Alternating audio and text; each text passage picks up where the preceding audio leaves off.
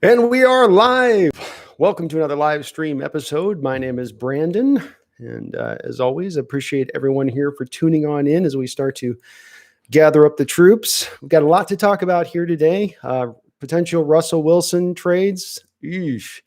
The Quentin Dunbar arrest on some more bummer news. I looked at a little bit of the Logan Ryan film. We're going to discuss a little bit maybe of the Antonio Bryant, a little bit of maybe some of the Josh Gordon reinstatement. So we've actually got a couple of topics to cover today. We're going to dive in a little bit.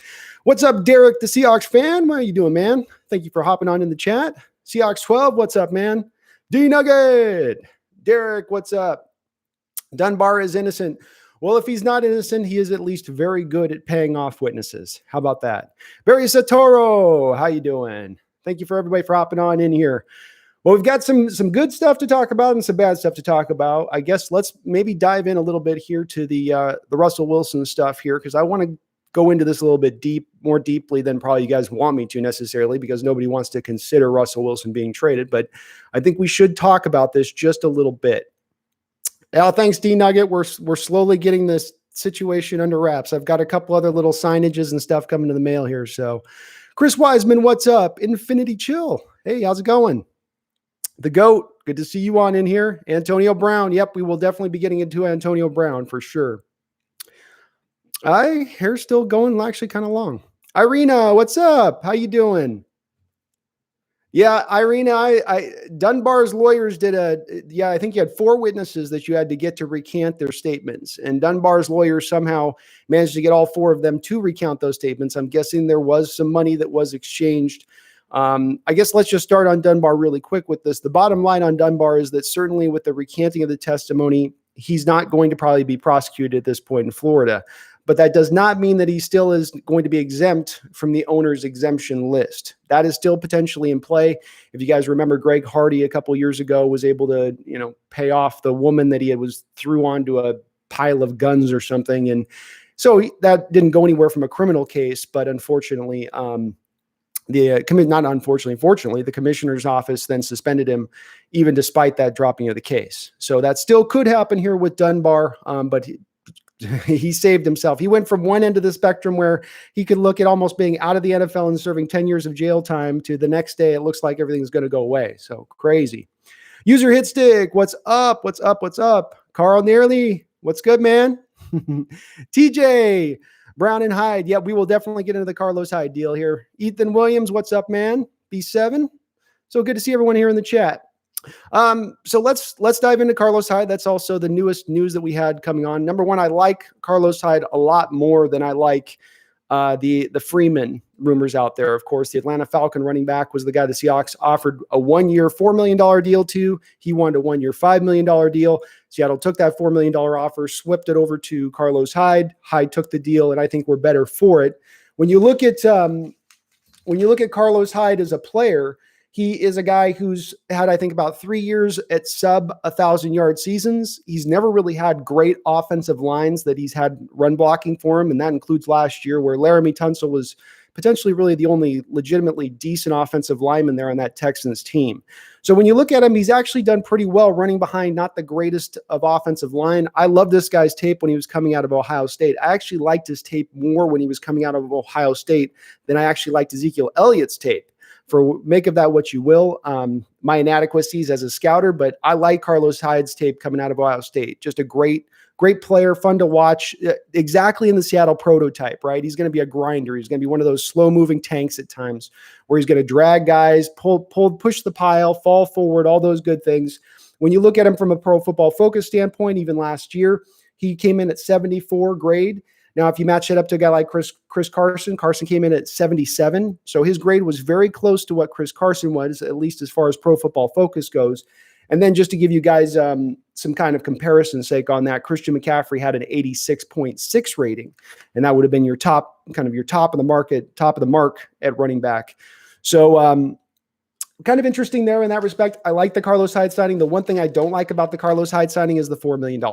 This is the part where I'm going to have some issues because, again, the allocations of resources this offseason, $7 million to Greg Olsen, $13.5 million to bargain basement dollar store offensive linemen. Then you're looking at putting $6 million to Bruce Irvin, which is fine because he's going to play two positions and you're going to get the value of that. But again, you just start seeing all of these chunks of change being handed out in all these other different directions, and you kind of scratch your head. The thing with the $4 million deal, you wonder is, number one, you just had a draft where you had 3 picks in the first 2 rounds. You could have gotten any number of running backs from Cam Akers to Jonathan Taylor, who probably would have been an upgrade over what Carlos Hyde is right now, and they would have come in at about 1/4 the cost, approximately, moving into next season. So it is a little bit of a head scratcher that you go in this direction where, again, the running back position is being so devalued, and yet they do decide to dip their toe into this pool and go $4 million deep into it. I think it does potentially point to one of two things as far as Rashard Penny. Obviously, everybody thinks that this means that it just goes without saying that he's going to start the season on the PUP. But I think this also does mean that there's a really good possibility here that we are looking at a Rashard Penny trade potentially around training camp. When you look at Rashard Penny this year, the one thing you do have to pay attention to just a little bit is the fact that he's going to carry a $2.45 million cap hit as a first-round pick heading into the 3rd year of his deal. It's not a significant sum, but if Seattle's looking to maybe shave some contract and then pick up Hyde, and if they're looking at swapping him out, there could be some reason to believe that they are looking to go that route with this situation. So it'll be interesting to monitor here, but I certainly would say that at the very least, Penny's not going to start the season on the active roster, and maybe they're just figuring week 8 they'll bring him back in because that's how you can fit it into the rules. So be interesting to see on that. B7, what's up, man? B7, were you happy with the draft picks? B7, I gave this draft a B-. The draft picks were okay. The problem I guess I have with them, B7, is not the players themselves. It's the fact that so many of these players are projection picks. You know, Jordan Brooks eventually projects to being a middle linebacker. Taylor out of Tennessee eventually projects to being your starting Leo end. But you're not getting necessarily starters right out the gate. And maybe that's my biggest issue because I feel like we're in Russell Wilson's prime. And you need to be going for it when you're in the middle of a Hall of Fame quarterback in the middle of his prime. That's normally what most teams would do. D-Nugget, got my San Francisco midseason game tickets. Well, I hope we're playing, and I hope they're allowing fans at that point, D-Nugget, because that seems to be in question at this point. Derek, the Seahawks fan, says the details of the case make it seem like Dunbar was only pointed out because he was the most known person there. It could be, Derek. I think getting to the truth in this situation is going to be a sticky one no matter what. It's odd to see the police jump so hard on the situation so fast if it was so paper thin. But the details we are hearing about the people that presented the case to the cops saying that this has happened, maybe they've got some question marks in their own past, some shady dealings. Again, this could all fall out to nothing. I think just the worrisome part is the commissioner's office, Derek, because Goodell will show a willingness at times to suspend guys, whether just kind of willy-nilly. There's not always a rhyme or reason to it. He'll just kind of go where he goes. User Hitstick, is Carlos Hyde better than Penny? They're two different players, User Hitstick, completely two different players. Penny's an outside guy. He's going to be a big play guy, right? Whereas Hyde's going to be more of your three yards in a cloud of dust type running back. That makes him a perfect fit for the zone scheme where you really want those backs to constantly get positive yards, no negative yards. But is he going to have a better yard per carry average than Penny? No. And he's more in that mold of what the Seahawks normally like, whereas Penny's not necessarily in that normal mold of what they look for in a typical Seattle Seahawks running back, sort of that Marshawn Lynch mold. Hyde is the perfect fit for Penny while Penny's out. Yeah, I think so too. I think Hyde's going to be a productive running back for us. I believe that. When I look at the situation with Hyde, again, loving him coming out of college, and when I was looking at his stats and looking where he played, Jacksonville and Houston, he was never behind any really great offensive lines, but he's a hard runner. He's got a little bit of injury problems that we do have to cover with him a bit. I mean, he just had off-season shoulder surgery on a torn labrum, which is a little bit, again, worrisome for me because this is a team that was so beat up last year. But at the end of the day, he's going to upgrade the running back position. And if you weren't going to get Penny back week 1, he certainly makes you better having him in there as opposed to looking at DJ Dallas or Travis Homer. Seahawks Preseño. Hello. Welcome on into the chat. Thank you, everybody, for jumping in here on a Saturday. Chris Cantillas. I think maybe our player, Carlos Hyde, will maybe help for the Seahawks or something. He will help us, Chris, and he's going to get carries at $4 million. They're planning on using him. Make no mistake about that. Ethan Williams says Everson Griffin to the Cardinals would be an absolute nightmare. Yes. It would be, I don't know if it'd be as much a nightmare for the impact he'd have on the Cardinals defense as it would be that our backup plan is now gone. And now there is really what is the backup plan beyond that?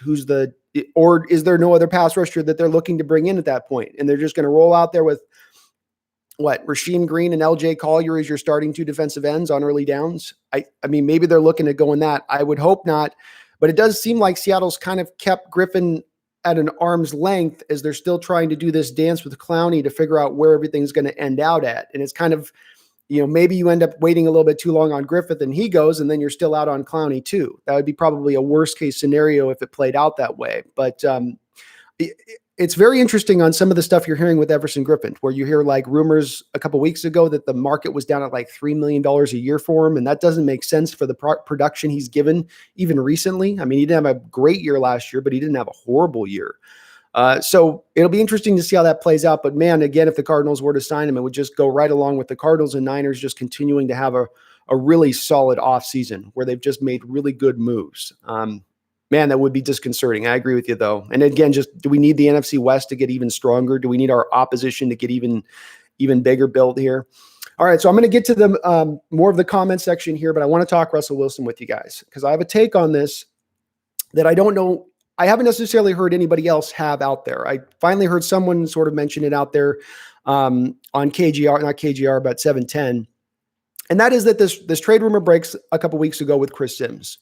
And everybody instantly in Seahawks land goes, "Oh, Chris Sims, he's a piece of shit. What's he doing? What does he know? Why is he saying this? He's just trying to create clickbaits. It's off-season dead period. He's just trying to drive some site traffic to Pro Football Talk.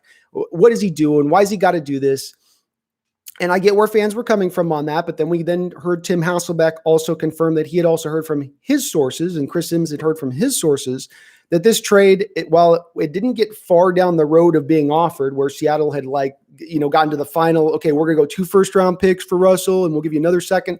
It was all in just the exploratory phase, right?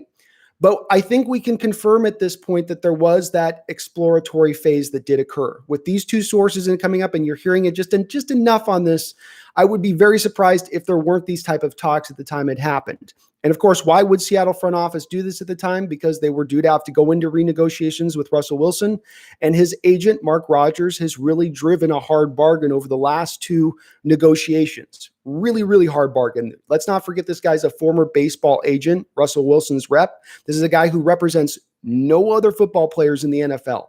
So Russell is his only guy, his only target. It's in his best interest to get the best absolute deal he can for Russell Wilson. And the front office knew that. And so in talking to Cleveland, and you got John Schneider and John Dorsey, the general manager of Cleveland, who are very good friends. And so it could have been as simple as just an easy one call. Hey, John Schneider, what do you think about the first overall pick for Russell? Or John Schneider calling the Browns saying, hey, what about the first overall pick for Russell? Who knows which way it could have gone, but there again does appear to be some credence to the fact that this talks did happen in 2018. So why is this coming out now? And where is it coming out from? That's the part I want to drive to here really quickly. First up, let's take out the Cleveland Browns and the Seattle Seahawks as the leakers of this information. If it's the Cleveland Browns, and it could be a disgruntled former employee here, but let's just say that it's not for the moment, okay? The Browns, why would they leak it? You had the opportunity to get Russell Wilson for the first overall selection in the draft, and you turned it down? Turned it down? That makes you look bad. Doesn't make you look very smart. Makes you look stupid as a front office. I don't think that they're leaking that. And you got the Seahawks front office. Would they have leaked it? They're going to leak the fact that they had offered Russell Wilson for only 1 first-round pick, albeit the number 1 overall first pick in the draft. That doesn't exactly make them look good. It makes them, why would you even be open to trading Russell Wilson? That's the way this looks to them. Nationally speaking, people look at that and they scratch their head and they're going, what are you guys thinking? You don't hear rumors of Carson Wentz when he was up for his contract, despite the injury concerns he had, about the Eagles floating trade possibilities out there with him. You don't hear it with Mahomes. You didn't hear it with Goff when he came up for his contract. All those guys signed big deals, and we can go down the names list. Why with our guy is this coming out? Why? And here is my point on this, and this is my take on this. I believe firmly, not firmly, but I believe at least tentatively, let's call it that Russell Wilson's camp leaked this information right now. I think that this is what's happened. Because when you look at this, who this benefits by this leaking out, who is this brings out into a good light, it is Russell Wilson. He looks like the undervalued guy who's been the Michael Jordan for his team for 5 years, and now they're talking about trading him. How dare they? How dare they? So there's a little bit of a PR thing, I think, going on here. And where it gets disconcerting for me, and what I've talked to you guys about prior to this live stream and a few other episodes, is that we've kind of started down this pathway with Russell where I worry that there's going to be a separation, and a premature separation, a separation that doesn't have to occur. This doesn't have to happen. But it seems like we're the slow motion car wreck is at play here, and we're watching step by step the process start to play out here. And I know for some of you out there, you go, well, why would Russell leak this? Why would he want to do this? Well, it's for the same reason that Russell leaked last year, why maybe his star would be a little bit brighter in New York. Maybe Ciara would be able to take a little bit better advantage of her career in New York. That came from Russell Wilson's camp. That didn't just come out of the nothingness. I know everybody would love to believe Colin Cowherd just thought that up out of nowhere, but that is completely being leaked at that time by Russell's people. And it's because it starts this process. You don't just have one day you have your franchise quarterback, and then the next day he's pissed off and he's out of town. It's a slow process that just matriculates down the field. And that's what's going on here. And when you wonder about why Russell would bring this up now, why this is coming out at this point in the offseason, it's because he's had a whole offseason of looking at what Seattle's done. And you have to believe that Russell's probably scratching his head going, what the hell are you guys doing? What are you guys doing? The last two drafts, last year's 2018 draft, your first round pick is a defensive end. Your second round pick is then a safety. Your third round pick is then a linebacker. Your fifth round pick is another linebacker. The fourth round pick wasn't even good enough to make the team. Your sixth round pick is Ugo Amadi. Then this last draft, your first pick is going to be back on the defensive side of the ball in the linebacker position. Your second round pick, which also cost you an additional, I believe, third round pick because you traded up 2 picks to go get him, is another defensive player. And then you finally go get a run blocking first guard in the third round. Now we know Russell Wilson started this offseason saying, hey, Seahawks front office, we need more superstars. Is that where we've arrived at here at this point in time in the offseason, where we've gathered more superstars? We've even if not more superstars, let's throw that out the door. Have we upgraded this team so massively at this point that Russell could say like, hey, I'm salved. I feel good by what you guys did. That was appropriate. You guys, that's the appropriate response for what I was looking for you guys to do. I've been having to be a miracle worker here for the last couple of years. I've had the hell beat out of me. I've been sacked 60 less times in my career than Drew Brees, who's played 11 more years in this league. Get me some help. And Seattle's not doing it. And you see it with this offseason and the conservative approach. And again, like I talked already about some of the moves they've made where it's, Greg Olson's nice. He's 35 years old. And it's nice to get some help on the offensive line, but again, it's a run blocking first guard. And this does wind me into, by the way, this bends me into where I go now with Antonio Brown. Because we can go back and forth about where we think Antonio Brown's a head case and how he should not be on this team. He would not be a fit. He's too much of a me first player. Blah, blah, blah, blah, blah, blah, blah, blah, blah. I would argue at this point, how about we throw Russell Wilson a bone? We know 100% that he wants to bring Antonio Brown onto the team. You've spent the offseason muddling and middling around. You spent the last couple of off seasons actually not really making moves that had a real keen eye towards protecting Russell or giving him so many more playmakers. It's great to get DK Metcalf, but that's about all you've really added on here to the team. Disley's nice, but he plays 4 games a year. So when I come down on this Antonio Brown deal, and where I kind of bend this into is let's stop the slow motion car wreck. Let's hit the brakes on this thing. Pull the emergency brake. Let's do it. Because I don't want to see Russell leave. I don't want to see this go in this direction. I don't understand why the front office. I understand why the front office theoretically wants to do it because they look at the $35 million per year and they go, this is too expensive. This is too much. Too rich. We could get like 3 or 4 players with this amount of value, and then we just get a rookie quarterback on a rookie deal and have him be a game manager again. They saw what they did in 2012, 2013. I'm sure it's just sitting there in the back of their mind, but it's not the right way to go. I've watched this team for over 30 years, and I saw what kind of team you had before Russell when you didn't have a true franchise quarterback. Because Dave Craig and Matt Hasselbeck, Kelly Stauffer, Jeff Kemp, Dan McGuire, those guys were not franchise quarterbacks truly. They were good quarterbacks, but they weren't the franchise guys where you knew they could take you to the promised land. They could win you a Super Bowl. And maybe it's not as important anymore. I don't agree, but maybe the front office doesn't feel it's as important as anymore. But I think that these rumors are breaking out of Russell's camp. And I'm going to get to the chat here. I know I'm a little behind here, guys, but I do think that this is coming out of his camp. And again, I think this process has begun.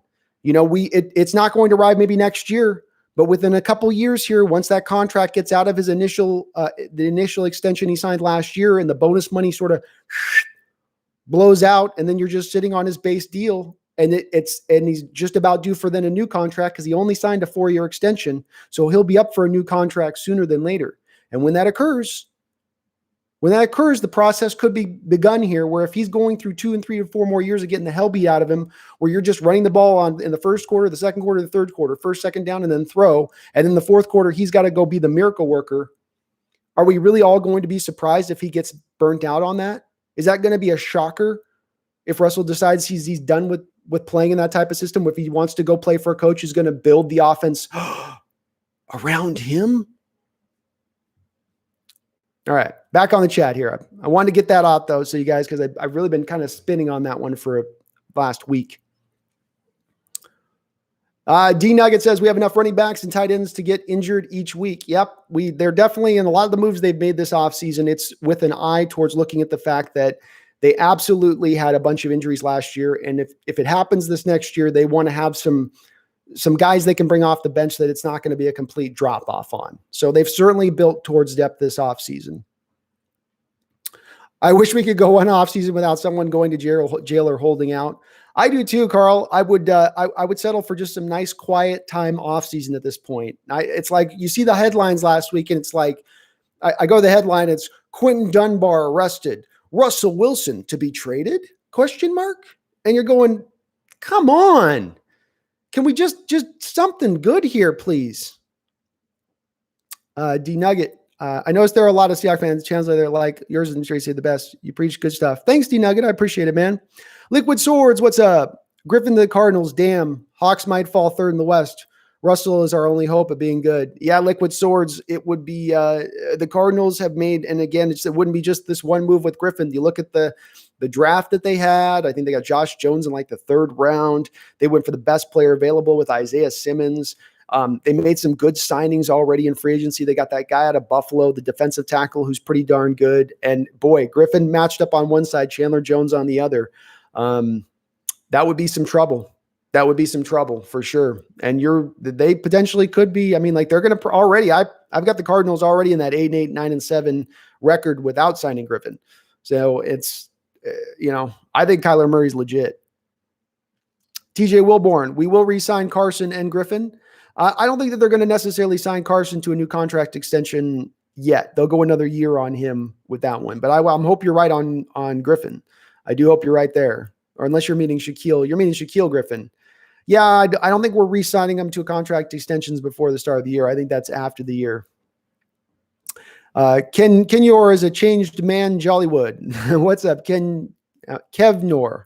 Okay, Kevnor.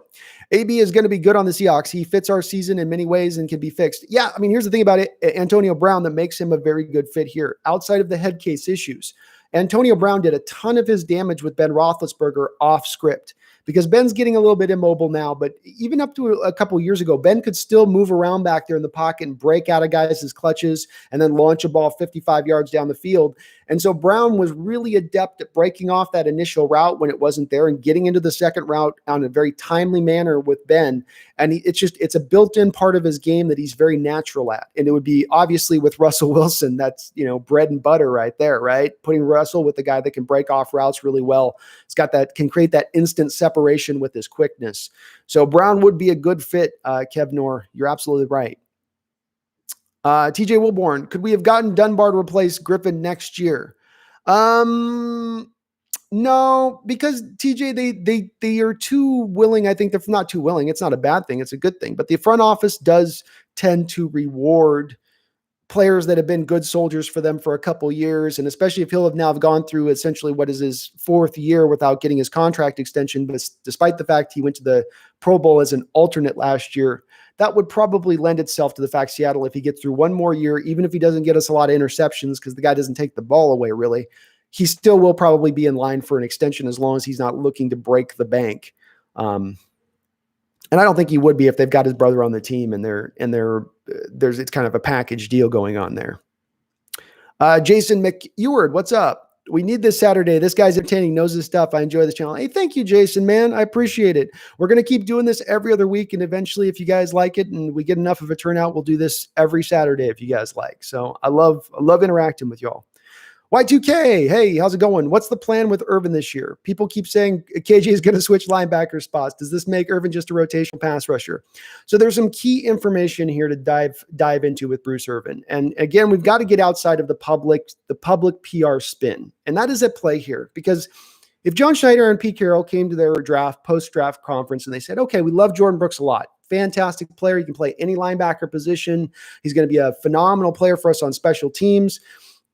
We love him to death. Next season, though, he's going to be sitting on the bench because we're bringing back KJ Wright. We just signed Bruce Irvin to a 1-year deal, so his first season is going to be on the bench. How would that land in Seahawks fandom? Not very well. Not very well. So rather than say that, what they'll do is say things like, KJ Wright, after 11 years of playing the will linebacker role, is going to switch to the Sam. No, it's not going to happen. It's not going to happen. And it's not going to happen further on top of the fact you have to look at KJ Wright just had shoulder surgery this offseason. I think he had 2 shoulder surgeries based on what I'm reading. And if he's going to play the Sam linebacker role, that means he's going to be off the tight end, basically on ball, off the tight end. And he's going to need to set the edge quite a bit. So that means locking out your guy and utilizing those shoulders. Well, he doesn't have an offseason to really lift as much. He's not going to be as strong in that respect. He's going to be switching positions to a position that's not a natural fit, as Will is a natural fit for him. And then you add in as well that you just brought Bruce Irvin in and you're paying him $6 million this year. Irvin played pretty damn well for us at the Sam linebacker role in 2013, 2014.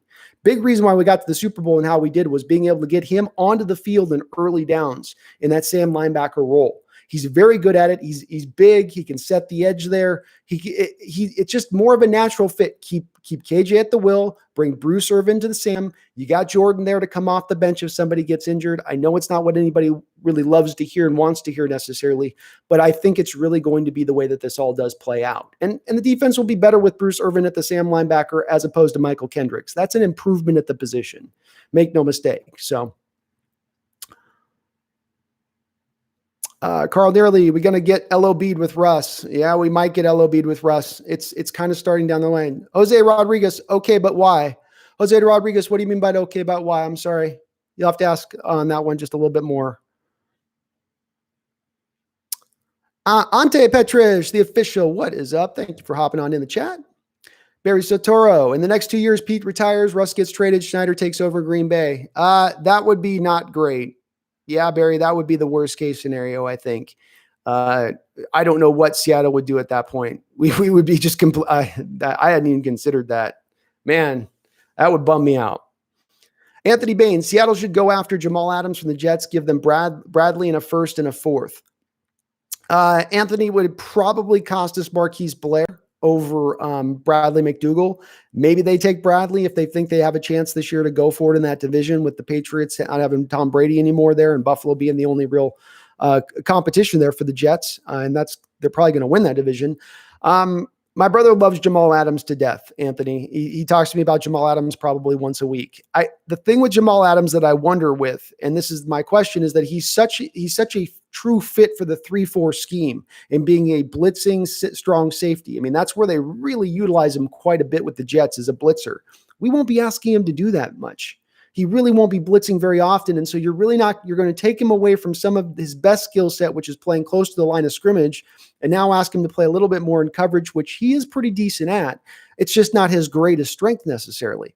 So look, it would be fun to watch Jamal Adams and Marquise Blair there as a tandem as two safeties, or Quandre Diggs and Jamal Adams. But yeah, I do think you're probably looking at Marquise Blair in like a second round pick or a second and a fourth and Marquise Blair Anthony, something in that lane.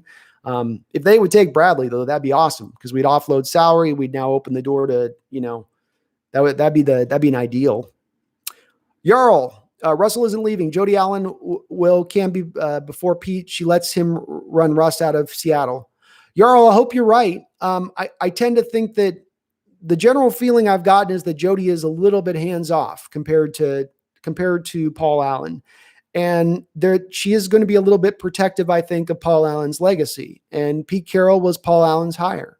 And Russell Wilson is basically Pete Carroll, John Schneider draftee. I think that at the end of the day, they're going to give more weight at the end of the day, potentially, to Carroll than they would with Russell, or they would at least allow Carroll to do and operate how he wants to operate. But I hope you're right. As an owner, this is a position where an owner needs to come in and say, you guys, what are you doing? What are you guys doing here? What's going on? This is where you do need to put if I was an owner, I'd be putting my foot down saying, we're going to stop with these shenanigans right now. This dance ends today. And no, we haven't come to that point yet, Jarl, but it's as I'm saying, it's the starting of the process down the road. You look at last year, for instance, with the New England Patriots. I was predicting last year pretty far out that Tom Brady was going to leave the New England Patriots because you could see these little signs coming out, these little pops. They're not huge, big signs saying this guy's leaving. This guy's leaving. It's just little indicators that just pop up that, oh, that's odd. Why would Tom Brady sell his house? Oh, that's odd. All of his training staff and his whole entourage is also selling their homes in the New England area. That's odd. Oh, you're hearing rumors to him wanting to go play for San Francisco. Wow, that's weird. Why would Tom ever leave? We would have never have thought Brady would have ever left New England, and yet he left. We would have never have ever thought Peyton Manning would have left Indianapolis, but he left. This trend is going on now, and it's starting to gain some steam, and I don't want us to take part in it. We can tap out on this one. I don't know. I want to ride Russ till the wheels fall off. That's just where I'm coming from, and it's not a standpoint of nostalgia making me say that. It's me understanding how good of a player he is and the fact that he's done so much with so little over the last couple of years. Imagine what he could do if we actually gave him gave him an offensive line like Kansas City's or Dallas's or the Titans. Ante Petrich, the official, says, do you think we can still make a move on beast mode even though we already signed Carlos Hyde?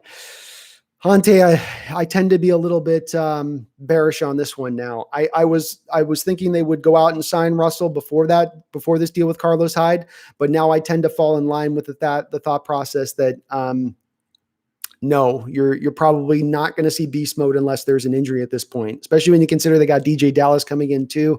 They seem to maybe we've got them in our back pocket if something goes askew, but yeah, I think the Carlos Hyde signings indicated that they're not going to go for beast mode because beast mode would have cost you probably $2 to $3 million. You're not going to invest another $3 million on top of your $4 million on the position. That's on top of you paying already, I think, $1.5 million to Carson and $2.5 million to Rashad Penny. That's just too much money. Barry said, Toro says, free Russell. Michael Wright, all Russ needed was a halfway complete team last year, and we most likely would have gotten into the Super Bowl. Michael, you're 100% right. I agree with you in every respect on this.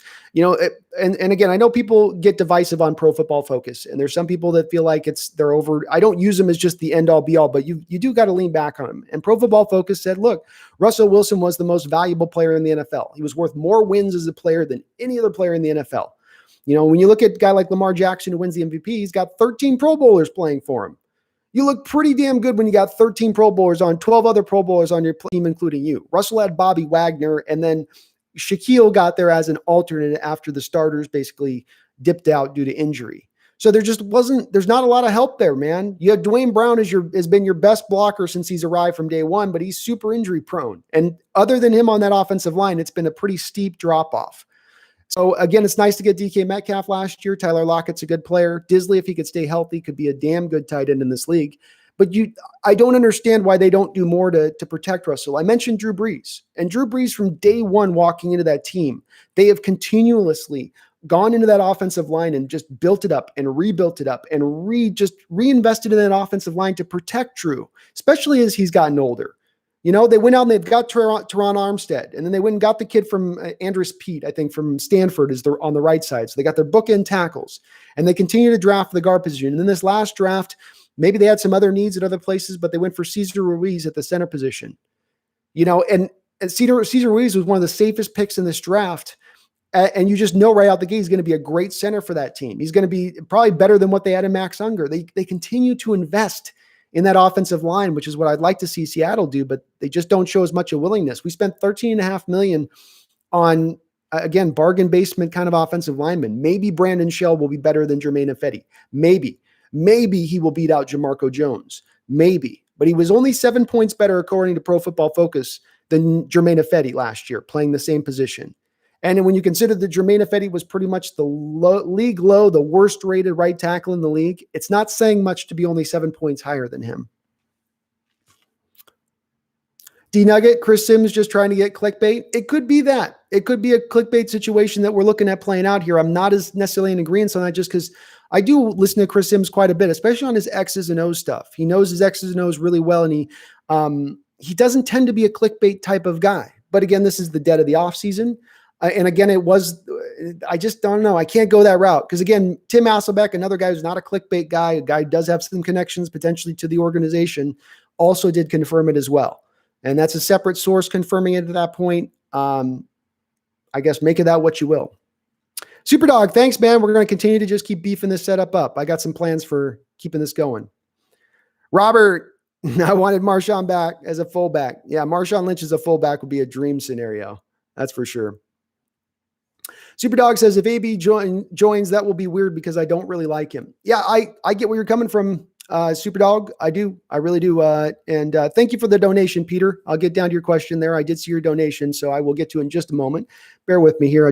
I like to try to get through all the chat as I can.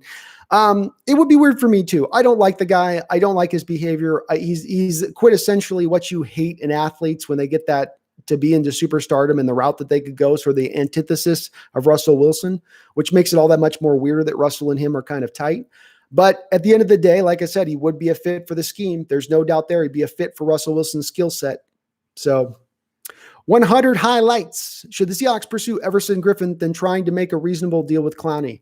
I'd like to see them go one way or the other at this point. 100 highlights. Maybe there's an option C if those two guys go off the table that they're thinking about in the back of their mind, like a trade or something. I know John Schneider's trying to maintain some flexibility. He mentioned that in a recent KJR interview that he wants flexibility throughout the year with the cap. Always have some space there because you can't always anticipate the type of deals that might suddenly pop up out of nowhere, like the Jalen Ramsey deal last year right at the trade deadline. Seattle wants to make sure that they can be in line to jump into that fray and not be right up against the cap if those type of deals suddenly go out, because it's the type of deal where you can grab a player who's a depressed asset without having to give up maximum value for them at that point. It's the exact right kind of trade situation to pluck a guy in.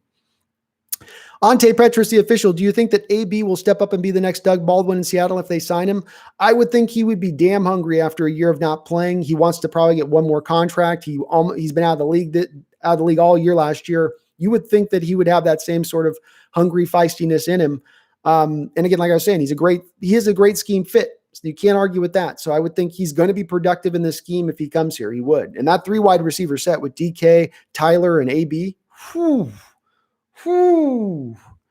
they're smoking fools on that. Good luck stopping us. Shervin says every Saturday, please. I will try, Shervins. I'm building up to it. I'm working my way up to it. TJ says pretty soon I won't be able to watch on Saturday if I'm playing in college. I'm sorry to hear that, TJ. Well, remember, TJ, I'm going to be doing, I'll be live streaming during the games this year too. Every game this year, I'm going to be live streaming as well. So you guys are going to get a lot of my face and my voice, like it or not. Peter, thank you so much for the donation, man. I really do appreciate it. Total agreement on the Russ situation. His agent is a POW, a piece of work, and I can see Russ not being keen on all the moves. Yeah, Peter, and I don't think Russ is. I think it's not necessarily Russ driving the hey, let him know that they offered me in a trade. I think the agent and his camp that sort of run that PR machine are the ones driving this, not necessarily Russell, though Russell might have signed off on it. But I think it's also Russell's camp that did this because I think they were told by Seattle or made aware by Seattle of, hey, if you drive this market up on us too high, we'll trade your dumb ass to Cleveland. You want to go to Cleveland? And that's like the worst thing you're in a negotiation with a player and you say, hey, take our bottom line or we're shipping you off to Cleveland. You watch that signature hit pen to paper real fast. So I think that this is a little bit of a tit for tat where the agent's going, oh, you want to throw that at us on the last negotiation? Well, how about we release this right now? But again, yeah, I do still, in addition to that, I think that a lot of this is built and piggybacked off the back of Russell Wilson being a little bit disappointed with the recent moves, with how the team has kind of managed things. Jeremy Bohm, Josh Gordon is a better fit than the cancer that is Antonio Brown. Yeah, he's definitely, Jeremy, better as far as a locker room fit goes, 100%, no doubt. He's a younger player, so probably a little bit more juice in the tank. When it comes down to between the two of them, I love Josh Gordon. If we can have one of the two of them, I'm happy with either or. The only reason with Antonio Brown that the really impetus that draws me into wanting to get him is to do something this offseason to make Russell Wilson happy. And maybe that's not the smartest way to build a team. Maybe we should just disregard Russell Wilson's opinion completely and say, yeah, that's great. You want AB in here. We're not, no chance, not coming. Too bad. We run this team. You don't. You're a quarterback. Know your role. Maybe that's the place that they stand on it. I had to go through so long as a fandom of watching crap show at the quarterback position and watching how hard it was to go and find a quarterback who's truly special. And now that we have one, the thought of just playing this weird game of burning him out, making him willing to walk out the door. I don't understand it completely. I don't get why they would do this necessarily. But you're right. Gordon is a better locker room fit. Carl Neary says, I kind of like the way the players are interviewed now. They seem more comfortable and more willing to give away info. Bruce and Dunbar was giving away everything.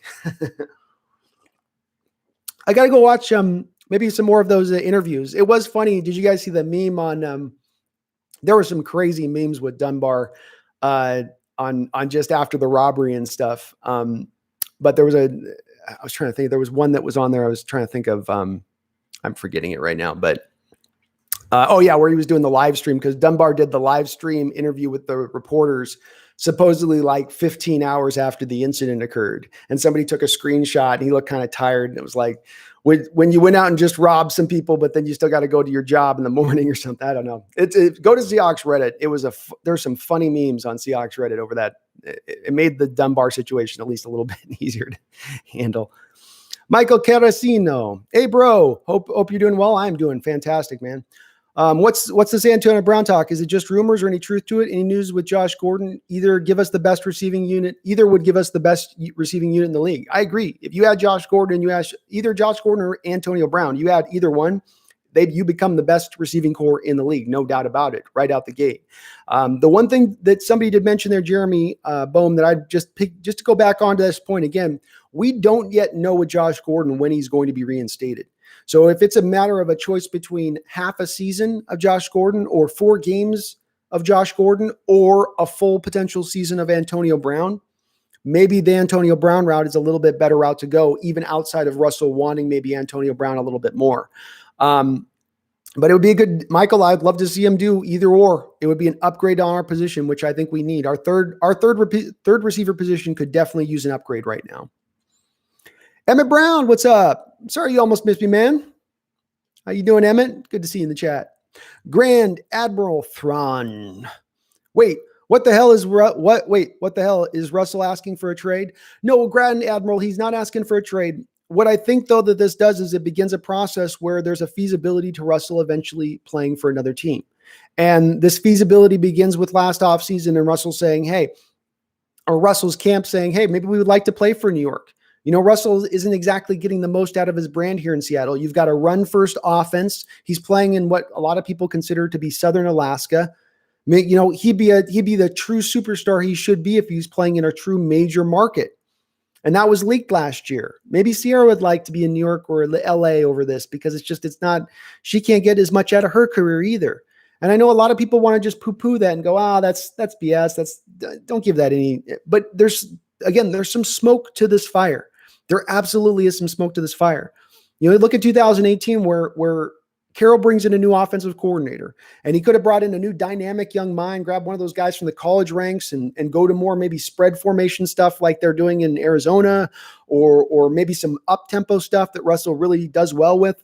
But instead, they just doubled back down on their 1980s offense, their Marty Ball offense.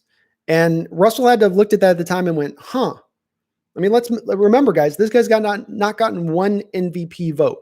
And while I could care less about the MVP, really, at the end of the day, I'm about championships, not MVPs. But it's telling that a guy like Bobby Wagner has an MVP vote. It's telling that a guy like Derek Carr, who plays closer to the LA market, has 6 MVP votes in his career. Russell has 0. Would Russell have an MVP vote if he's playing for the New York Giants at this point? Same stats down the line. Would he even have an MVP? Maybe award itself? These are the kind of questions where it's, again, valid for Russell to potentially ask it when, again, Seattle, from an organization standpoint, seems to kind of not put as much value as I would like to see them do. But he's not asking necessarily for a trade, Grand Admiral. Jeremy Bone, I think that Clowney is still in the cards for the Hawks. I think he is still potentially there as well. Good luck on guesstimating what the odds are of him coming back, but he's remained unsigned. I think I've heard last week that the Eagles weren't going to go over, I think, $10 million a year for him. So his value just continues. Started out the offseason, he's going to try to break the bank at $25 million per. Then it goes down to 20, then 18 and a half, then 13 and a half, and now we're here in 10. I wonder what his final the final value is going to be for him, but he is still in play, Jeremy. And Seattle does, by the way, have money. I was counting it up here. So just in money, we could still free up and have available to us. You've got Jacob Hollister at $3.25 million, David Moore at $2.1 million, Joey Hunt at $2.13 million, Brandon Jackson at $1 million, Rashad Penny at $2.45 million, and Bradley McDougall, you could clear about $3 million. So Seattle could still theoretically, without making any other moves, just those moves I just mentioned alone, cutting those guys outright, you could clear $14 million in cap space like that. So if they wanted to go that route, they could. It'd be interesting to see if they go down this route with it, but there is room there for Clowney in that money, especially if his asking price has been dropped down as far as what we're hearing. Y2K, with AB, I don't see him handling 4 to 5 targets a game very well. Yeah, maybe not. I think with AB, the chance to go play on a team that can raise his, think about this. If Antonio Brown goes and plays on a Super Bowl winning team this year, that's going to help a lot for him on his own PR situation, on his own brand, right? Because he's trying to recoup his own brand and bring that back around. He went to a guy who was on the Madden cover and a bunch of commercials to, you ain't seeing him anywhere now. So he's got to do a reclamation to his own career at this point. And what's a better way to reclamate his career? Go to a crappy team and catch 80 catches and no one sees you, or go to a good team, catch 65 balls and 1,000 yards and help the team go win a Super Bowl. He may not love that as an option, but it's a better option than the alternative. The GOAT 209, when does Dunbar get released by Seattle? Dunbar gets released by Seattle if the commissioner puts him on the exemption list. If that occurs, bye-bye Dunbar, in my opinion. I don't think Seattle's going to hold him on the roster if he gets suspended. I know that the witnesses have recounted their testimony. They probably won't give any witness testimony to the NFL when they do their own investigation into the situation. But I would think that would be the only thing at this point that gets him released. He's not going to get released just based off of this story alone, because Seattle doesn't have any depth at cornerback. They do not have a lot right now behind Dunbar and Trey Flowers and Griffin. So it'll be a last, only if the commissioner basically ties their hands on that one. Shervin says, tired of Russ ruining Russ's prime. I am too. I'm just tired of kind of wasting his prime. And he's in the middle of his prime right now, folks. He's not heading into his prime. He's in the middle of it right now. And he'll soon be on the end of his prime, and then he'll soon be out of his prime. And maybe you can still win when he was in all of those stages of his career, but it's just so much easier when you have the best player in football at your disposal. Ethan Williams says, all the people saying Josh Gordon is going to be the same as Antonio Brown must have forgot what Antonio is. AB is top 5 easily and would love to play with Russ. I do think, Ethan, he is a better fit overall.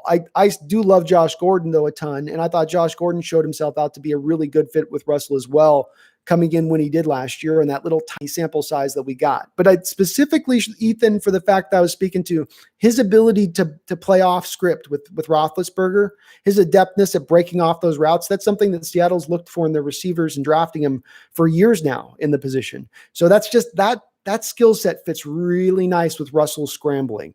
Really, really nice. You could even say Russell would be able to buy him more time to get it moving around back there, and that would help AB get even more open at times. So I do think that would be a potentially even a more of a firmer fit, but they're very close. I really do like Gordon a lot. The big bodied wide receiver, as all of you know, I love with Russell Wilson. I think his best fit is with the bigger guys.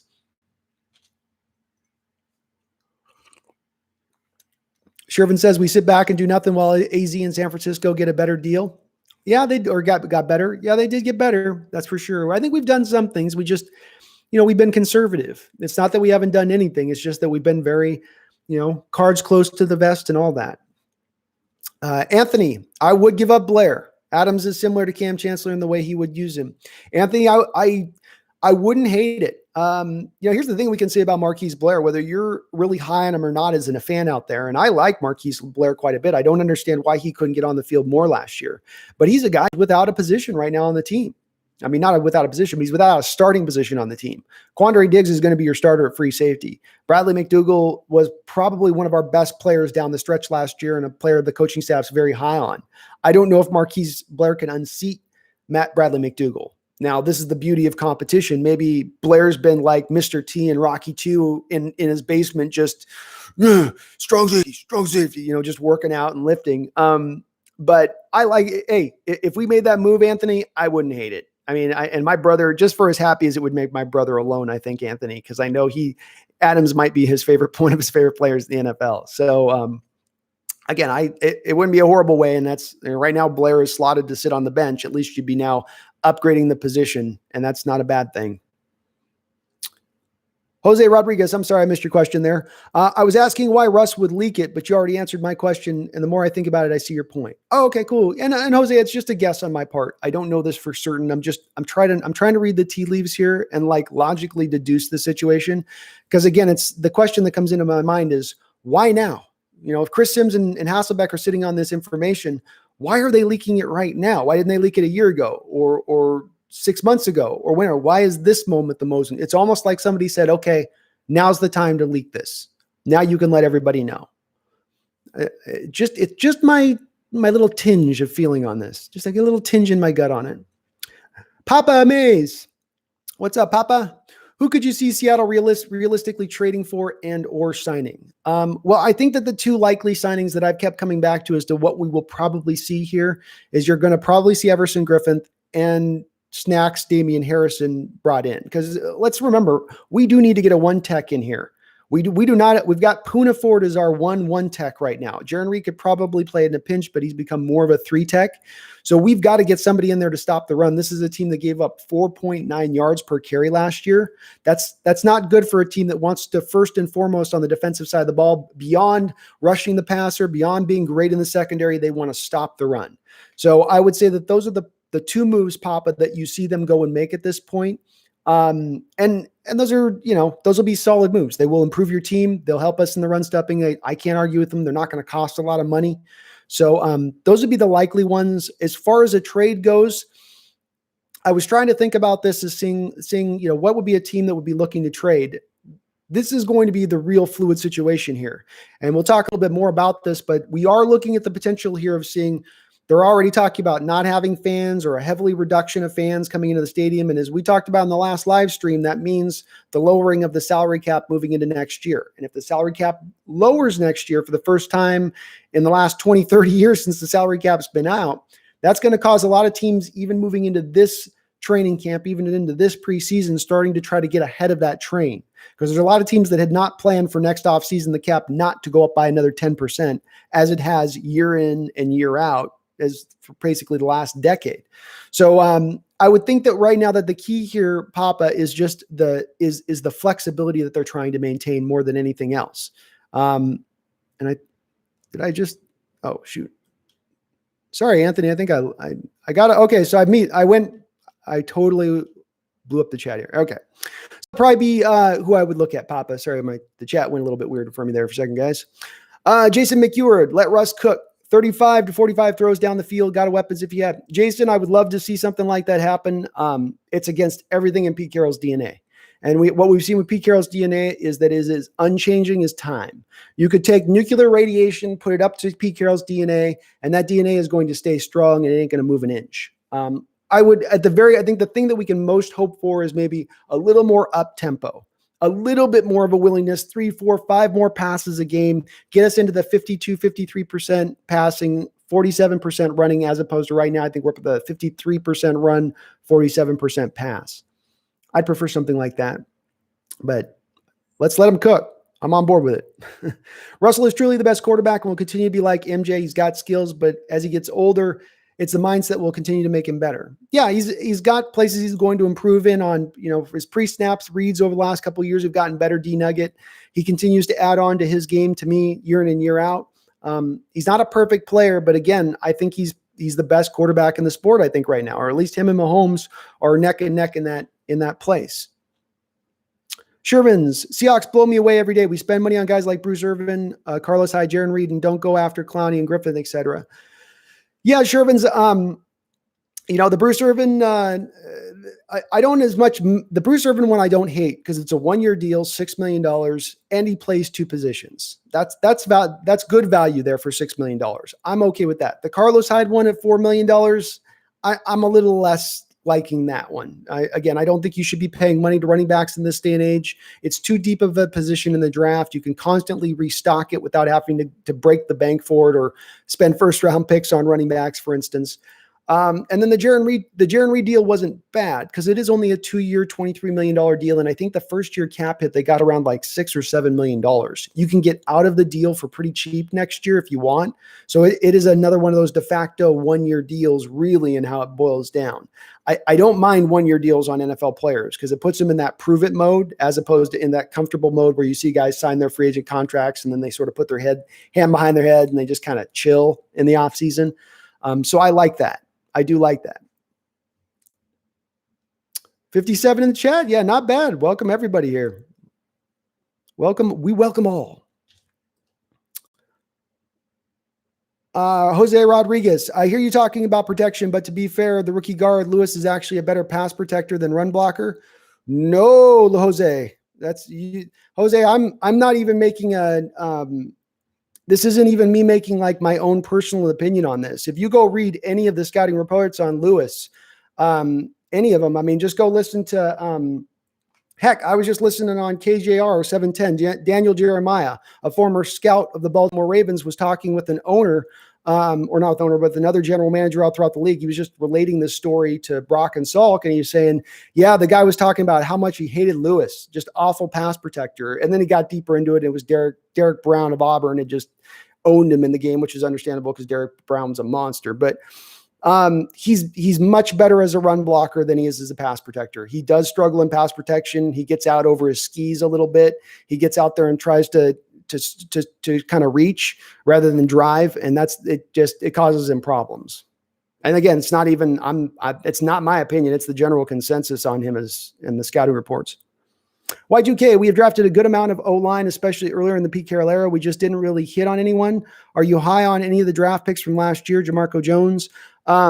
Yeah, you're right. We have put a lot of draft capital into it, and they've not gotten a lot of great returns on that draft capital. A lot of it, I would argue, is that, for instance, 3 of the top guys you've selected, James Carpenter, Jermaine Ifedi, Justin Britt, all 3 of those guys you ended up moving out of their initial position that you drafted them from. And I would argue that it's maybe not the best angle to always go at with NFL players when you're bringing a guy out of college and he's trying to just learn the NFL game as it is anyway, and you're asking him then to learn a whole new position. Maybe that's just a bit much. This is the same issue I have with Ethan Posick, a guy that was a center in college, a great center in college at LSU, and you've kept him at the guard position as a pro. It doesn't make a lot of sense to me to draft out a position like that all the time. Rasheem Green, Mask, Temple, what's up? Rasheem Green is finna go off this year. You are absolutely right, Mask. I think Rasheem Green's going to have a very good year. I think he'll still continue to just get the incrementally better, but he'll be in that 6 to 7 to 8 sack realm. And he's a very good run-stuffing defensive end. That's something that he doesn't get as much credit for because people are just looking at the development of him as a pass rusher. But he's really coming on as a good run stuffer in this defense, which is very key and important because he'll probably be, if you can get something out of LJ Collier eventually, then you'll have two pretty good bookend run stuffing defensive ends on early downs. And again, with Pete Carroll in this defense, first and foremost, before anything else defensively, first and foremost, they want to stop the run and turn the offense into a one-dimensional attack. Guys like Rasheem Green help you do that. Carl Neary asked, do you think Russell is looking at AB like Jordan looked at Rodman? Yeah, I do. I think Russ is looking at the situation and going, okay, look, the offensive line is what it is. There's really not, we can talk about wanting to upgrade the offensive line, but is there an option out there to upgrade the offensive line? I mean, that's the thing we really have to ask ourselves. Is there really a trade out there to be made? Because there wasn't a lot of offensive linemen out there in free agency, and there wasn't really anybody that I'm aware of you could go out and really trade for. Maybe a Joe Thuney, but I mean, does that really get anybody that excited? So maybe Russ looks at it and goes, okay, there's not a tight end. There's not an offensive lineman out there, but there's AB, there's Josh Gordon. Maybe that's the place he sees where you can upgrade it. So yeah, I think certainly he's looking at that. This guy's going to significantly upgrade our offense if we bring him in. It's a no-brainer. He's not probably looking at the locker room part of it, but that part of it is, and Y2K, sorry. Am I high on any of the draft picks from last year? Y2K, I do like Jamarco Jones and Phil Haynes. The problem with Jamarco Jones and Phil Haynes is that they both seem to be pass protectors first, run blockers second. And Pete Carroll wants run blockers first, pass blockers second in his offensive line. So I think Jamarco Jones could push Brandon Shell, but I don't know if he'll be as much a people mover as Brandon Shell is. And that might be the thing to keep him off the field. I like Lewis. Lewis is going to start for us at right guard. I think he'll be a good run blocking right guard for us for sure. So, but other than that, you don't have a lot out there that I'm as high on. I still like Ethan Posick a lot, but I like him at the center position, not the guard position. I want to get him moved out of there.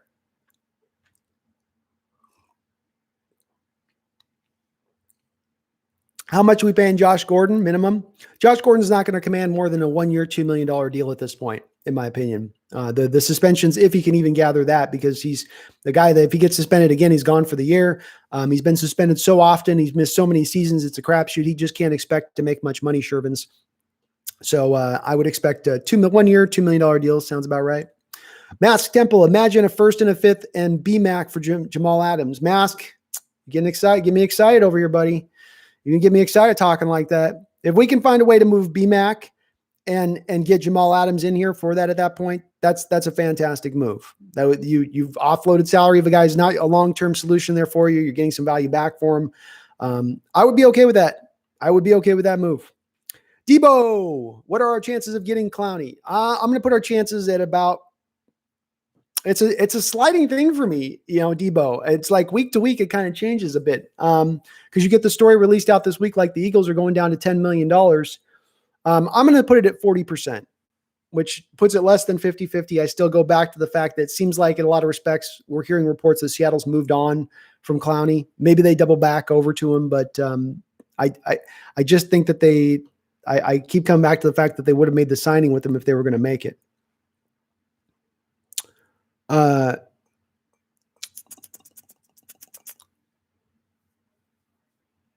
Sorry, a little bit behind on the chat here, but I will catch up. I promise you. There's a whole video of them training. Who's training? BMAC and Jamal Adams, Mask? Pete Carroll, magic, rah, positive, pixie dust can change AB, says D Nugget. Well, again, D Nugget, that's something that could drop Carroll to bring AB in, is the understanding that he's willing to take on head cases. He's willing to bring a Percy Harvin, who a lot of people go, you don't want this guy in your locker room. This guy's trouble. He's been trouble since Florida. No, don't do it. And Carroll goes, nah, I can fix him. Carroll always feels like that. So certainly maybe he feels like he can, do it. Bleed Blue and Green. Always good to see you in the chat, man. Happy Saturday. It's happy Saturday, Bleed Blue and Green, not Sunday. Do you think we get Griffin since Clowney is most likely not coming back? Yeah, I still come back to Everson Griffin being the likely scenario here. That seems to be the guy that I think we're going to be probably looking at the end of the day when all the cards fall out. That's where this thing all probably shakes out. Randall McDaniel, I like what you're saying about building O-line. We've spent draft capital on it. As far as focusing on D in draft, that side of the ball is the glaring weakness. Spent number 1 on Penny, plus we got DK. Yeah, the DK pick was great. I can't, nothing wrong with the DK pick. The Penny pick, I have some issues with because number 1, you drafted Penny, who's not really a running back scheme fit for what you want to do. He's an outside runner. You want to toss flips, edge, outside zone. Seattle is really, really dedicated to running the inside zone so much, Randall. And that's just not Penny's game as much. Even if you look at the big runs he busted off last year, like the zone read up the middle against Philadelphia or the zone read up the middle against the Pittsburgh Steelers, that's not what he's really at his best doing. He made it work. He's averaged 4.9 yards per carry, but it's not been a great, I didn't like that pick then. I still don't really like it now because of these factors. And they've done stuff to try to do it. The problem, Randall, I have with the offensive line in general is that you go get a guy like Ethan Posick. Okay, move him to the center position, let him go. You spend a second-round pick on him. Here we go. Instead, what do? They keep him out at guard. You got to feel like that stunts some of his development then at center. You get Jermaine Ifedi in his first year, rather than setting him right out at right tackle, seeing what you can get with him. Let's go with right tackle, let him develop. You move him into right guard in that first year. I have to feel like some of that stunts his development at right tackle. Maybe I'm wrong on this. James Carpenter, you draft him as a left tackle, you move him into left guard. It takes him almost 3-4 years to finally get some value out of him at left guard, and then he leaves in free agency. I'm just not always as much a big fan of doing it that way. It's one thing to put the capital and assets on the position, but then you just got to put it in the appropriate place and then utilize them in the appropriate positions, which they don't always do with the O-line, even though they put though you're right, Randall, they do put the capital in there. Shervins, let's be real. Russell in Cleveland with those weapons. Yeah, I don't think Russell would want to go to Cleveland. And this is why Russell put the no trade clause as well into this last contract, is that he's not letting Seattle hold that over him again in future negotiations. So there's no chance Russell wants to go to Cleveland, but yes, he would be very good. He'd be very, very good with the Odell Beckhams and Jarvis Landrys and the 2 tight ends that they've got there, developing offensive line. So yeah, it'd be a dynamic offense. That's for sure. D Nugget, oh hell yeah, your voice and the voice of Steve Rabel, I'm good to go. I'd love to do that I'd love to do the color commentary with Steve Rabel. That'd be a dream. D Nugget, thank you so much for the donation. I appreciate it. Thanks so much, man. Shervin's Josh Gordon, a good dude, just had some problems in his life. Josh Gordon is a good dude. There's no relation between the type of man that AB is and Josh Gordon is. There isn't at all. I mean, AB has moved himself into that a-hole, pretty much a douche type guy. Josh Gordon is not that guy. He's got some personal problems, but everything you've heard about him as a lot in the locker room, as a hard worker, all those things has been positive. Ewan Tyrell, what's up? How you doing, Ewan? Lee Blumgren says, anybody know what this monkey with tools means? I'm at a loss. I'm not either. Is that maybe that's the Seahawks off season? I don't know. Yeah, D Nugget, Josh Gordon was great last year. Just a great fit for Russell. That San Francisco 49er game, he had those 2 big 3rd down catches. That was just money. It looked like that was almost like stealing. They could go to that route anytime they wanted to. And then the moonshot against Carolina, where Russell must have thrown the ball 60 yards in the air. And he just used that speed and burst and length at the end to still snag the ball. The guy's he's a great talent. TJ Wilborn, AB is one of the best receivers in Steeler history, maybe the best in Steeler history. But if anyone can handle him, it would be Russ. Yeah, I would agree, TJ. I don't know whether it would or wouldn't work, but I'd be willing to roll the dice on that. It's a risk. But, look, so, what does Bruce Arians say with the Tampa Bay Buccaneers? No risk it, no biscuit. You got to risk a little bit. It's good to have a bunch of like Boy Scouts on your team that all toe the line and say the right thing and do the right thing and never get, sometimes you need a few wild childs in there though, right? Sometimes you gotta mix a few of those in, sprinkle a few of those guys in there just to kind of balance it out a little bit. But I would also say, yes, AB, I think is absolutely the best wide receiver in Steelers history. Lynn Swann was great. He put up nowhere near the stats AB did. I know he played in a run first offense. But I think AB, his statistics are by far and away better than any other Steeler wide receiver. Maybe Hines Ward, maybe, but that's longevity over the full production. John C says, I think AB is a cancer, But if Russ wants cancer, he can have it and send it to the end zone. Give him something if you want. Ain't going to protect him. Run blocking lineman. That's where I'm at, John. Can't find an offensive lineman upgrade. Can't really find a young dynamic tight end who's going to be within the market. So you got to go for the 35-year-old guy at a little bit more of a reduced price. Okay, go for the wide receiver.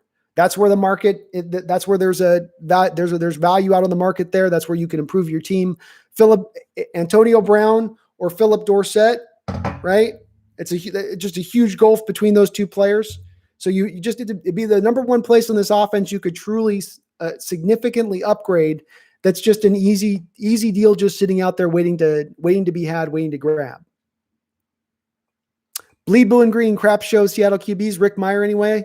Hey, Rick Meyer had that first rookie year. Bleed Blue and Green. Rick Meyer was on fire that rookie year, and boy, that was it's a tough one with Rick because that's not like the Ryan Leaf pick, for instance, with the Chargers. Though I think anybody who would have been needing a quarterback in the number 2 pick during that draft probably would have taken Ryan Leaf as well. But Rick Meyer would have unanimously been picked number 2 overall if it wasn't Seattle picking there, if it was another team coming up and picking, because he had Bill Walsh saying he was going to be the next Joe Montana. And he came from Notre Dame. Joe Montana came from Notre Dame. It just made the thought of it just made everybody super excited. But man, he fell off a cliff after that first rookie year, did Rick Meyer. Dunbar will beat this case 100%. Yeah, I think he's absolutely going to beat the case at this point. We can say that. It's just the commissioner's exemption that you have to worry about with Dunbar at this point, because the commissioner doesn't need to have proof. He doesn't need evidence. He doesn't need to go to the courts. He's the judge, jury, and executioner. Jeremy Bone, I hear you on the crap show of QBs for the Hawks. After Dave Craig, it was shit till Hasselbeck, then Russ. Yeah, and even like I feel like Dave Craig and Hasselbeck, it's very similar because you go look at both of those two careers. They both had very good careers. They both went to multiple Pro Bowls. They both threw for a lot of yards, a lot of touchdowns.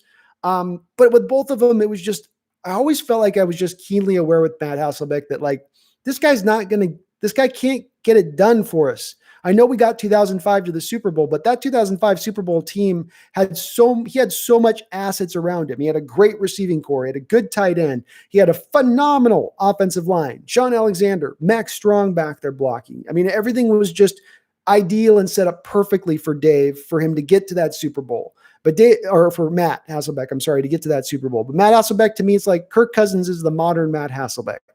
You know, it's a guy that like, there's games he's going to wow you here and there. He's above average quarterback, but there's a difference between an above average quarterback and a Hall of Fame quarterback, or a true just franchise, year in year out Pro Bowl level quarterback. There's just a difference. And when you've got one and it's been 30 years, I was waiting on one. And let's not forget, folks, we had a chance at John Elway. We didn't want to give up the extra first round pick it would have taken to trade up and get him.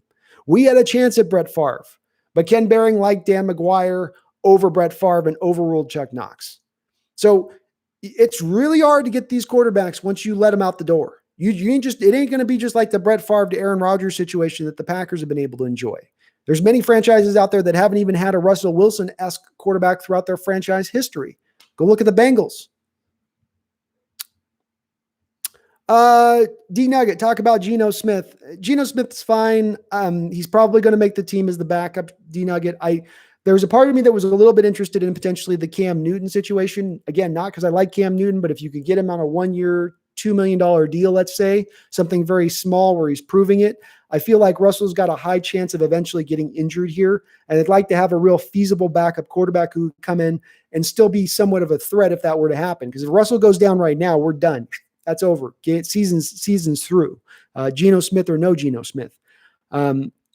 But Geno's fine as a backup. If you got to bring him in for a game or a couple quarters, he can carry the load just fine in that respect.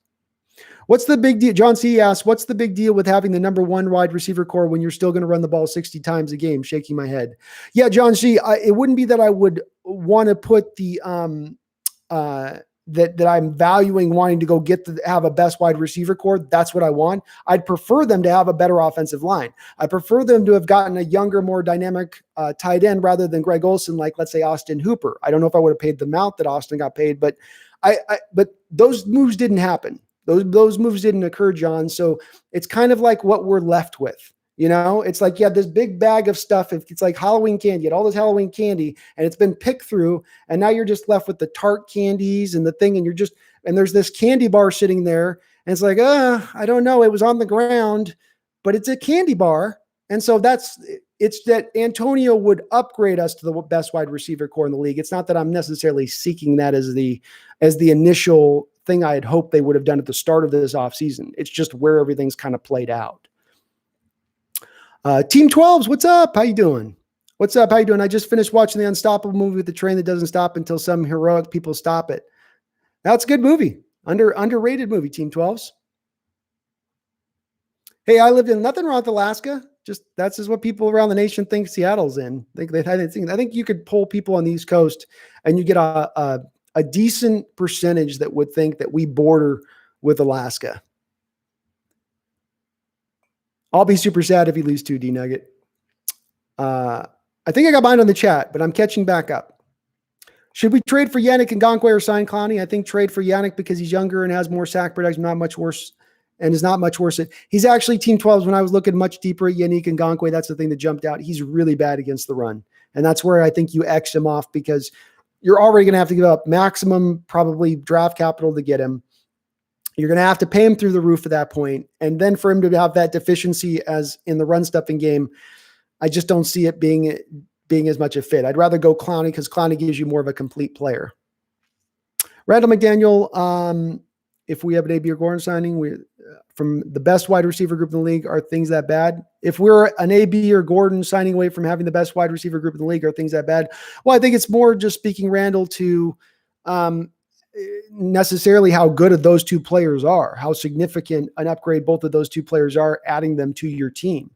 And again, if the rest of the offense was in great shape, then yeah, you're right. You would feel okay about that, but it's nothing happens in a vacuum. And when you look at the offensive line, you've got Dwayne Brown as your best offensive lineman, 34, 35 years old, multiple injury history, had 2 injuries last year, the near bicep tear, then the knee injury.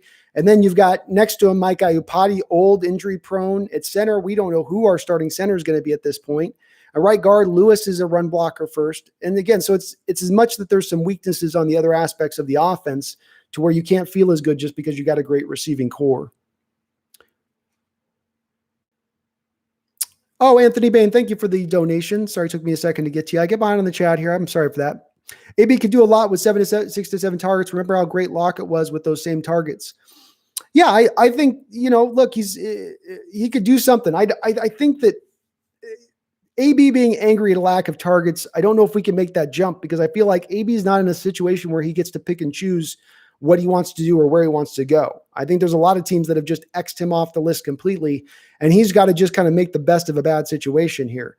But I think he could be a very effective player for you with the 6 to 7 targets a game. I absolutely do. And, is there enough balls to go around between the 3 players? Who knows? I'd like to take my chances with it. I'll roll with it and see how it goes. Irina says, honestly, I don't think we should re-sign Clowney. Griffin would be way better. Yeah, there's an argument to be made that they would give you a very equivalency as far as a player goes. It's a very similar deal with both of them at this point, Irina. I mean, Clowney's going to cost you a 1-year deal at this point, probably, and a couple extra more million than Griffin would. That's about the difference between the two of them. Clowney gives you a little bit younger of a player. Griffin gives you a little bit of less injury concerns. So they very much in a lot of ways balance out. I probably would lean towards Clowney just because I think he's a little bit better as a run stopper at this point in his career than Griffin. And I don't know Griffin at 32, 33 years old, he's got something left in the tank. I wouldn't hate either of the guys, Irina. Either of those I'd be happy with. They would upgrade the team. If we sign AB, our wide receivers will look better than my Madden team. Yes, they would. Yeah, Anthony, you can move AB all over the field. You can do fly sweeps with him. You can bubble screens, just get him the ball. Just give him the ball. But the off script stuff is where I think he would really shine with Russ, where he doesn't have to be on the same page. It's not about the routes. It's just, the play broke off, get open, AB, and Russ will get you the ball. Jeremy Bone says, I think if the Hawks could get either Griffin or Clowney along with Snacks, and thanks for that donation, Anthony, with Snacks, Harrison, and Dunbar getting no charges, our defense looks really good. Yeah, Jeremy, I call it the cobble it together approach with the pass rush at that point. And that you've got an assembly of guys rather than some prime set guys that are really going to, carry the load for you. But they would have depth. They'd be able to rotate them in and keep them fresh. Certainly the defense would be better than what it was last year, where I think we were the 29th rated defense last season. You would be improved over that. Does that bring you into a top 10 defense? I don't think so. You're probably more middle of the road.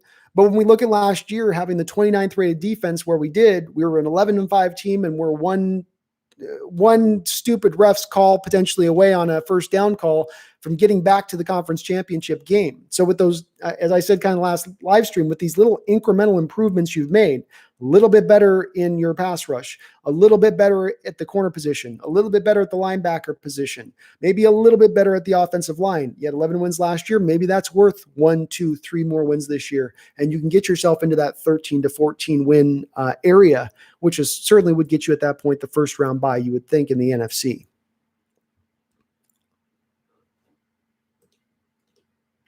Okay. And again, I get way behind here on my chat, and I don't mean to. Sorry about getting behind you, folks. Sometimes the chat doesn't update quick. 1 year I had Calvin Johnson, Josh Gordon, Alshon Jeffrey. Wow. You were killing it in that fantasy league. Jeez. Calvin Johnson was awesome for fantasy. He could win you alone every week. What is a 1 tech or a 3 tech, asked D Nugget? Okay, so 1 tech. So within the Seattle scheme, we run a 4-3 defense. 4-3 defense, you're going to have 2 defensive tackles on the field at any one time. One of those defensive tackles is going to be a 1 tech. So they're going to tend to be slotted over on the strong offensive line, strong side of the formation. They'll tend to be they'll tend to be kind of split, usually between the right guard and the center, or sometimes they'll line up right up, heads up over the center. But they're the guy that's going to tend to have to take on 2 blockers for the majority of the time on the defensive line. You want big guys, usually as 1 techs, big bodied, big fat roly-poly guys that, just take up space. They're not usually going to get you a lot of pass rush. They're not usually going to, do a lot to be a movement guys, but sometimes they can be guys that can push the pocket back, kind of collapse it a little bit, but their main point to be there is to stop the run. So Seattle in 2013, 2012, that area, they'd actually come out with 2 1 techs on early downs. So you'd have Brandon Bain, and then you'd have Tony McDaniel, for instance, as your 2 1 techs then early downs. And then on, when you get into pass downs, they'd bring in their NASCAR package. And that would be Michael Bennett, who would be your 1-3 technique. And then they'd bring Clint McDonald in, who is your other 3 technique. So this is to answer the other side of your question. The 3 technique is the guy that's going to then be lined on the offensive line's weak side of the formation. So he's going to tend to be lined up right over the top of the left guard. And this defensive tackle doesn't have to take on as much double teams. He just gets to go one-on-one against the guy and try to get to the quarterback. So this guy tends to be a guy who's going to be a little more mobile, a little bit more able to have a little assembly of pass rushing moves. So you need to have both usually. And right now, for instance, we've got Poona Ford as our 1 tech, and then Jaron Reed right now is our 3 tech as it stands. Lee Bloom alignment for defensive alignment. How do you, Debo asks, how do you feel about the Seahawks pick of picks besides Brooks?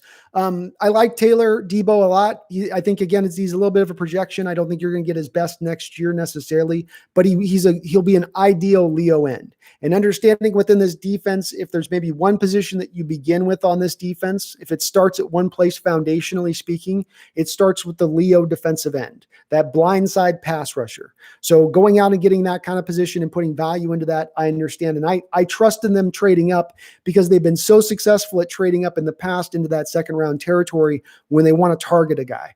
So I like that pick a lot. I like the Damian Lewis pick a lot as well. I don't have any trepidations about maybe some of his issues in pass protection because this team wants to run the ball first and foremost. We need to get more guys that can drive guys off the ball, more people movers.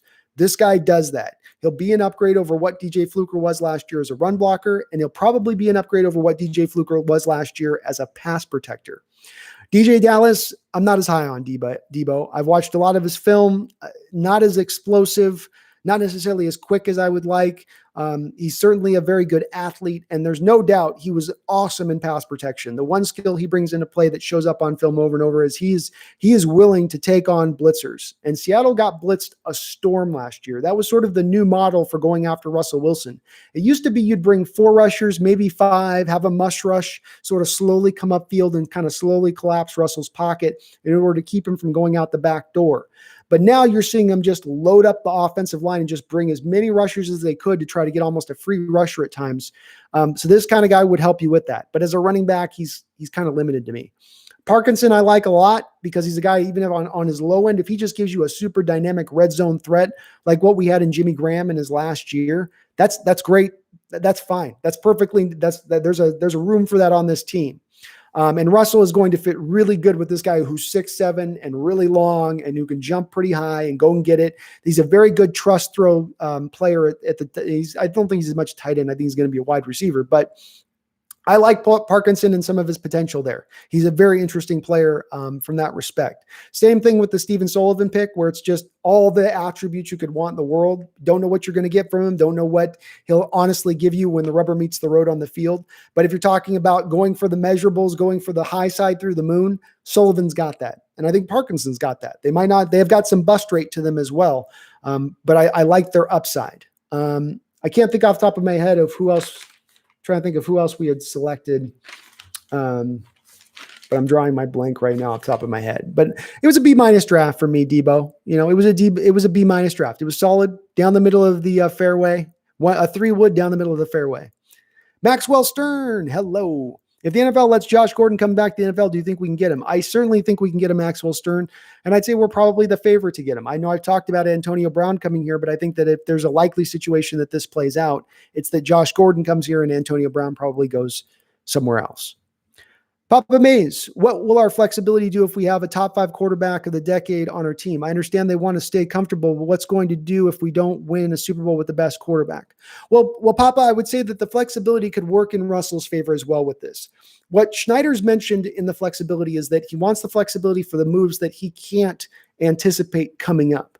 So who's maybe the offensive guard, for instance, that might be available at a trade deadline, or a tackle, like a Trent Williams might have been available at this last deadline. If you could have got that kind of player that suddenly becomes available, who could significantly come in and upgrade the offense immediately. Because when you brought Dwayne Brown in, your offensive line went from a complete shit show, couldn't block anybody, to it actually, his presence alone kind of elevated that offensive line up to just, it wasn't league average, but it went from like league worst to just, in the more of the middle area of things. So if they could go get a player like that, Papa, who you bring in at that time, then that's where that flexibility could benefit Russell, because the offense would be that much better. I mean, if they could go get a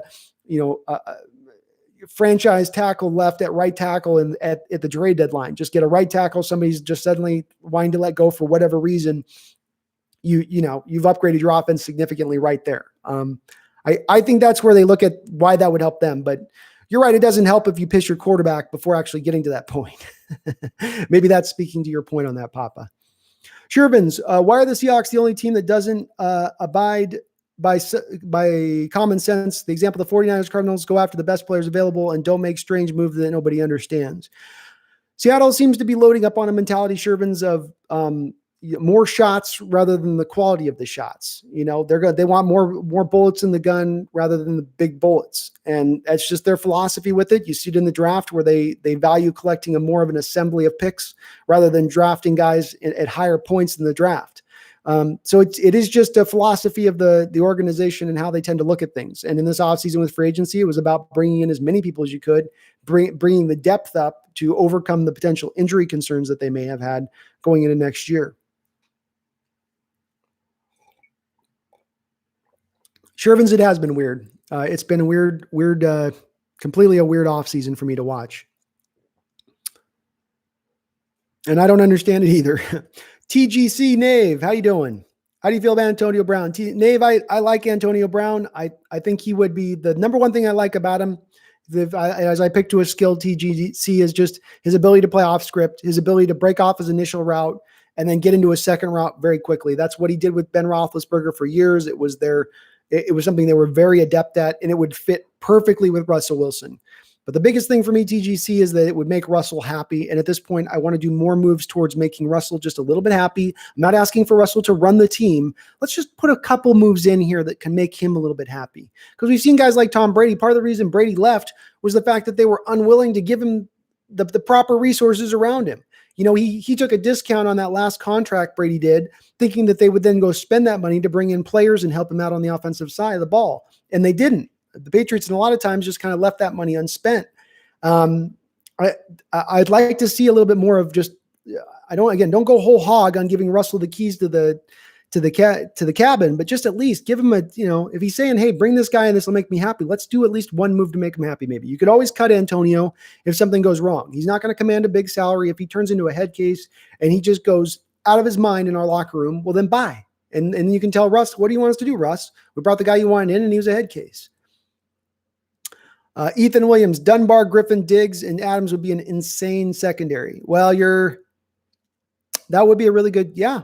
It would be a fantastic secondary. And again, Ethan, I don't know if I agree with it, but Pro Football Focus has said that they feel like the new way to build the team, according to the way their analytics bear out, is you should build your team from the back end to the front end, rather than the old school approach used to be that you'd build from the front end to the back end. So in doing that and bringing that assemblage of talent into that secondary, Seattle would be embracing the new analytical model in that respect. Shaquem, what's up, man? I'm having a fantastic day. Better to talking with you guys, that's for sure. But I'm doing awesome. Jeremy Bone, I think your theory on the salary cap going down for the first time ever and teams will be faced with having to release players they don't want to release. So having cap space will be critical. Yeah, Jeremy, I was initially on this going, well, I don't understand. I don't think I like that. But then I went, wait, no, I do kind of like that. Because it's not just the impact. Initially, I thought, well, okay, so it's going to help you next offseason when you've got $80 million in salary cap space, because who's going to benefit in this situation? If you get to next offseason and that salary cap goes down by 20 to 30%, because that's what they estimated this week, the ticket revenue lost, if you don't have fans coming into the stadium, it's 35% loss. So saying 20 to 30% is not a big jump to say in 1 year you'd have 1 year drop of 20 to 30% of the salary cap. If that happens, then the teams with a lot of cap space are going to be able to go get a lot of players for a very little amount of value. You're going to have a ton of players flooding the market, all looking for contracts who can't get that top of the market value that they normally would be getting. So having all that space will help. But Jeremy, it's not just the next offseason that this helps you in. It's this offseason that this helps you in. It's this preseason as we go into it. Because if it comes down the track where the commissioner officer says, or the commissioner's office or whoever comes out and releases and says to the teams, hey, prepare yourself, prepare your budget. Because next offseason, this is going down 20 to 30%. People aren't going to wait until next offseason to start cutting those guys down. They'll start cutting now, this preseason, before the start of the league year. They'll get out ahead of that. They're not going to wait for it to come down the trek, especially understanding that this year for a lot of teams is going to be kind of like a punt year. If you're a team that's bringing on a new coach, if you're a team bringing on a lot of new players, it's going to be very hard for you to implement your new scheme, get those players acclimated, because we're not going to see the rookie mini camps. We're probably not going to see the offseason camps. We'll see probably a truncated training camp, and who knows about preseason games. So it's going to be harder there's going to maybe be some teams in there who go, this year ain't going to be our year. Let's prepare ourselves for this cap drop that's going to happen a year from now. And you're going to be able to maybe get a player. And again, I can't give you guys an example because we don't know what teams are going to run into this. But you can look at teams like, for instance, with Dallas, who's been handing contracts out to everybody and going, Dallas is going to be in a tough situation. St. Louis is going to be in maybe a tough situation here. It's something to monitor. And if Schneider plays it right, he could come out of this being almost genius-like in his approach, because we saw in 2012 when you had the lockout year, that's where we had a similar situation where the cap was affected and teams were kind of thrown off into a little bit of a spin to a degree. And it's what allowed you to get Cliff Averill on a 1-year deal at $5 million, Michael Bennett on a 1-year deal at like $6 million. So a similar situation could play out once again, absolutely 100%. Sure, Vince, it's called narcissism. Yeah, I think narcissism is driving it, James, for sure. Lucas Russell trade. I don't know if we're going to see the trade. It's just that, Lucas, what I believe is that the leak came from Russell's camp, I believe. This Browns leak that came out that Seattle potentially was offering Russell for the first pick in the draft. I think it came from Russell's camp. I think it's part of a shot across the Seahawks front office bow by Russell and his team saying, hey, This offseason hasn't cut it. Last offseason hasn't cut it. You're asking me to do too much here. If you want to keep me here long term, start changing course on this. For X in the draft, the Ravens, Cowboys, Cowdoggers all go after best player available, and their moves make sense. But when Seahawks draft every year, they try to outsmart everyone and overdraft. Yeah, Shervins, I would piggyback onto that, Shervins, that Seattle's draft approach has been lately a little bit picking for need, right? They tend to seem to pick a lot of times for need. They told you Jordan Brooks was the best player available on their board this year. I have a hard time believing that. I really have a hard time believing that was the best player on their board. But I think that's what gets him in trouble a little bit, is picking for need rather than picking the best player available. Ethan Williams, Jamal Adams would only cost about $7 million this year. Is he even up at that amount, Ethan? Because I know he's still on his rookie deal. Is he at $7 million? Well, he is a top 10 pick, so that probably makes sense. That makes sense. Yeah, that's not a big cost. And you get a year to kind of try him out to see if you want to put him on an extension next year, at which point, you can then decide if Marquise Blair has ability to play free safety. And if not, you'd move Marquise Blair and then probably re-sign Quandre Diggs at free safety. It'd give you some good flexibility there at the position. You could go in the direction you want and literally pick the best players you want then. Anthony Bain, Lewis is decent as a pass blocker. Lewis and Jamarco Jones, I have a lot of faith in this year. It's just that Lewis's best trait out of LSU, his best trait is as a run blocker. What he showed on film was that he's a run blocker first, and that he can struggle a little bit in pass protection. He's not god-awful in pass protection. He's not Jermaine Ifedi in pass protection. It's not the strength of his game. The GOAT 209, Jason Peters is still available. Jason Peters is still available. The problem, though, with bringing in Jason Peters is the same issue with potentially bringing in Trent Williams. Who are you going to ask between Jason Peters and Dwayne Brown to flip over to right tackle and make that change for the first time in their career? I'm guessing not Dwayne. And does Jason want to make that change to that right side at this point in time? Being as old as he is, and then Jason's got so many injury. I don't know if he's had a single year in the last 5 years where he's been able to play even 13 games in a season. He's just always beat up. Ass crack destroyer. I really don't think we needed Carlos Hyde. We already had 4 running backs. Yeah, I would have rather just stayed with what we got, ass crack, and then signed Marshawn Lynch, frankly. I like Carlos Hyde as a player overall, but that was one where I kind of went, $4 million.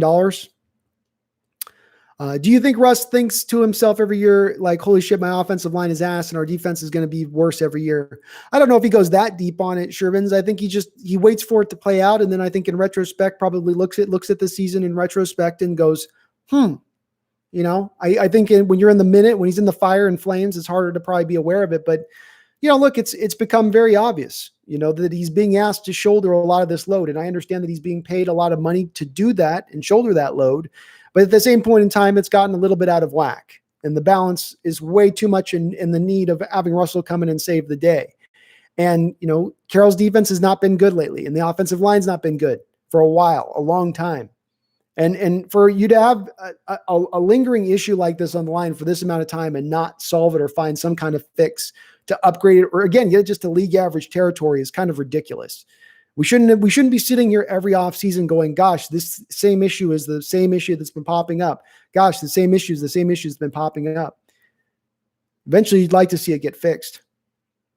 Anthony Bain, Rasheem Green was extremely raw when we drafted him. He's like 20. He's going to lead the team in sacks.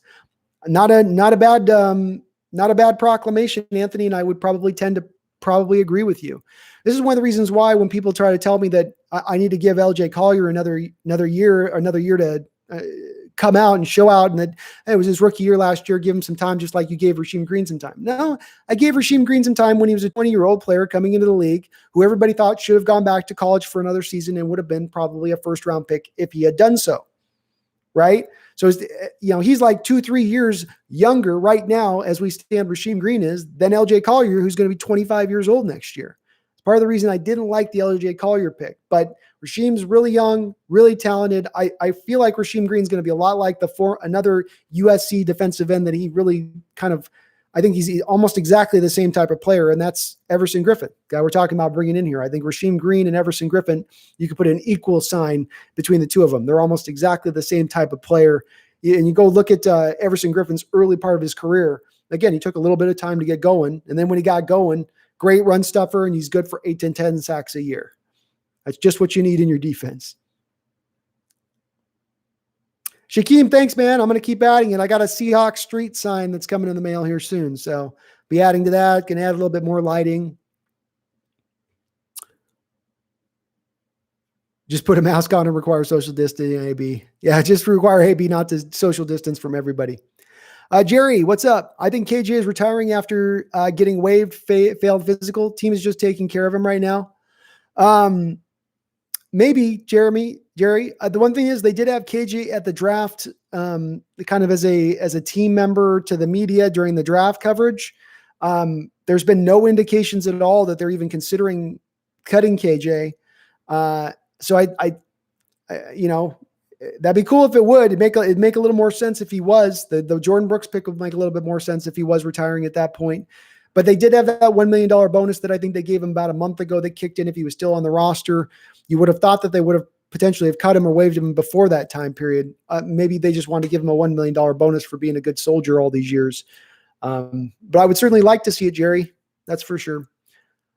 Bleed Blue and Green asks, how do you see our defense upgrading any more before the season? We're going to get, I think the Griffin Harrison one that you mentioned there, Bleed Blue and Green, is that's where I lean towards. There's not a lot of names available left on the market anymore here. Everything's been drawn down pretty good. I do think that there's going to be an influx of moves as we get to training camp once teams really see how reduced the offseason is going to be, that you'll see maybe a pickup of a couple of last minute moves there. But I think that the Griffin Harrison thing just makes too much sense for Seattle. The cost would be right. The amount of salary cap space we have is right for both of them. Neither is going to break the bank, really. You're not going to need a multiple year deal. So I think it fits nice for both of them.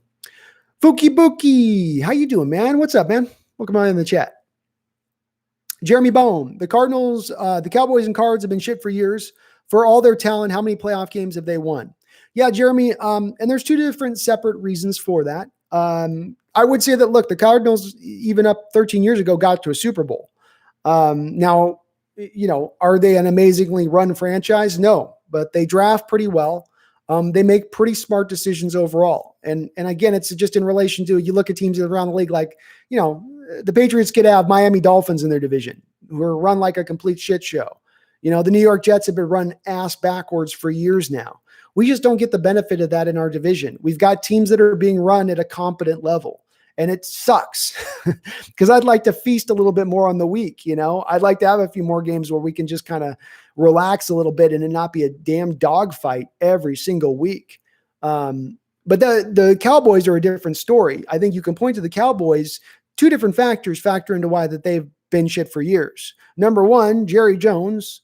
Whenever you've got an owner who wants to come in and be a general manager, that's problematic. It was problematic when Al Davis did it, and it's problematic when this guy does it. It's an issue. It causes problems. The other thing is coaching. Because you've got your owner as the general manager, and because he runs a press conference after every freaking game, and he's willing to talk crap about any coach that he wants to talk crap about, it's hard for them to get the proper coaching talent in there to come in and stay and remain. Parcells came in there for a couple of years, and he's like, I'm done with this. Coaches don't want to have a go in and work for a guy like Jerry Jones. It makes it hard to bring him in. But from a standpoint of how they build their team, the Cowboys and Cardinals, from a standpoint of drafting, I think you can certainly tip your hat to them in that respect. But certainly on some of the stuff as far as their roster management's concerned, coaches, this is how they ended up with Mike McCarthy. I don't think that was their first. I don't think that was Jerry Jones's first option. How do you feel with Russ in his prime going into the season with the new center? Carl Nearly, I'm actually kind of interested to see what we got with Ethan Posick. I think Ethan Posick is going to win the job at center in training camp.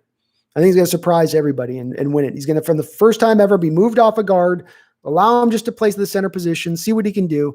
And if he can stay healthy, I think the guy's got the talent to make it go and be better than Britt was last year. I think that they just got comfortable with Britt. They signed him to the big contract, and they just felt like we'll keep him in there unless he gets injured. Bleed Blue and Green. When are we getting Hawks Nest merch? I need a hat. I'm working on it, Bleed Blue and Green. So we're going to get some merch going here pretty soon. I promise you. I got to get a design done.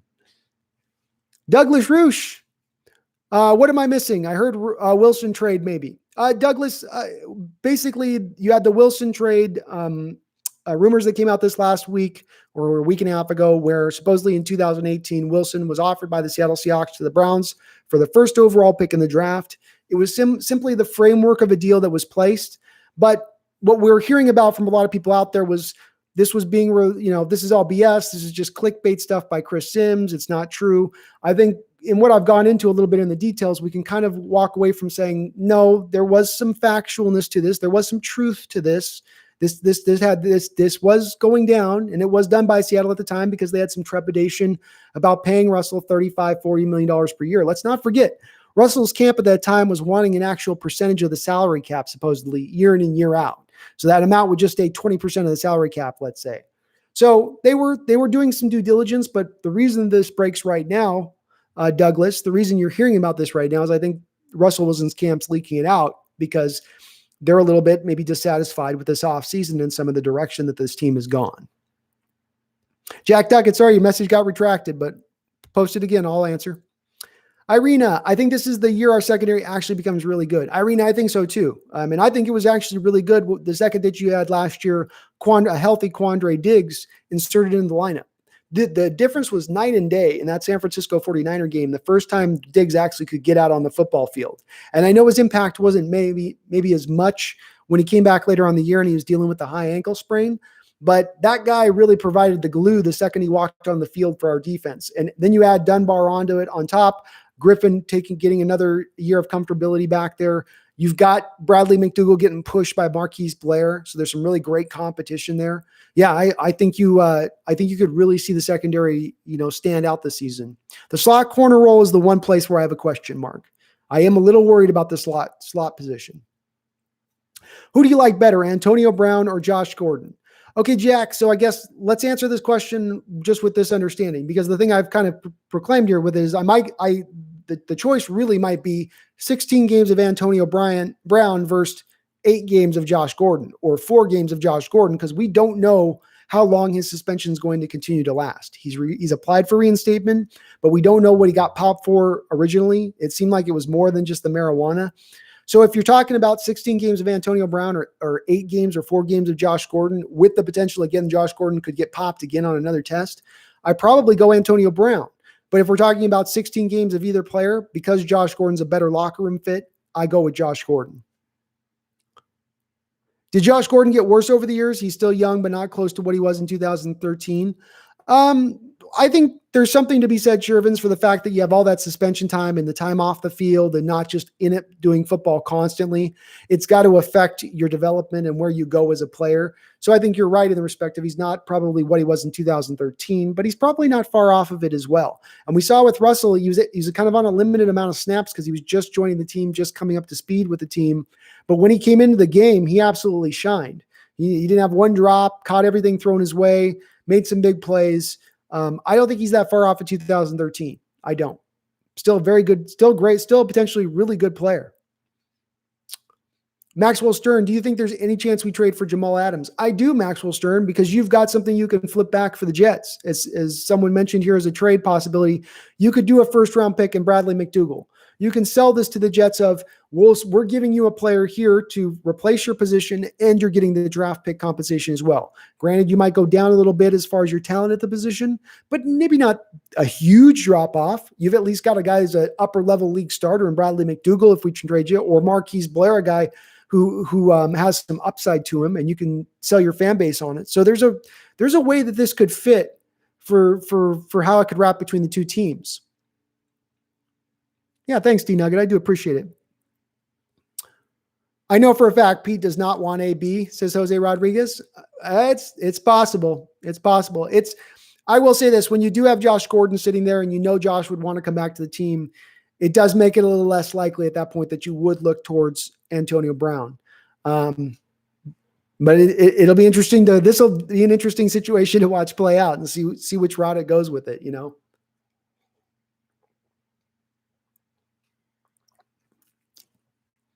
Imagine AB Odell and Mayfield on the same team. Yeah, that. Oh my gosh, dude. That would be crazy. That would be, well, it would never be boring with those three on the team at the same time. I think AB has legit mental illness. Yeah, I kind of tend to think the same thing. D Nugget. He's got some stuff going on upstairs that's not the elevator doesn't go all the way to the top. And he kept making so many mistakes last year. You just went, man, stop, dude, just stop, just go sit in a room somewhere and do nothing. It seemed like every other day he was doing some crazy out of world stuff. I don't know, but again, he's a sensational talent. He's a hell of a football player. Ask Crack Destroyer, what do you think the death of Paul Allen will do to our franchise? I don't know that it'll have a monstrous effect. I think if there's one big effect it has is I think Jody Allen's just going to be a little bit less likely to eventually move on from Carroll or Schneider. I think she's going to want to be more apt to let them decide when they want to move on. As opposed to, I think Paul, if this thing had gone in a direction where it started to go a little bit sideways and he was alive and he started to see a trend come on where he might have come into the fray and said, hey guys, maybe not, and the stuff with this Russell Wilson stuff, I think he might have come in and said, well, what are we doing with this Russell Wilson thing? What are you guys doing? I don't know that Jody Allen's necessarily is willing to do that. So there's an effect. Shervins, yeah. I know. Russ wants superstars. We get Greg Olsen and Bruce Irvin. Not superstars. Josh Gordon was working out with Bobby and Sherman, DK this week. Oh, I did see that, Ethan. That's right. I did see that. Yeah, that was cool. And I think it's the likelihood at this point that Josh Gordon does probably come back to the team. I mean, that does look like the likelihood above all else that would happen. It just seems like a nice fit. Oh, great. Yeah. D Nugget asks, what are your thoughts on no more PI coach review and possible onside kick call? So with the PI coach review, I liked the PI coach review. What I didn't like is that you had a little bit of a rebellion amongst the officials. What's the Al Riveron, the head of the officiating crew, who would be the guy that would make kind of the call on that to those guys on the field. It seemed like they did not want to overrule the officials on the field. I think we might have had there was like one or two times that they actually overruled the call on the field. And it was silly because there was times when it was obvious the call should be overruled on the field, but they just didn't want to make the officials look bad. If you're going to implement that rule, if you're going to allow for the coaches to challenge it, then allow for it to be overturned. Don't get up in your feelings, officials. Don't get up in your pride that you don't want to allow, the eye in the sky to make the final call because you should have all the power on the field. No, get the call right. That's what's most important. We've seen the Saints over the last 2 years kind of have the end of their seasons get hosed on PI calls, and it's kind of unfortunate. So my feeling on that is that I'd like them to keep it, but if you're going to keep it, do it right and actually utilize the damn thing. I like the onside kick rule. So if you guys aren't aware, the new onside kick rule being proposed is that instead of doing onside kick, you'd have the option of being able to do a 4th and 15 from like the 35-yard line, offensively speaking. And I think that's awesome. If the more we can get the kickers and punters out of the game, the better it is for me. I don't need to see more kickers in this game. I just need to see more punters. And there'd be nothing more exciting than a 4th and 15 play. I think they talked about too that they would only allow you to do it like twice a game. So you couldn't just go out every time and do the 4th and 15, but it would be, it had a level of an excitement, and it would certainly benefit our team because one of the things we do really well as an offense, we are great with the explosive passing plays. Throws of 15 yards or further down the field are something that Russell is probably the best at in the league at throwing. So you would think that we probably would go that route to the 4th and 15 if we were onsiding it. And again, it just adds a level of strategy to the game because, do you want to go, if you're down a couple scores early in the fourth quarter, would you be willing to go for it on that and try it out the 4th and 15 at that point? The aggressive coaches, I think, would definitely be doing it. So I like it. I really do like the PI. I hope they adopt it. Yeah, I like Matt Hasselbeck, D Nugget. He good player, solid player, but just some limitations to his game. And I think in the quarterback position is the most important position in the NFL. It's why they get paid 4 times the amount of the other players below them. It just is what it is. So getting one that is the best at that position's kind of a nice thing to have. I don't know if you've read the question or not. Sorry, Superdog. Do you think we have an O-line to protect Russell after the draft? Asked Superdog. Superdog, this is where it's no. No. Let's go player by player. Brandon Shell is a moderate improvement over Jermaine Ifedi. Yes, but he's a very much a similar player to Jermaine Ifedi. He's going to be a run blocker first, a pass blocker second. Damian Lewis of LSU is a run blocker first, a pass blocker second. At the center position, BJ Finney's actually probably more better at pass blocking than he is at run blocking. So if he becomes the starter, he's better at that. I don't know that Joey Hunt is good at anything.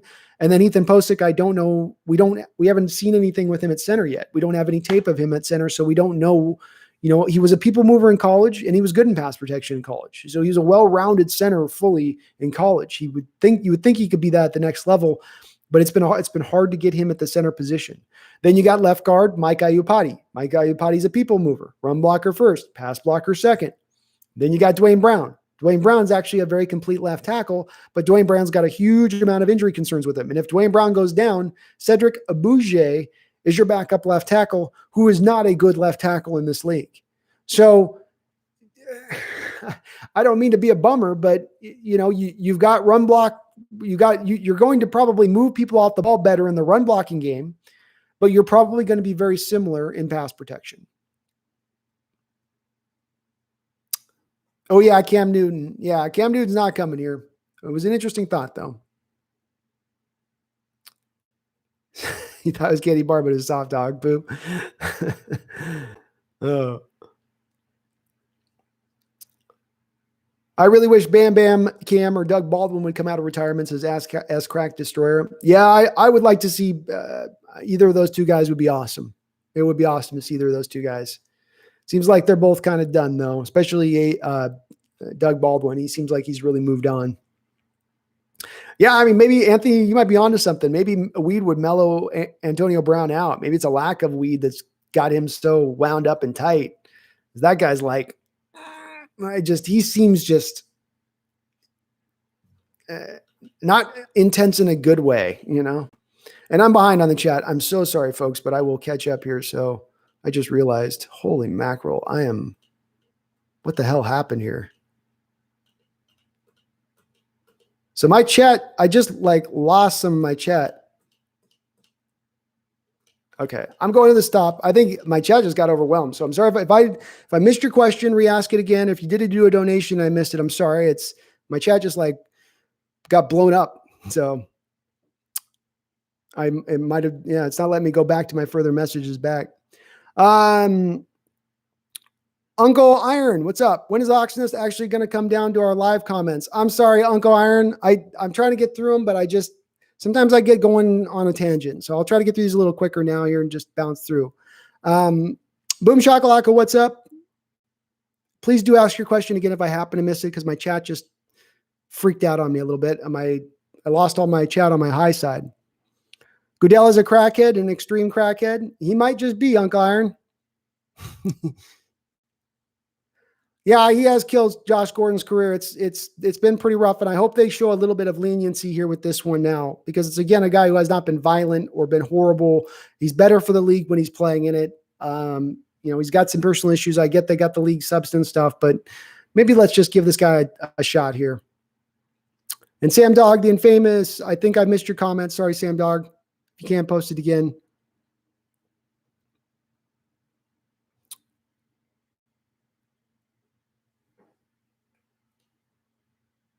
Yeah, Carlos Hyde's fine. Darren Troy, if anyone wants to join a Discord full of because we already have over 200 members already. Josh Gordon's career is on life support. He is definitely one suspension away, the GOAT, from being probably done. That's absolutely for sure. As a flight would say, Hyde a casual. What do you mean by Iron, Uncle Iron? Can you expand on that? I don't know what you mean. I'm sorry. Sean Alexander is the best Seahawks ever, says Dustin Elron. Seahawks Berm. He's definitely the most productive running back in Seahawks history.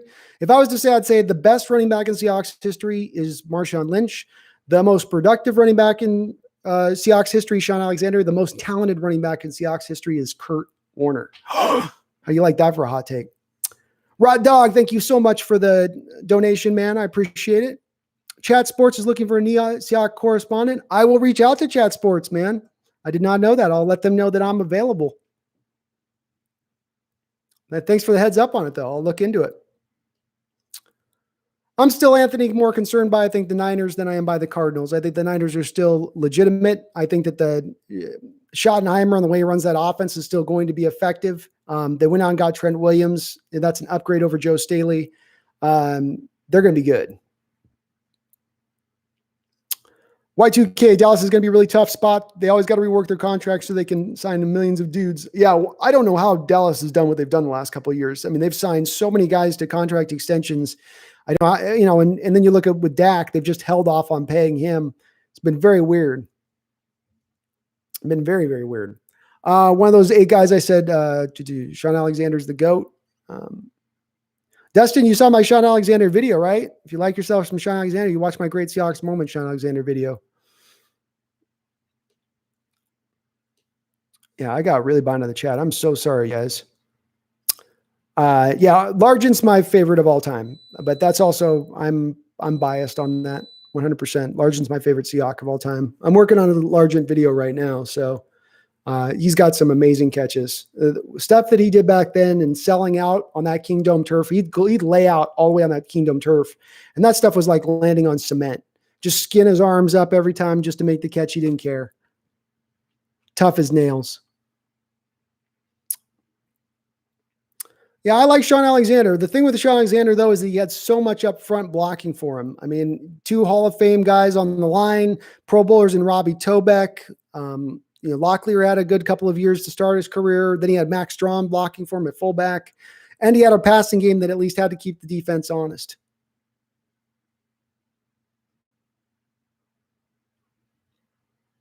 Yeah, Russell's on pace right now to eventually retire as the best all-time Seahawk. Seahawks are the player fans. What's up, Luke? Yeah, 37 was fun to watch.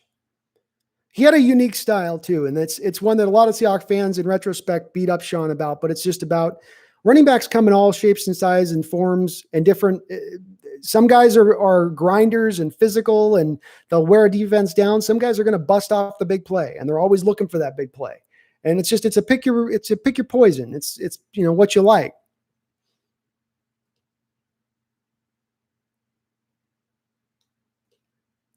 If LT never played, Sean Alexander would be enshrined just based on the fact that his record would still be standing. It could be, Luke. The problem for Sean getting in is the career. He had the fall off in 2007, and once you got that fall off in 2007, the career rushing yardage where he was at and whatnot, it would be a hair low because there was a lot of running backs around the time of Sean that retired that put up kind of just a little bit better stats than he did in an overall standpoint. Sean could still eventually get in on the Veterans Committee, though. It's not a slam dunk that he's not going to maybe eventually get in, but he's going to be right on the line. And I think I would probably lean towards Sean probably not getting into the Hall of Fame, but a great player.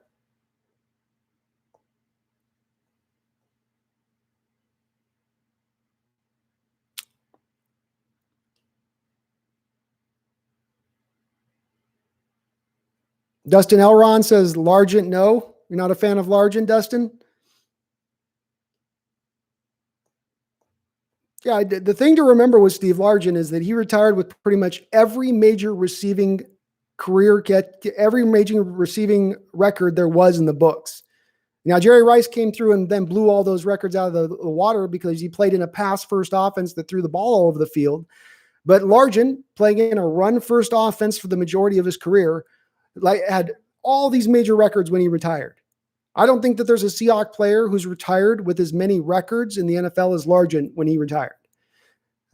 I think he's got a absolute legitimate stake of saying he's the best Hawk all time. Thomas East asks, how do you think Russ's MVP chances are? I got to say, I think his MVP chances are probably tough. We run the ball, so we don't throw the ball enough. And then we just don't have we're not seen enough on the national spotlight in order for him to be viewed by those East Coast people that have to vote for him. He's not gotten one vote in his entire career in 11 years. That to me is telling. It's very telling. I think it's just going to be very hard. Uncle Iron, yes, Bobby is definitely a Hall of Famer. There's no doubt Bobby Wagner is at this point a Hall of Fame player. Him and Luke Kuechly will be the two middle linebackers of this generation that will go into the Hall of Fame when it's all said and done.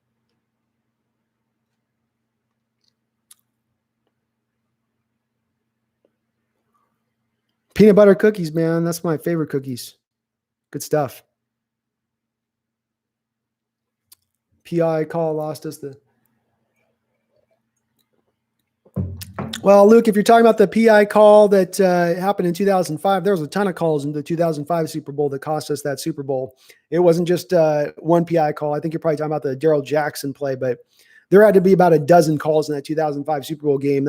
I still am on record as saying that game was fixed. Yeah, we got cheated in 2005. No doubt. No doubt on that one.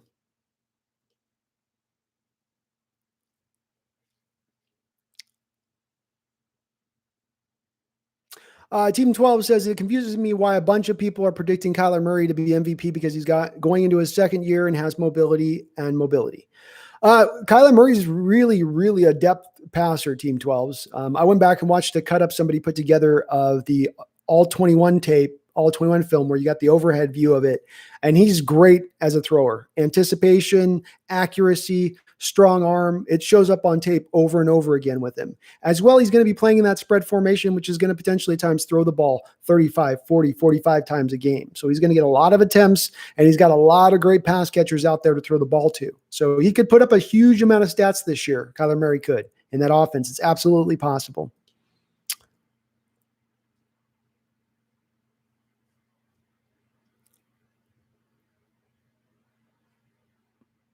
D-Nugget, use Fiverr service online for logo design under $50.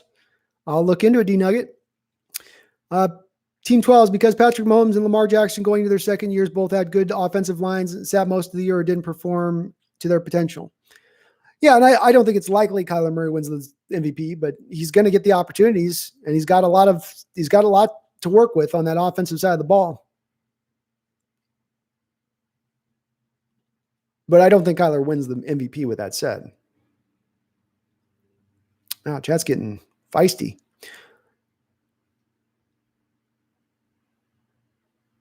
The GOAT, I think you're about right on that. 75% chance that we sign Josh Gordon, 25% chance it's Antonio Brown. I would 100% agree with that.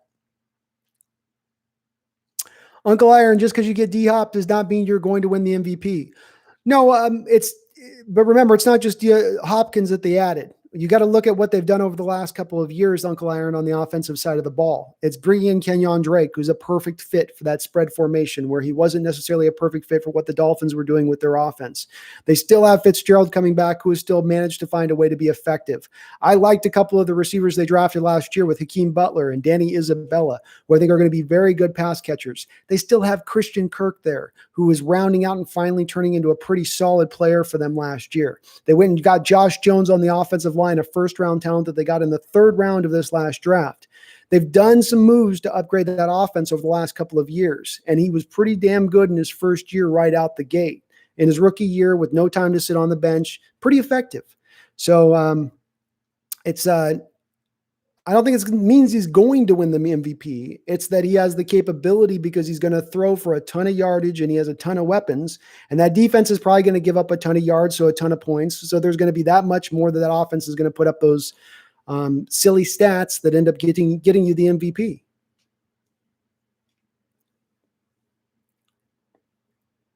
Yeah, Anthony, I think he has a good claim to laying, saying he's got the best receivers in his division right now. Absolutely, Kyler does. And the spread formation is going to get those receivers out on the field a good amount of the time. He just has D-Hop and an aging Fitz. So Christian Kirk doesn't exist. Danny Isabella, Hakeem Butler, a guy they got a third, fourth round. They've got some receivers there, man. It's pretty good. And Fitz, you can say he's aging, but every year Fitz puts up the stats.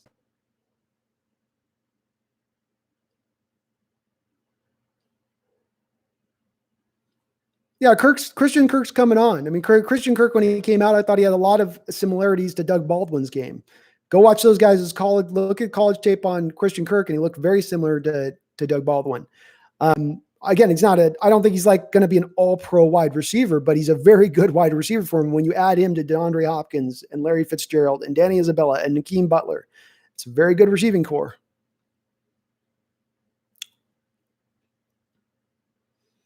I think Tampa Bay, Luke, has the best receiving core if you factor in their tight ends. But with just the two wide receivers that they've got, yeah, they're the two upper level guys they've got, but the depth of the Cardinals probably maybe edges it out for me. But I can see the argument made by why you'd say Tampa Bay has the best wide receiver core. I can see it. Did you see Anthony Bain? Did you see what they did to us with an aging Fitz in the second meeting? Yeah, that was brutal. And it's been hard. Man, Fitzgerald has killed us for years. You want to talk about one player, you see it with the Mariners sometimes where there's just a player who just hits well against the Mariners. You know, like Rafael Palmeiro used to just wear the Mariners out, just wear them out. And Fitzgerald's a guy that just going back to even the Marcus Trufant days, he used to just kill Marcus Trufant, just kill him. And it seems like he's been here for 25 years. It's just, and we still can't stop him. Gordon and Goodell need to light one up together. Sounds good to me. Iron Uncle, they should have kept D-Jack. Are you talking about Jackson from 2005? Yeah, Luke, I can see where the Tampa Bay's got the best. Makes sense why you'd say that. I'm starting to catch up on the chat, I think, here. Because I think the thing with D-Jax at that time, Uncle Iron, is that knee was starting to really catch up to him. Dale Jackson's knee, by the time that he left, it was kind of done. Wai-Ching Wu. Wai-Ching Wu, I hope I pronounced that right. Sorry if I mispronounced it. Do you think we have a championship team there? I don't think that we have I wouldn't say we are the favorite as a championship team. There's probably 3 or 4 other teams that you could put as the favorite ahead of us, but we are a championship contender. We certainly have every chance to get in there and get to the Super Bowl. And year out, it's tough to predict what's going to happen, who's going to get injured, who's going to suddenly look good and then fall off. But I certainly do believe we have more than just a puncher's chance, as they say.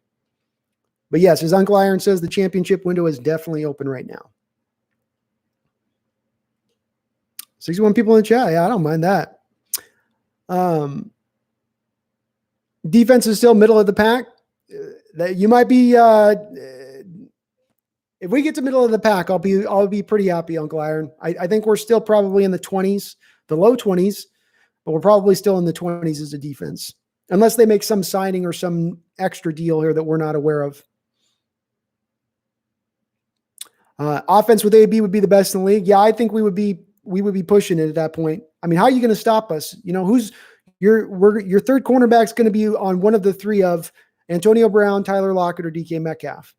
And Russell knows how to attack a mismatch. That's a part of his game that he's shown a willingness to exploit. Like you saw last year in that game against Tampa Bay with DK, where Tampa Bay tried to put their big corner on DK and DK just ran past him.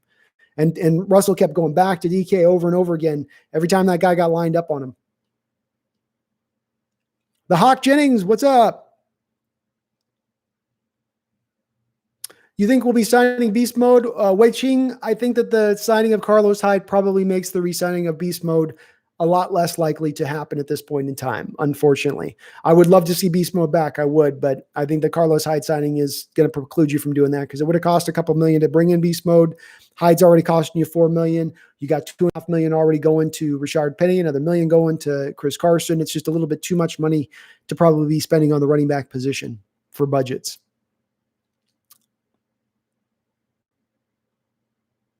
Dustin, not a fan of Beast Mode, huh?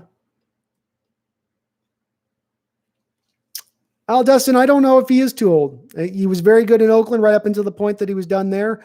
And last year, you can make the argument that, okay, he didn't run great last year, but by the end of last year, you had Dwayne Brown hobbled on his knee. Mike Iupati, our best inside run blocking offensive lineman, was out.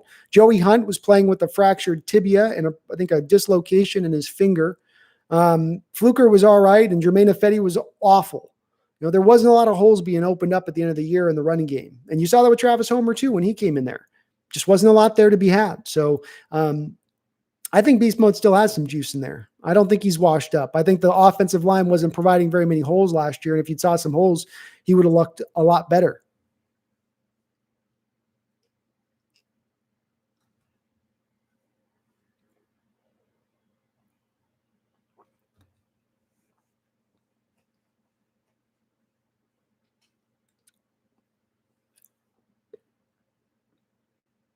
I don't think Lunch wants to be a running back coach at this point. He doesn't strike me as a coaching type. Uncle Iron, I honestly think we'll finish 12-4 this season with the number 2 seed. You're not far off of where I'm at, Uncle Iron. I've got us at 11-5 currently. So we're pretty close. You should not pay a player if you won't play him. I agree with that. I agree with that, Dan. Dustin, who do you think we're not going to be playing that we're going to be paying? The power of myth. Russell trade for Lawrence makes no sense because of the cap dead money. We wouldn't even have the benefit of having Lawrence on a cheap rookie contract. You'd have on, okay, so a couple of things with that. The power of myth, number one, you're right. There's not really a feasible way that we would be trading to get Lawrence with the number 1 overall pick. And again, Russell's got a no trade clause in his current contract, which is going to mean that you're not going to see him traded to the worst team in the league to get the number 1 overall pick. There is a benefit on a rookie contract, even if a quarterback is selected number 1 overall, because they are still locked into a certain set amount. So you might spend, let's say, $10 million a year on Lawrence, but that's still a far cry from the 30 to 35 million per year to the 40 million per year as the market continues to go up, that you're paying as top of the market rate on a quarterback. You're at 1/4 the cost at that point. Just sign AB and Gordon 4 wide receiver sets. I like it, Y2K. That's awesome. Uncle Iron, Lawrence isn't a good change. Keep Wilson. Yeah, I want to keep Wilson too. I don't want to see him trade. So Patrick Berry, who are we signing next? If I'm making the guess, it's going to be Everson Griffin. Everson Griffin or Snacks Harrison will be probably the next signing that you see. We haven't heard of anything else coming out, but they're still, I think, going to address something with the pass rush, and we need a 1 tech. We absolutely need a 1 tech right now. Uncle Iron, maybe Antonio Brown or Everson Griffin. Yeah. Wilson should be Hawk. I don't think we beat the Rams 1 out of 2. Yeah, I've got our losses being with a couple losses within the division. Our division just plays us too tough.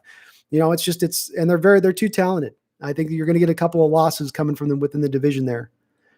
The out of division schedule is a little bit easier this year than it was last year. You had the number 1 strength of schedule last season, though.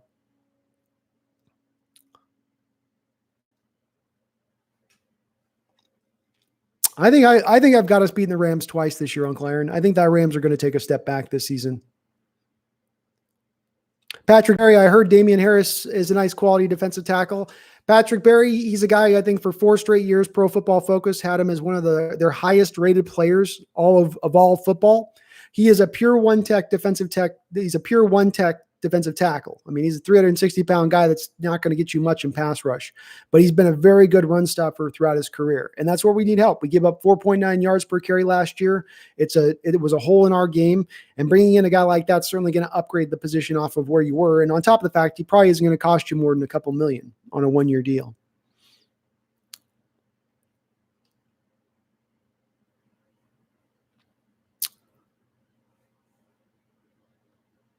Dustin says, the Redskins will sack us like 9 times and hold us under 10, and we'll lose the number 1 seed. Oh, that's brutal, Dustin. Brutal. That is the one part in the place in the schedule where you almost hope you get a little bit of a de facto bye, is where right at the end of the year you get to play. I think it's the Giants, the Jets, and the Skins in a 3-week stretch, where if you're needing to maybe get a couple guys healthy and you feel like you can go in and win those games a little lighter in the pants, if your guys aren't as healthy, maybe that's one where you can kind of squeeze through on, But that would suck. That'd be a brutal game to watch, Dustin. Ray Perkins, Antonio Brown. Yeah, Ray, I'm in favor of it, man. It is a possibility. Russell wants it. The biggest reason I'm more in favor of it, opposed of even getting Josh Gordon, is just because I think it'll make Russell happy. And I think there's been a lot of moves you've made over the last couple of years that haven't exactly made Russ happy. Haven't exactly made him feel like you're trying to build out the greatest offense you can to allow him to really succeed. So going and getting a guy that might make him feel a little reverse that direction a bit, I'm in favor of that. And I'd like to see it. I don't think it's likely to happen. I think it's probably going to be Gordon, but it's an interesting possibility. And yeah, as Uncle Iron says, he might be suspended indefinitely as well. Dustin Elron says, "Oh my God, leave AB alone. He ain't welcome in Seattle." Maybe not. We'll see it, Dustin. Again, it's news, so we got to talk about it. Michael Carasino, the XFL showed the NFL how it should be done with the video reviews, clear communication with the refs in the TV room. NFL refs are just so scared and petty when it comes to making mistakes. I agree. There shouldn't be any pride with officials or umpires or anything else. That should not be factoring into play at all. Just do your job. Getting it right is the most important thing above all else. And they've made it way more convoluted and too many details and this, that. Just simplify it. It's easy enough to see when it plays this way or when it plays that way. There's very few cases where it's a gray area where you can really, the play could go either direction. Uncle Iron says Jermaine Ifedi was actually decent. I don't know what you're basing that on, Uncle Iron. He's the worst rated right tackle by Pro Football Focus for many different years. The penalty situation was horrible. He was god awful in pass protection. And at times he could be a decent run blocker. He was not a pure run driving. He wasn't a guy like Jack Conklin, let's say, a right tackle for the Tennessee Titans last year. He wasn't a run blocker like that. One of the worst right tackles in the league, Uncle Iron, and there's a reason why no one gave him any money in free agency this offseason. There's a reason why the Chicago Bears are now moving him to the guard position instead of the right tackle position for their team. It's because everyone in the NFL knows he shouldn't be playing right tackle in the NFL. Michael Crowhorse, what's up? Chavez. Yes, sir. It's good enough to block. Good enough to block Russ Wilson. Pull up a lounge chair, sit, and make an extended plays. Sounds good to me, man. God, I can't. I keep thinking I'm going to catch up, and then the chat, I get like further behind. I think I'm getting closer, though. I'm getting closer to catching up here. I really wish they fill out a max contract like the NBA. Really, if players union cared, all the players, they would be for it. More players get paid and create a middle class. I agree. It's interesting to me that the players union has allowed it to become about the haves and have-nots, and so many of the middle class to get etched out in the league. Specifically, letting the quarterbacks take up such a huge portion of the salary cap space. Quarterbacks to be allowed that, it doesn't make a lot of sense to me at times. Yeah, the NBA is more unified as a whole in that respect.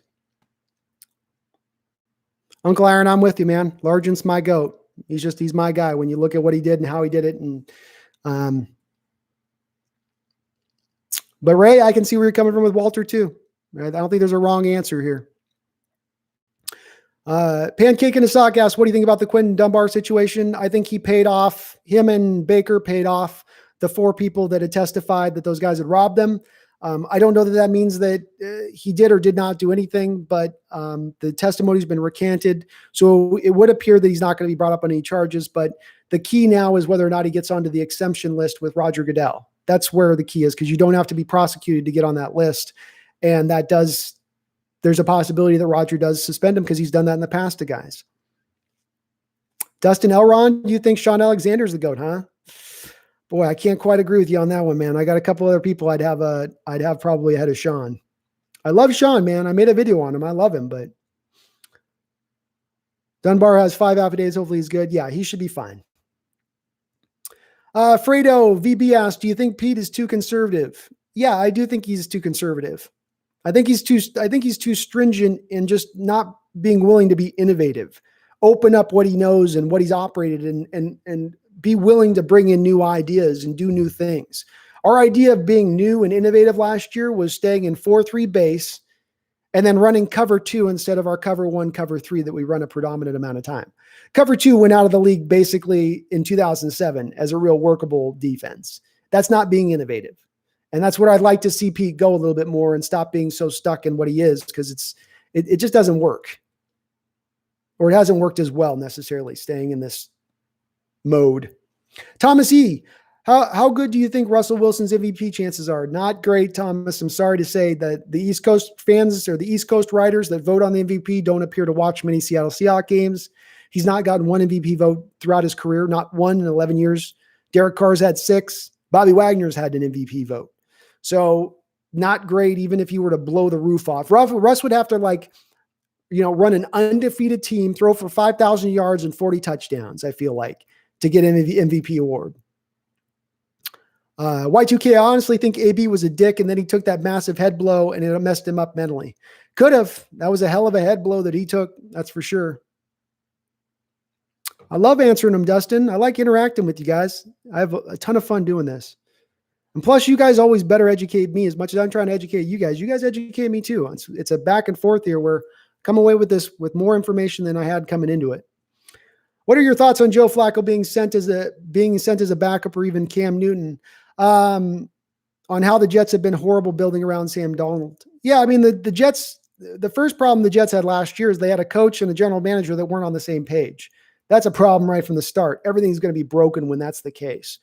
So that's where they went wrong as an organization. I know people don't like Cam Newton, and I don't love Cam Newton in the same way I don't like a lot of the respects of Antonio Brown.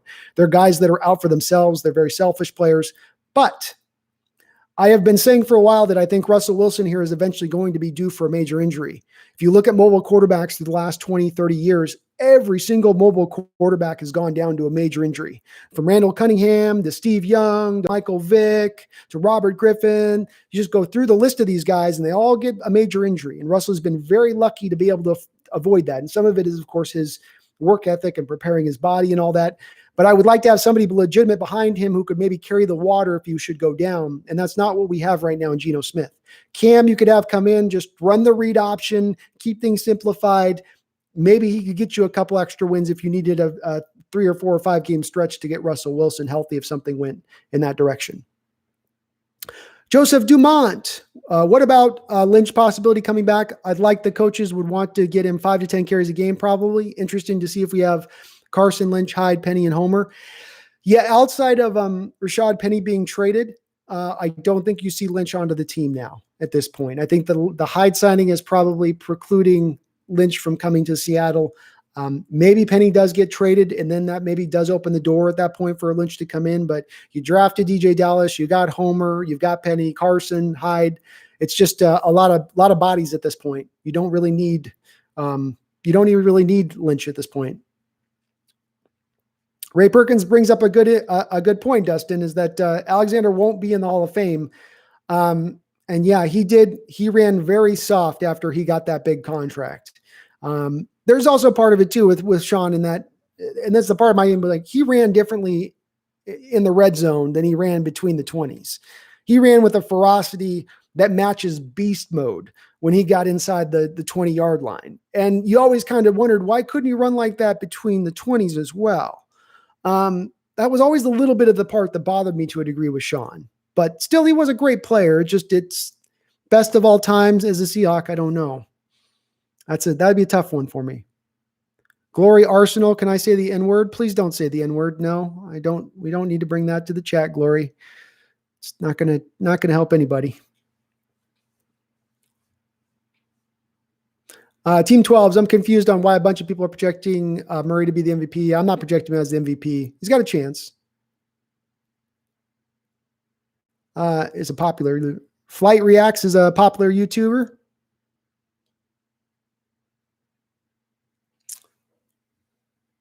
Yeah, I agree. Teams 12s. That's the only people are trying to say that he's an MVP favorite. He's not an MVP favorite. He's going to put up a ton of stats. That's for sure. He is. They're going to be in behind in games and stuff, and it's going to require them to have to throw the ball a lot. Arizona, I'd expect him to throw for 4,500 yards this next year, or in that range, and he'll probably throw for 20, 30 touchdowns, but not MVP. Alan Sestelamo, Fora Bolsonaro. What does that mean? Fora Bolsonaro. I don't speak Spanish.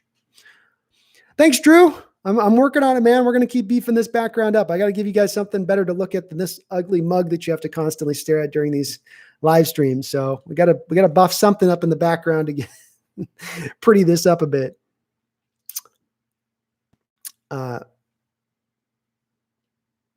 Second jersey I had in 1979 after Largent. Kurt, the running back, Warner. Yes, talent-wise, Alexander the Great, most productive. Yeah, I'm working on right now my 1983 Great Seahawks Moment video, which is going to be the Seahawks Dolphins playoff game. And so I'm in this game. Kurt Warner has like 27 carries and 130 yards, and he's like Seattle's whole offense. Largent's held without a catch for most of the game, right up until the fourth quarter. And when you watch Kurt back then, it's a little bit of the feeling I get when I watch a guy like, let's say, Bo Jackson, when I'm watching his tape. And I go, oh my God, this guy's got talents that you could see almost work in any era of football. And Warner had that. And let's not forget with Warner, because he gets forgotten about. This is the guy that was selected number 3 overall in the draft. So but up ahead of him, you had John Elway, Eric Dorsett, then there's Kurt Warner. So he's the highest drafted running back in Seattle Seahawks history by far. A fantastic talent. He led the AFC in rushing in his rookie year, 1,449 yards in his rookie year. But then he tore his knee apart in his second year, and he just was never the same. But absolutely probably the most talented running back in Seahawks history. D-Nugget, do a live stream on a video of your personal story and your story as a fan. I will. I'll try to do that, D-Nugget. I think my first kind of video I did on this channel is a little bit like that. Derek, that's okay, man. I appreciate you coming back on into the chat. As Dustin said, you are forgiven.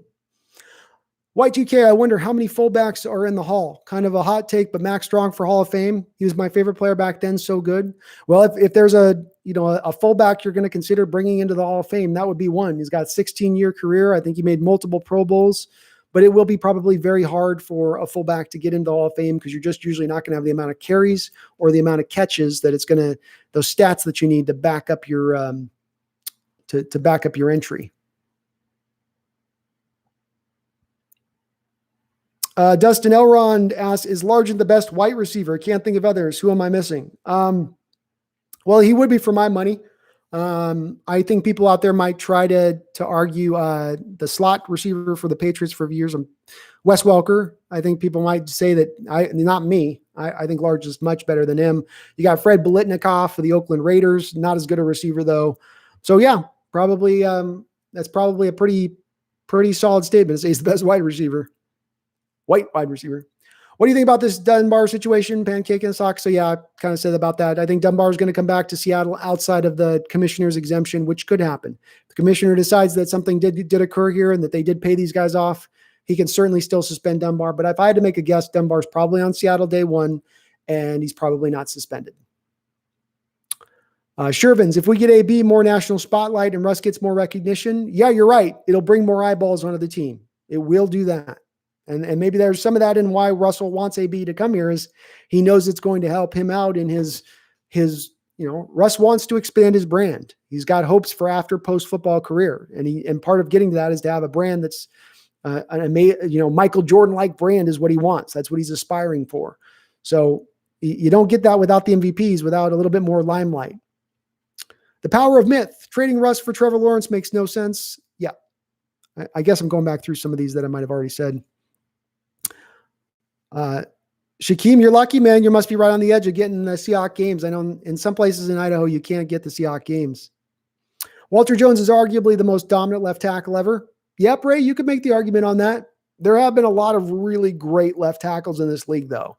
And Walter was phenomenal. He's as good as any of them have been. But I feel like there's been a lot of them that have been very close at the same kind of level of play.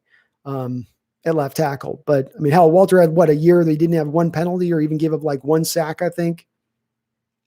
Yeah, Ray, I think Kyler can sling it too. I'm not trying to say I think Kyler's going to be the next great quarterback in the league, but just I think he's legitimate. Why do the 49ers think Fred Warner is better than Bobby? I don't know. Fred Warner had a good year last year. The Niners got a solid linebacking core. Maybe they feel like Bobby Wagner's lost a step and that he's not the same player he was a couple of years ago, which I don't know if I would make that argument necessarily. Maybe he's lost a half a step, but I would make that argument the GOAT. I think Bobby's still better. Roxanne, what's up? 2005 Super Bowl was my biggest heartbreak. We were robbed, and the Zebras admitted they fudged the calls, and it will never change anything. Pure rage. It means as well.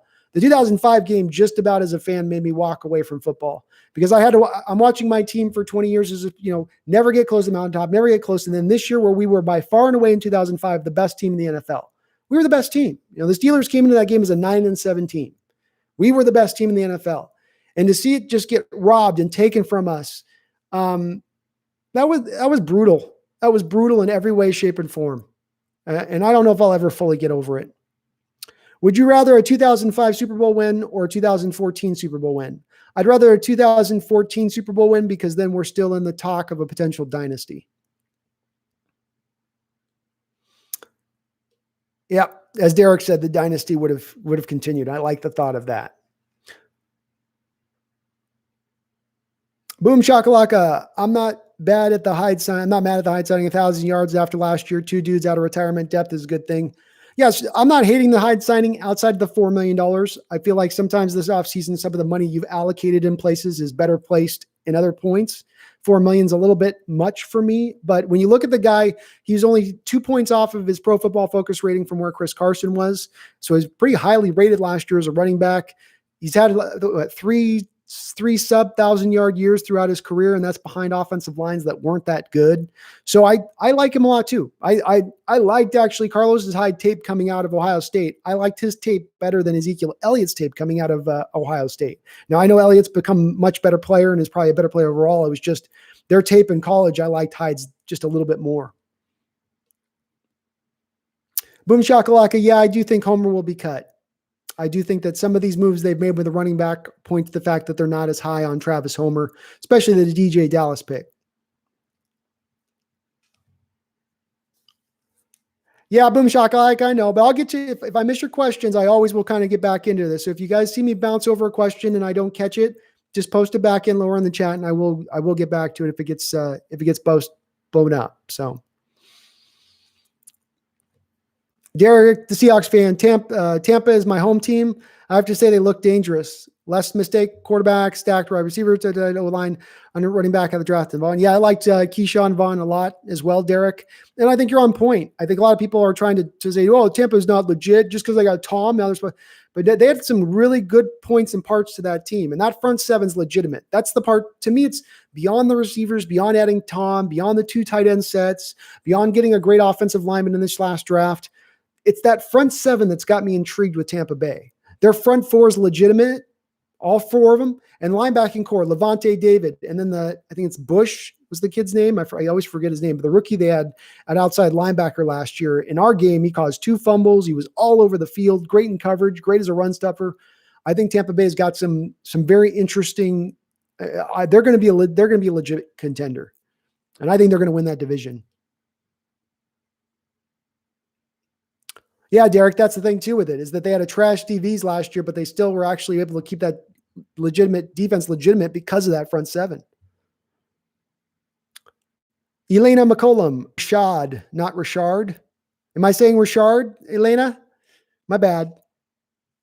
Caden Cooper, what's up? Welcome on to the chat, man. Good to see you, as always. Yeah, Carl, I think Beast Mode played really good throughout the last couple of games. Again, it comes down to no Mike Iupati, your best run blocking interior lineman throughout the year, was out. Dwayne Brown was playing with a broken wing and a broken knee. Your center had a dislocation in his finger and a fractured fibula. And then the right side of your offensive line wasn't exactly performing admirably by the end of the year. Even once you brought in Phil Haynes over Mike Iupati, Phil Haynes is a pass blocker over a run blocker. Derek, the Seahawks fans, I've got us at 13-3 with losses at Buffalo in week 9, LA week 10, and San Francisco week 7. Wow, Derek, so you got us sweeping the Cardinals, huh? Okay. I could see it. I think that Buffalo game is going to be a loss too. That just seems to be any of the teams that have to travel out to Buffalo off the West Coast and play in that 10 a.m. game. It just seems brutal it doesn't matter how good your team is. It's just a brutal game to play at that time up there in the Northeast for whatever reason. Don't we play the NFC South? No, I think we play the Cowboys Eagles one. That's what we play through, I think. So you're right, Anthony Bain. We do play the NFC South. Wait, no, it's the NFC East we play, I think. So yeah, Pancake in the Sock. I like the Hyde signing overall. He's a solid player. The money's a little rich, and I would have maybe liked Beast Mode instead of him, but it is what it is. Cardinals play Niners correctly, up tempo and wears their defense down. We play them wrong. I thought we were a pretty tough matchup for the Niners last year. I thought we actually matched up worse against the Cardinals. And when we kind of played them, well, at least in that second game, we did good in the first game against the Cardinals. I shouldn't say that. But I thought we're kind of difficult on the Niners, at least in our philosophy, Elena, because in our philosophy, we want to we want to stop your run first. The Niners want to run the ball first. The one place I will say you have a point is that when they pass the ball, the Niners want to tend to pass the ball short and over the middle. That tends to be Garoppolo's bread and butter. And where we tend to give up completions, of course, is, short and over the middle attack. So at that point, we don't fit well against the Niners in that respect. But we do try to stop the run first, and that helps us against the Niners in that other respect.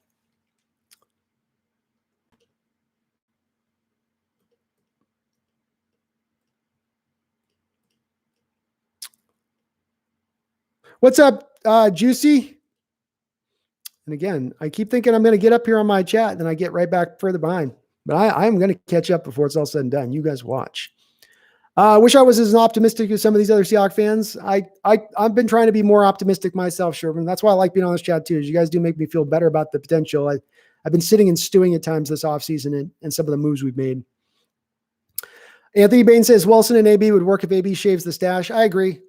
There's never been a great receiver with a stash. It's never worked for any receiver, and there's a reason for that. Remember the time in Super Bowl 40 when the refs changed their uniforms to black and yellow stripes? I do remember that. You had to blink, but you did see it happen. If you could pick one coach other than Carroll to coach the Hawks, who would it be? Wow. If I could pick one coach to coach the Hawks, who would it be? Is it any coach ever? The power of myth? Like, do I get a pick from any coach that's ever coached? Or is it, do I get like Lombardi or Bill Walsh?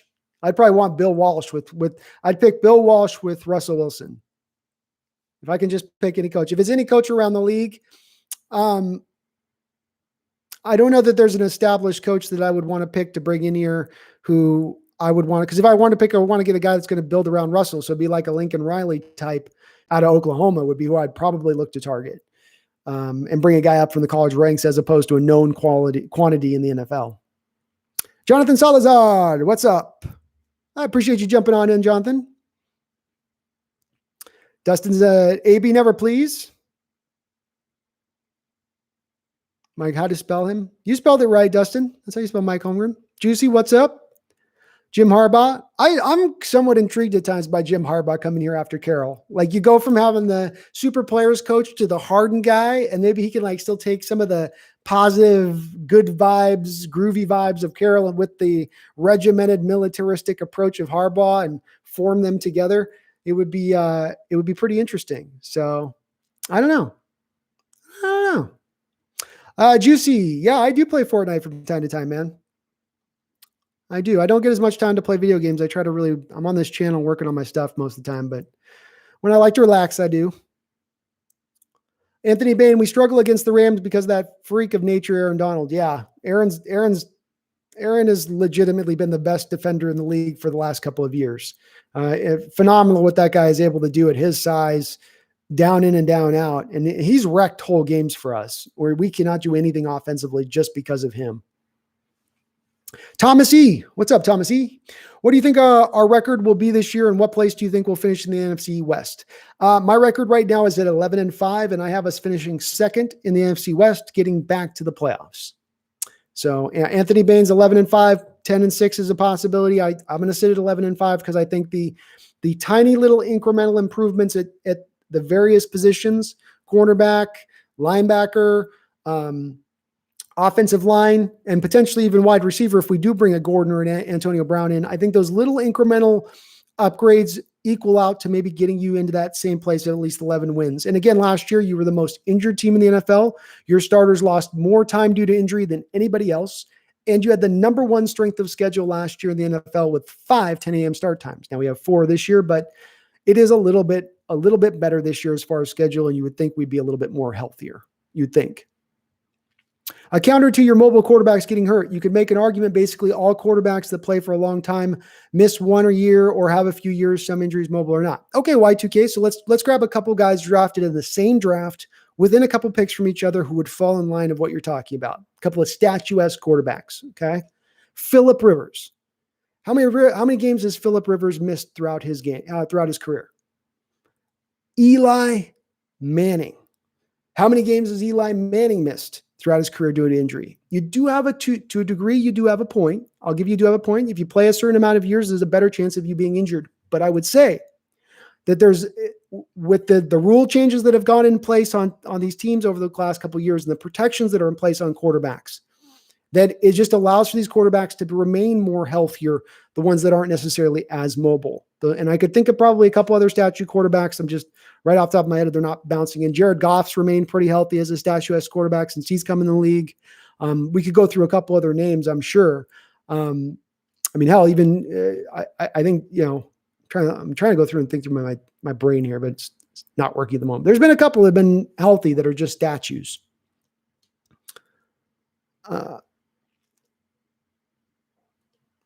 It's Portuguese, bro. Splash and Skills, what's up? Galina Koljavenkova.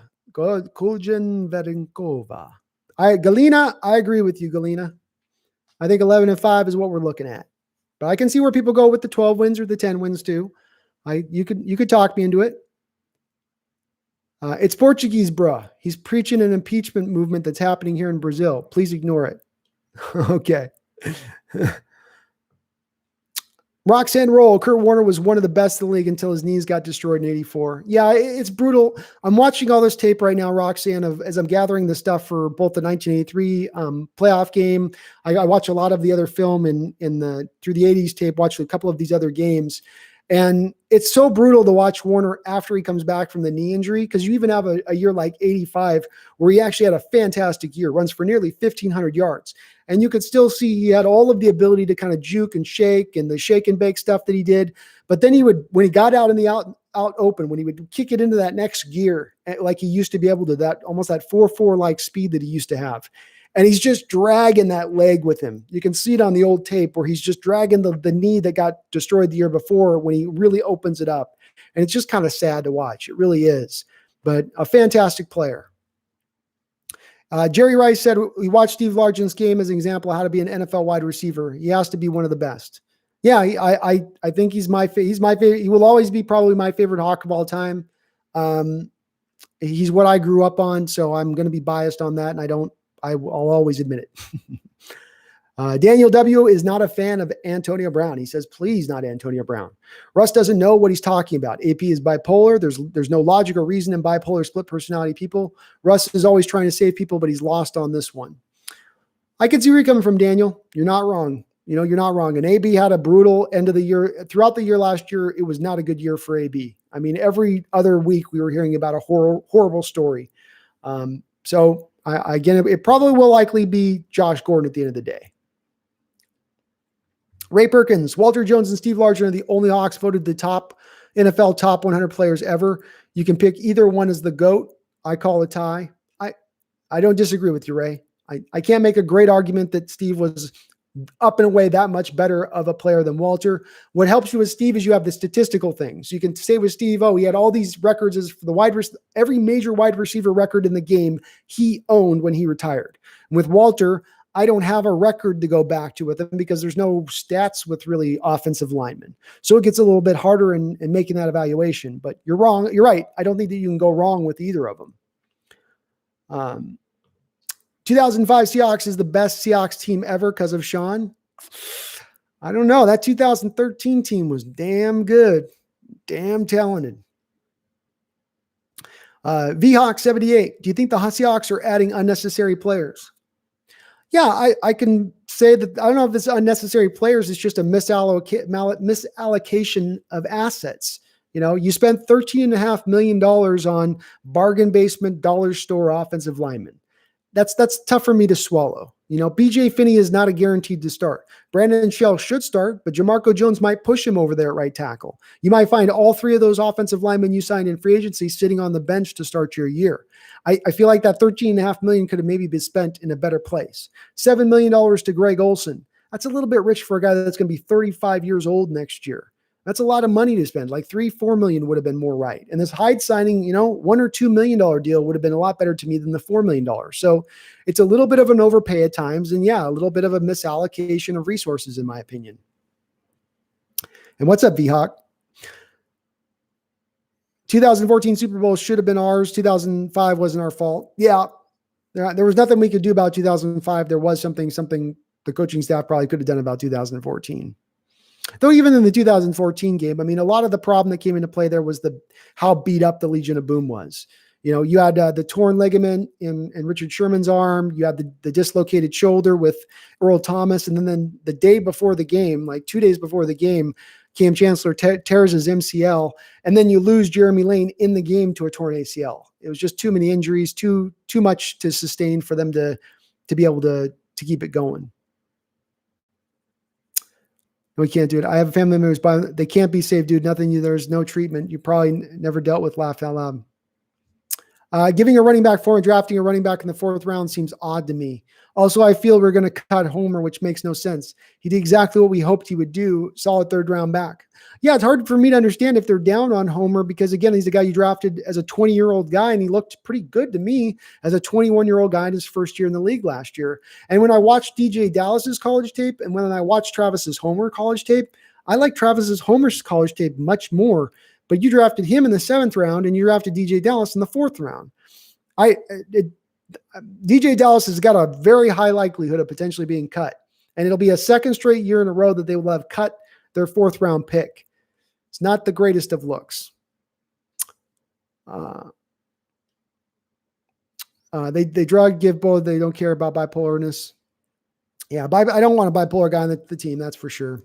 Gianmarco Gudor. Hello, Gudor. How you doing? Welcome on into the chat. Appreciate you jumping in. Is the first pay why draft Homer in the first place? He did exactly what we were hoping for. Makes no sense. I don't mind drafting Homer in the 7th round, and honestly, Y2K, I wouldn't mind drafting another running back in the 5th, 6th, 7th round this year either. But that's where I want to see them stay. I want the 1st, 2nd, 3rd, 4th round should be, to me, other positions of value. That's where you select, because you can always find a running back very similar in value in the 5th, 6th, 7th round to what you could find in the 3rd or 4th round. I don't necessarily mind picking a running back every year in the 6th, 7th round. You'll find a gem if you do it that way, but not in the 4th round to me, especially not the DJ Dallas guy that doesn't have a lot of the explosive traits you normally look for in the running back position. I just think it's too soon now to let Lynch go. He's almost had 3 touchdowns in Green Bay, laughing out loud. Yeah, I liked I liked how Lynch played last year. Maybe I'm on an island on this one, but I did. AB not bipolar. He just became insanely into himself. It's hard to say, Anthony. Something's gone sideways with AB, whether it's bipolar or whether it's CTE or whatever, ego. Something went askew last year. And hopefully he's had his, come to Jesus moment or whatever, and he's able to he realize that he's got one chance to kind of get this right, or he's out of the NFL forever. D Nugget, isn't it injuries and penalties that kill us more than a bad O-line and constantly running it? Your thoughts? My opinion is this. You want to be a team that wants to run the ball on everybody, which is how Seattle wants to be. They want to be very predictable on offense. We know, we're going to run, and we're still going to run. Okay, fine. You're going to be that type of team. You're going to be like the Tennessee Titans were last year. Then you've got to put the resources into the talent on the offensive line to accomplish that. The defensive lines are too good in the NFL week in and week out. If you've got sub-level talent on that offensive line, and yet you want to instill your will on every team, you want to push any team off the ball week in and week out, then you better have the players to be able to accomplish that. And if you don't, then you're going to have moments and times where you're going to have 3 quarters of being very predictable and not getting much done offensively. And then you're going to look to Russ and go, okay, Russ, we couldn't get it done. Just save us. And that's what we fall into over and over again, as kind of a common trap with this team. And that's where I come down to, I don't point to it being injuries. I don't point to it being just a penalty situation, though penalties have been a problem too. I point to it being it's a bad O-line. It's a bad O-line. Jermaine Ifedi was one of the worst right tackles in the league throughout his time. DJ Fluker, I know he's a fan favorite, was a below average right guard for us. And don't even get me started on the center position. Mike Iupati was at least the one guy on that line. Mike Iupati and Dwayne Brown were maybe the 2 guys on that line who at least could play in and play out, move guys off the ball. And that's what you need to do if you want to run this offense. Daniel W. I like Homer, though. I think we keep Homer. If anything, this says to me it's going to be Rashard Penny, IR all season, Chris Carson plus Carlos Hyde with Homer, third string, and DJ Dallas practice squad. So, yeah, you could also be seeing, Daniel, that's what you just proposed is a potentially could happen.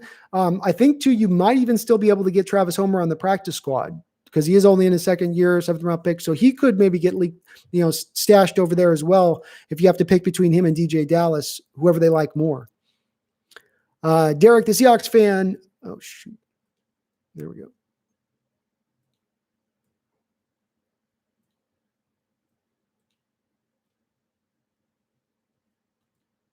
So I am getting super behind the chat, even though I feel like I'm catching up. Right as I about think I'm going to catch up, I don't catch up. So again, sorry if I miss your question here, but we can sweep San Francisco. San Francisco up 13-3, 12-4. Could happen. You have to give John credit for some good value trades over the years. Yeah, Y2K. I want to say this: as down as I am on this off seasons of moves, I was really up on last season. I mean, if you go watch my videos on the Hawk Nest here, I liked John Schneider's moves last year. He had a really tough situation he was dealing with. He had 4 guys all coming up for contract at once that were some of the most valuable players on his team: Jaron Reed, Frank Clark, Russell Wilson, Bobby Wagner. At the same time, he only had 4 picks. At the same time, he had no cap money, no cap space, due to the fact that you still had a lot of dead money from the Doug Baldwin contracts, the Cam Chancellor contracts, the Cliff Averill contracts, where the bonus money had really rounded out at the end and hit your cap. So he did a lot to get 11 picks last year, to get to do the trade of Frank Clark, to get those extra picks, to then keep the other 3 guys onto the team. I liked a lot of what John Schneider did. And last year, I liked the Quandre Diggs deal. I liked the Dunbar deal. It's great value at that point. But it's the overall thing I just have issues with, I guess. It's not to say it's been completely imperfect. There's been some really good stuff. TJ Wilborn, I don't know how the Steelers made Super Bowl that year in 2005. I don't either, man. They got hot at just the right time. And that's the key of it, I think, is, and Carroll does this a lot. You want to be hot at the right time. That's part of why we start kind of slow and then get to our best version by the end of the year. I think some of that is on purpose by Carroll to try to get his team into the best place at the right time. Anthony Bain, Nick Saban needs to replace Carroll. I get the impression Saban's probably getting close to retirement here. I think Alabama's going to be his last job. D Nugget says Bill Belichick. That's who you'd go with. Hard to argue. Hard to argue with him. Jayton Ford, welcome on into the chat. So what's the news about AB? Jayton, the basic news is that Russell Wilson has leaked it out that he would like AB to come onto the team. This falls in line with what he wanted last year as well, where he was pushing management last year to sign Antonio Brown too. Where that puts him, I don't know necessarily, because we know Russell wants him, but we don't know if the Seahawks front office wants him. Indicators would seem to be that it's going to be Josh Gordon probably. But Russell wants him, Jayton. That's for sure. Video game wise, it's all about XCOM 2. What's XCOM 2? I've not even heard of that. Aaron Sherwood. What's up, Aaron? I'm starting to get really tired about all these rumors. It seems like the media is trying to create a rift between Wilson and the Seahawks. Aaron, I think that this rumor came from Seattle, from Russell Wilson's camp, the Browns deal. I think this actually came from his camp. I could be wrong on this, Aaron, but I propose that I think that Russell's not necessarily been as over the moon happy with some of the moves this offseason, and that he's leaking some of this out because it's the process that begins for a quarterback to eventually leave if the situation continues. If the management's going to continue to not build up a great offense around him, stay run first centric, allow him to get the snot beat out of him week in and week out, you eventually could see Russell head out the door. It's not a crazy thought. We're seeing it already this offseason. The blonde stash was not a good look, Boom Chakalaka, that's for sure. Hockey Boy 5517. Me and Clowney play Ford if you want to squad up. Sounds good, man. YT Hawksnest. Look me up. I'm on Xbox Live. Stay strong. Hey, man. How you doing, bro? What's up, Stay Strong? Thanks for hopping on in the chat. Thank you too, Hockey Boy.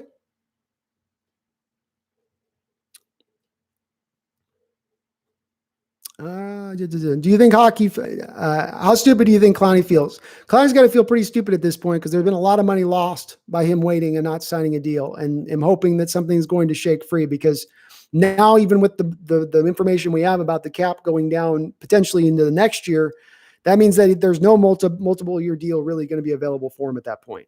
So he's looking at the 1 year deal, and it's going to continue to drop. The value and what's going to be available for him is going to continue to drop the longer he waits. I don't see some magical team coming in, sweeping him off of his feet at the last minute for the amount that he had all really hoped to get from the beginning. That's a big leap of logic for me. Maybe he is. Maybe Anthony, he will end up just joining an elite defense and really so he can showcase his talents, and that he does hold true to his word at the end of the day, which Clowney said he wanted to play for a Super Bowl contender at the start of the offseason. And if he does go to a team that's got that ability and he takes a little bit less money, kudos to Clowney. He was a man of his word.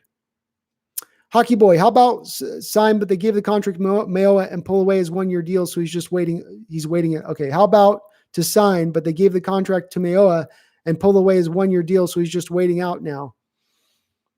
Hockey Boy, you're off to. Can you expand on that a little bit? I didn't know what you exactly meant on that. Can you rewrite that a little bit? I'm the first person to like this video. Come on, guys. Do the Hawks have enough money for Harrison and Griffin, or is it one or the other, says Seahawks? So they'll have the money for both. Harrison, both of the two guys should be 1 year deals. Neither is going to break the bank. I would think with Griffin, it's a 1 year, $7 million deal, probably. Snacks, it's probably a 1 year, 3, 1 year, 4, maybe, but probably a 1 year, $3 million deal. So I think he'll be all right.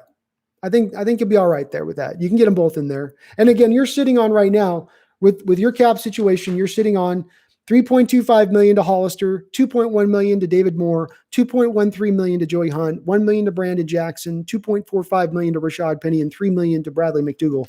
You could save all of that money. You could cut all those guys right out the gate right now and save $14 million on your cap space. So they have flexibility. They can move however they want to move if they should want to make a deal with anyone. Kyle Ball, what is the Russ trade all about? It's about Russ. The news broke that the Cleveland Browns had been offered by the Seattle Seahawks in 2018, Russell Wilson, for the number 1 overall pick in the draft. There wasn't a finalized trade that had come in. It was all framework stuff that was being talked about. This was broken by Chris Sims. Then this was followed up by Tim Hasselbeck and broken by him and saying he had also heard it from his sources. Seattle was considering the trade at the time because they didn't want to pay Russ what he was necessarily asking to be paid. And at that time, there was rumors being floated that he was wanting actually a percentage of the salary cap, not just the $40 million a year. So that was getting Seattle a little worried, and they made the offer potentially to Cleveland. Now, the biggest question here that got to come out, Kyle, is why is it coming out now? And I think it's coming out now because I think Russell's camps leaked this information out. Dustin Elrod, Seahawks Bourbon, cricket noises. Did I miss your question, Dustin? Derek, the Seahawks fan, I think our Seahawks schedule has some stretches that just allow us to stay consistent and healthy and to get us to 13-3. It's a possibility, Derek, absolutely a possibility. And it's an easier schedule than it was last year. Last year's schedule was brutal. This one's got some difficulties at the start, but it gets a little easier nearing the end with a couple of tough division games to finish it up. Where do you get all of this old footage for your videos? YouTube. Just go through YouTube, D-Nugget. You can, there's so many games from the 80s on there. I'm going through games in the 70s now for Largents games. I'm diving through like 1979 film. I'm going deep. Elena, you're absolutely right. Josh Gordon is the antithesis. Yeah, he's the opposite. He's the opposite. Josh Gordon is a lot different in mentality than Antonio Brown. And there's no argument to be made whatsoever that he would be a better locker room fit. He'd cause less locker room waves potentially. It's a very rational argument to say that. But that's the other thing, as Anthony Bain says as well, you could be getting a little bit less of a player in Gordon than what Brown is. Brown is maybe a better fit even than what Gordon is here, especially with his ability to play off script with Russell Wilson. Legion of Crazy with AB. Okay. Elena McCollum, we should have gotten Trent Williams. This is why the Niners get better and we don't. Yeah, it was brutal, wasn't it, Elena? Watching the Niners able to go get Trent Williams for a real reduced cost. You didn't feel like they were paying top of the market for him there. And that's on the back of them trading DeForest Buckner for the 13th overall pick in the first round of this last draft, which was phenomenal value to get for DeForest Buckner. So I agree with you. That was really tough to see the Niners pull off that same type of move. I think the thing that would have made it hard for us, Elena, was that you've got Dwayne Brown at left tackle and Trent Williams is a left tackle. Who's the guy in their mid-30s that you're going to have asked to move to a new position for the first time in their career? And can we really guarantee that that's going to be a success, asking them to move like that? I don't know that we could have. With the Niners, they're bringing Trent Williams in to replace Joe Staley, their left tackle. So they're not asking him to switch positions like we would have asked him to do. Boom shakalaka. Goodell banishing AB. AB's end is like TL. Yeah, he still made, that is the other thing. I don't even know if right now Antonio Brown's technically even able to be active if he does sign with the team. He may just go right onto the commissioner's exemption. Anthony Bain, we didn't bring back Alex Collins. Dude was a beast in college and decent on the Ravens. Yeah, he was a decent player, a decent guy. I think they took a look at him, but I think they just, I think Carlos Hyde is probably a better option than Alex Collins. Now, if you're asking me, Alex Collins at a 1-year, $1 million deal or Carlos Hyde at a 1-year, $4 million deal, now I might have a harder time making that same selection. D-Nugget, I liked Homer's spirit too, man. I liked Homer. I think, and again, I like when you get those guys at 20 years old, they show you something at 20 and you go, ooh, give them a couple of years in the weight room and to work out. Maybe.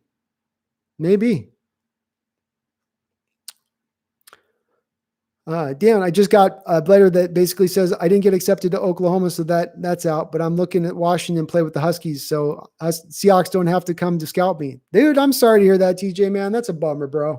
I know you were looking to want to get out there to Oklahoma. That sucks.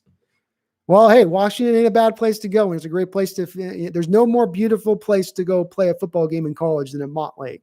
So, hey. And I kind of gravitate towards the Huskies, I guess, if I gravitate towards a college football team. So I'd like to see that.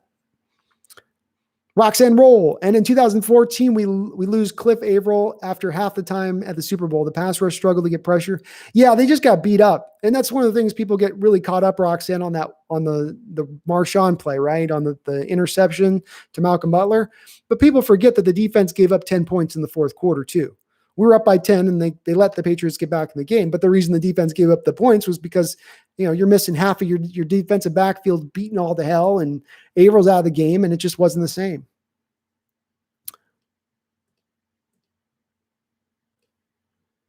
Chances Bill Belichick secretly gives COVID to the teams he is facing so they can play and forfeit.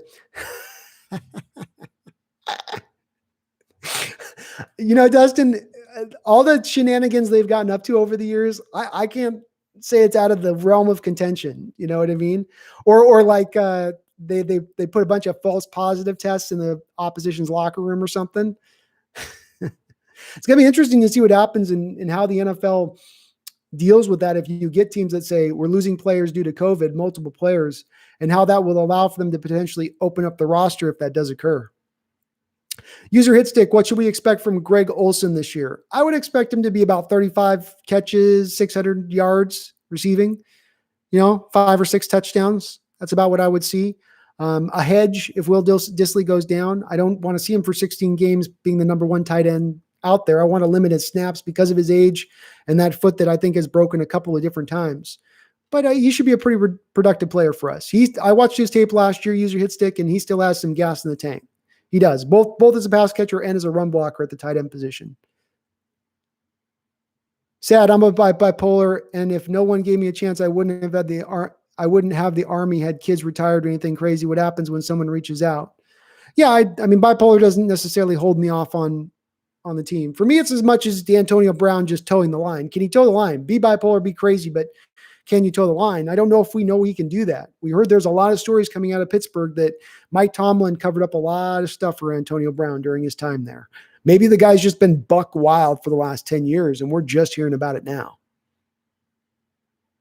It's Rashad, not Richard. I feel like I'm saying Rashad, but maybe I am saying Richard. My bad, Elena, if I am. Makeup Minion. Remember when Richard Sherman was considered a troublemaker? Yeah, I don't know if Russia was a troublemaker. It's just as much as that. Look, there were some issues with Richard when he was on his way out of town. There was 100%. You had the blow up on the sideline in the Falcon game. You had him talking about the kumbaya meetings with Pete Carroll, which was pointing to a little bit of Pete Carroll's messaging starting to get a little stale with Richard. His issues with Russell Wilson that have come out since he left, and sometimes throwing shade Russ's way. Richard did his best to somewhat burn bridges on his way out of town, as did Michael Bennett. They kind of earned their way. They kind of earned their exit. I'm sorry, but they did a little bit. Y2K, I'd love to see Cam Chancellor as a coach. Probably be a damn good coach. Anthony Bain, Jeremy Lane's injury did us in 2014. The Titans were able to run all day because of that truck, Derrick Henry. No front seven can handle that. Did us in 2014. Yeah, the Jeremy Lane injury was the bridge too far, because then you had Thorold Simon coming off the bench, who was an outside corner, and you were asking him to then go play Danny Amendola in the slot, and it just didn't work. Yeah, I don't think Richard Sherman has mental issues, though. I'll say that. He burned bridges as he left town, but he does not have mental issues. He's not bipolar. He's a very smart guy. He's put together well. I cannot say the same about Antonio Brown.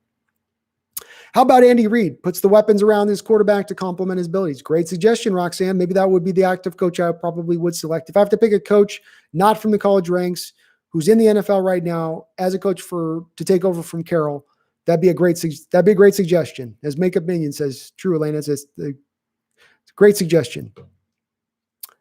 Andy ain't leaving his Brady. No, Andy's got to be in hog heaven right now with his Patrick Mahomes at 23 years old. Just thinking that guy might coach to be 85 years old in this league. Y2K, I'm skeptical on Henry. My fantasy strategy is to never draft the guy who had the most carries. It's not etched in stone, but very often most carries backs suck balls next year. Yeah, Y2K, there's a lot of data to back that up. It's very, very rare that a guy has that many carries and then is able to match it the year after. The Titans did do a good job of drafting Conklin's replacement, which was the key for them, I think, in maintaining what they've been able to do on that line. So I think he still will be pretty effective next year, but you have a reason to be reticent on guys that have that many carries. Elena McCollum, Russ wanted Josh Gordon, and Hawks went and got him. They did 100%. And it's why I think that he's the good alternative to Antonio Brown, because the Hawks can come to Russ and say, okay, Russ, look, we're not bringing the freak show known as Antonio Brown onto the team. We'll bring on this guy who you also wanted, very similar talent level. Take this guy. I think that's what we probably end up at, Elena. Emmett Brown says, if we decide to move on from Russ, what kind of compensation would you be looking at? Emmett, are you trying to bum me out? Okay, well, let's look at the compensation. First off, the compensation is going to be determined by, first off, the team he goes to. So if you're thinking that you're going to be able to trade Russ to a bottom 5 team, that's probably not going to happen. I don't see Russ going, maybe if it's to a Jets or it's a big market team, maybe he would decide to do that, but I think he would probably want to go to a team that's already well put together. So that would probably lend me to believe that you're looking at probably 3 first-round picks plus, because you're looking at mid-first round in that first-round selection you're going to get. I'm going to just go and go crazy, Mark, say this is an unprecedented trade if you were to offer it, and that you would be able to go out and get 3 first-round picks plus a second-round pick. At the very minimum, I think. A 7th. Clowney, not that valuable. Just take whatever, get the ring, playing a good team. Yeah. All right. I don't know what you mean on that, D-Nugget. You have to rewrite that one. I don't understand. Boom shakalaka. I think if Seattle gets Snacks and Griffin, everyone will be more at ease with his offseason. I'll be a little more at ease myself, Boom shakalaka. I will. I mean, I think that the team's going to compete anyway. They're going to be in it. I mean, this is not going to be a bad team as it's constructed right now. But I would feel a lot better, especially with both of those two guys, because that would fill in an area where, again, I don't think LJ Collier is going to take a step forward. This Griffin pick would then, fix that situation. And again, you need a 1 tech behind Puna Ford. That would give you, between Puna and Snacks Harrison, that would give you a upper level play at the 1 tech position. Really upper level play. Thomas E, we need some elite pass rushers. Thomas E, I agree with you, man. I would have liked to have seen us go on and really hammer the pass rush in a substantial way, not just Benson Mayowa and Bruce Irvin. They didn't go that route. There could be still a pass rusher, though, Thomas. This is part of the flexibility I was talking about earlier on in the stream, which is if the Seattle is really pushing towards maintaining that cap flexibility in order to make a move that they can't necessarily anticipate, a move that might come around training camp or preseason or even right before the trade deadline. So I think Seattle is looking to still maintain that flexibility to go get that guy. Who could it be? Well, like, let me give you, for instance, let's say the Broncos start out the year. A lot of people think Broncos might be pretty good. Let's say they start out 1-5. Are they potentially willing or maybe able at that point to move Von Miller for a second or third round pick right at the deadline? If you've got the cap space at that point to fit in the rest of Von Miller's addition, remaining, I think, $15 million that you'll have on the cap at that point, $7.5 million onto your cap, then you'll want to have that flexibility to do so. So they could still add the pass rusher, but that is someplace I would have liked to have seen us. The offensive line and pass rush were the two places I wanted to see us hammer this offseason. And we've sort of just kind of slapped at it a little bit, just kind of. Hockey Boy, awesome. Thank you for adding me on Xbox, man. You should see me on there. Anthony Bain, Derrick Henry is unique. I don't think there has been a more dangerous combo of speed, power, and size of a running back in Henry. I think you're right, Anthony. I think the one thing I'll say with Derrick Henry is that he's got to have a great offensive line creating those holes for him. Because to me, Derrick Henry's game is sort of a little bit of the antithesis of Marshawn Lynch, where, if you get a guy busting through the backfield, hits the guy in the backfield, with Henry, it's going to be -2 yards. With Marshawn, he might get you back a yard or two even plus. But what Derrick Henry does is Henry's more again in that Sean Alexander type role of running back where he can bust you off the big play, because if there is a hole, you do get that hole for him and he gets that build-up speed going, he's gone. He's off to the races. But this is one of the reasons I didn't want to see Seattle go out and make a trade for Derrick Henry, is because we don't have the offensive line to open those holes up to allow him to get that RPMs up, to get the juice going. He's a guy that needs to get some build up before he's ready to roll. I don't think we would have been able to take as well advantage of that in our scheme as like Tennessee does with as much assets as they've put to the offensive line. Big Mac DK Metcalf does have soft hands. DK Metcalf has soft hands, but then he has the work ethic. That's the part that really impresses me with DK, is above all else. He's got all of these physical measurables and everything else, but to have the work ethic to go in addition to it is what can eventually make him truly special, a superstar waiting to be had. All right, I got to go to the bathroom, get some more coffee. I'm going to be right back. Bear with me, folks.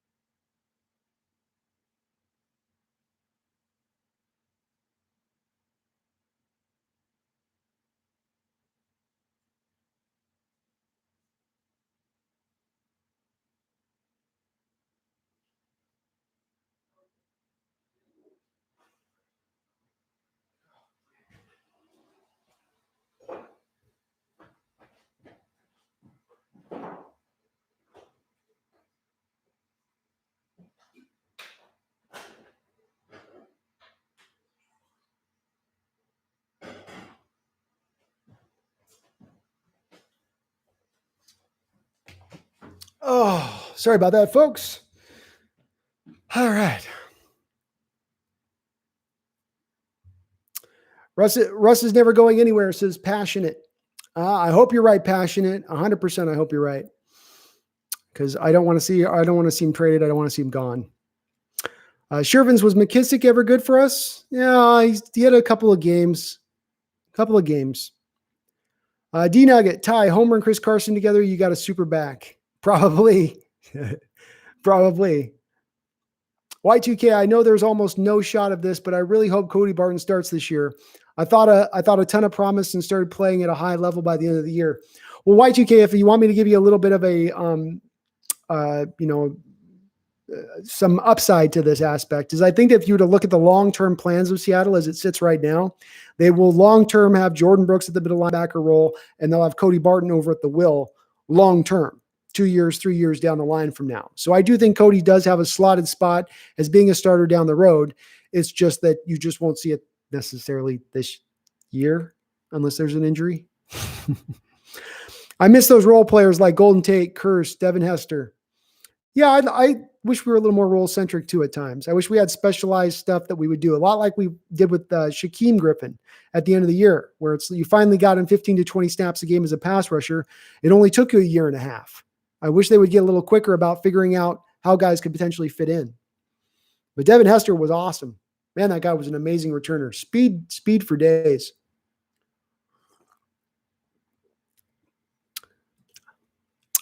I am catching up, Dustin. Azos, what's up, Azos? Always good to see you, man. Hey, Hawkness, what do you think about the Carlos Hyde pick? I like Carlos Hyde a lot. I like him a lot. I've liked him for years. He's not ever been able to really operate behind a great upper-level offensive line. The Niners weren't good offensive line when he was there. The Jaguars weren't very good. And last year, Laramie Tunsil was all you had with the Texans on that offensive line. But at $4 million is a little bit rich for me as those. It's a little bit high. And then it also seems like it's going to knock Marshawn Lynch out from being re-signed, which kind of bums me out. But he should be a solid player, solid addition, a good fit. Just another one of those 3 yards in a cloud of dust type running backs that we tend to bring in, right? Just like Carson, where, they're not always going to get the big 40, 50 yard run, but they'll always seemingly get you the 3, 4, 5 yards every time. If we sign Antonio Brown, do you think we have a chance of going all the way? Well, I think we have a chance of going all the way right now if we don't sign Antonio Brown. We're not necessarily the favorites, but we've got a chance. And I certainly would say that this would increase our chances by bringing him in, though he does have the potential of blowing up our locker room. AB might try to sleep with teammates' wives. He is that guy sometimes. Well, we already had a guy like that in Golden Tate here, supposedly, too. So maybe that would make them avoid it.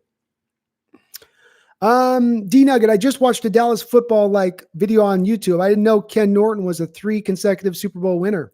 Yeah, Ken Norton was one of the I think he even won more than that. Because I want to say that he won a couple I think he won the 3 with the Cowboys, and then I think he won 1 with the 49ers or something like that. Leave AB alone.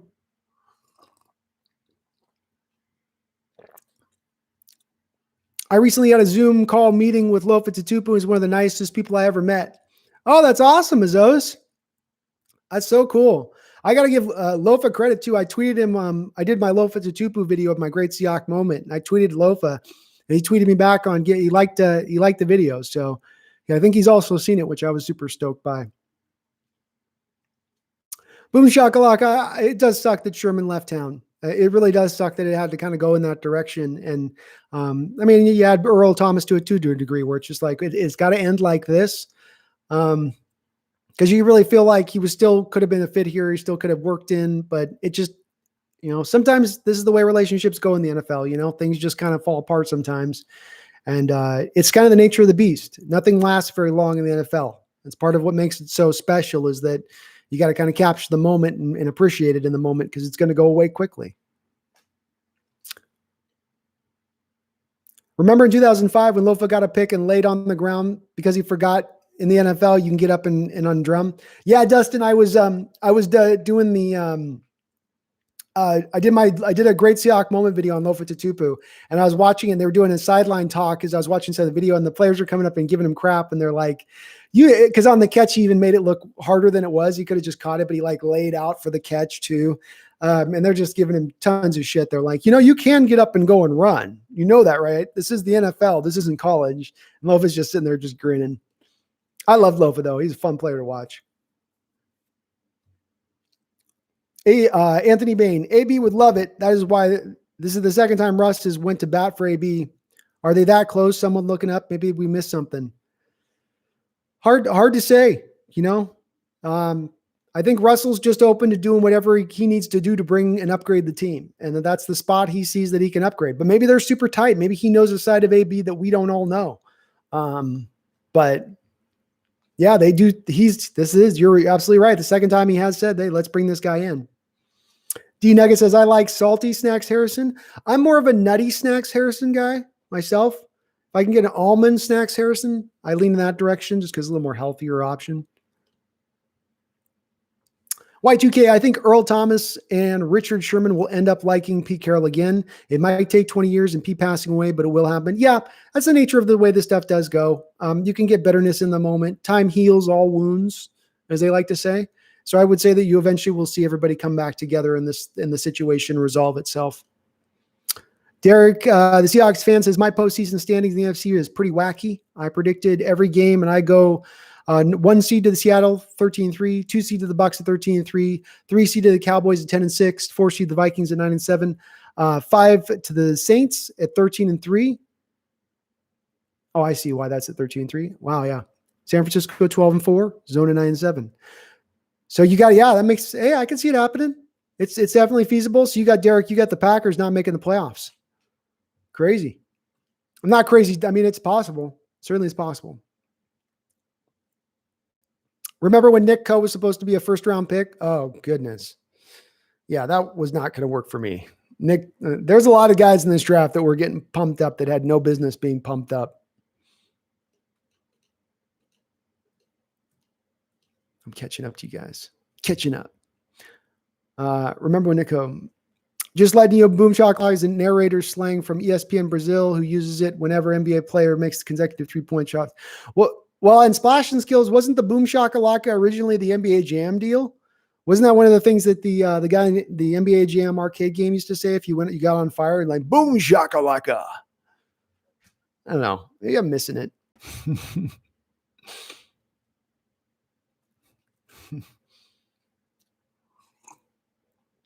The Creed's Lair, what's up? You can ask me any kind of question you want, man. Ask away.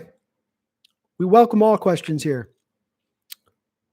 Arzos, will Rashad Penny get less carries now since we got Carlos Hyde? Yeah, the bottom line minimum on Rashad Penny that you can take from Rashad, I know that's driving Elena crazy.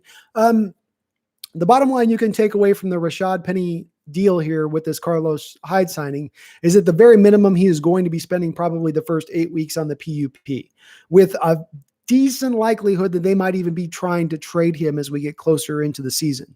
So I certainly would say you're looking at less carries from Rashad / you might be seeing him even traded. D Nugget, you love soft hands? Well, we all got to take bathroom breaks, man. Okay. Do we own our Hawk's Nest? Okay. Do we our own Hawk's Nest? A pause for the cause. Caesar Shop, delivering everything you need to survive the quarantine. The Creed's Lair, ask away, man. Do you think any UDFAs will make the team? If so, who? I didn't see anybody of the undrafted free agents. I know there's always usually somebody that does make the team, the Creed's Lair. The safety kid out of Baylor was interesting, but he's so wild at the stick that it's a little bit tough for me with him to see him sticking, especially with some of the depth that we already have at safety. But I didn't see anybody that I watched a few of them and nobody that was like all the guys I kind of went, I understand why this guy went undrafted, you know? Whereas a guy like Poona Ford, for instance, the only really reason he went undrafted is because he's a 6'1" tech. I mean, that's really the bottom line of why he didn't go drafted, not because he didn't have talent or he wasn't an effective player or he didn't splash on film. He did all of those things. So there's just not necessarily that guy this year that stands out. If I was to take a guy that I think has a really, maybe even an outside chance who could be interesting, is a guy like Steven Sullivan with all of his physical makeup to go in line with what, Russell Wilson has as a skill set. That has me interested, but I just don't see anybody. So if I pick one guy, the Creed's Lair, if I'm going to say one guy, it's going to be the Washington State quarterback that we took. That undrafted free agent that we got. When I watched his tape, I liked his tape. I don't know that Geno Smith is going to be that significantly better than that guy. And I think you get that at a much cheaper cost. So maybe they look at him And maybe he'd be maybe the one guy who has a bit of a chance at least to make the practice squad. But there's nobody that I really loved. Sorry, the Crease Layer. There wasn't anybody I really just was over the moon about as the undrafted free agents. Will Quentin Dunbar remain a Seahawks as his O's? I think Quentin Dunbar will remain a Seahawk as long as he's not put on the commissioner's exemption list as O's. If he gets put on that commissioner's list, you'll probably like light speed see him released immediately. Boom Shakalaka says, I'm glad the Seahawks didn't get Freeman. I had him for fantasy last year, hoping for a breakout year, but didn't do jack.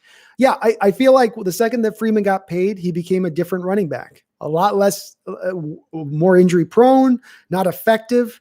He would have theoretically given you a running back type that you don't have on the roster, more of that smaller, jukier type of guy.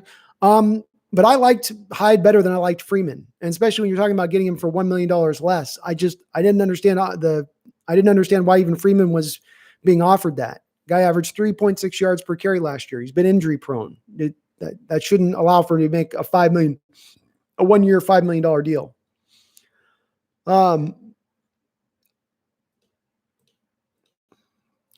I'd almost caught up to you guys.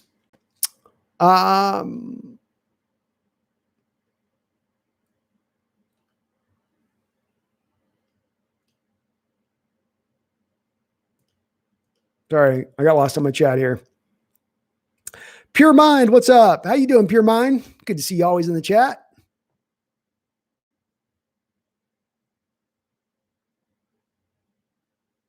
Yeah, Roxanne Roll makes the kind of the thing I was saying is that Seattle could figure out how to use a player much faster if they quit trying to put players in a position they have not played. It's very hard to make it in the NFL. High round picks have a hard time making it in the NFL. Why not keep them at that one position they played in college, the position they're comfortable with, so they can learn all of the details of playing that position in the NFL? I don't know why you want to move them off of that out the gate as oftentimes as Seattle does. I know they like flexibility and they like to be able to move guys around. So if there's injuries, but if you're moving a guy around just for the sake of injuries and he's not giving you like league average play by moving him around, there's not a lot of reason to then move that guy around, in my opinion. The Creed's Layer says, how do you think the 2019 picks, how do you think the 2019 picks will progress this season? I think the Creed's Layer, a lot of these picks of this last draft are going to be remaining on the bench this year, the Creed's Layer. I don't know that I've got anybody outside of Damian Lewis of LSU, the guard, as being a starter. I think the guard, he'll be a very good starter for us. I think he'll give us better play than what Fluker gave us last year overall. But I think the majority of our guys selected this year are going to probably be on the bench. I think Colby Parkinson gives you a potential red zone target for the right type of opponent. You come up with an opponent who's got some smaller cornerbacks, smaller linebackers. Maybe he's a guy that's going to be an active on your roster on game day for those type of teams. So I like some of that with him. I like the draft decently overall, but it is a projection draft. And if you're talking about getting production next year on the field, it's going to be a little bit light, I think.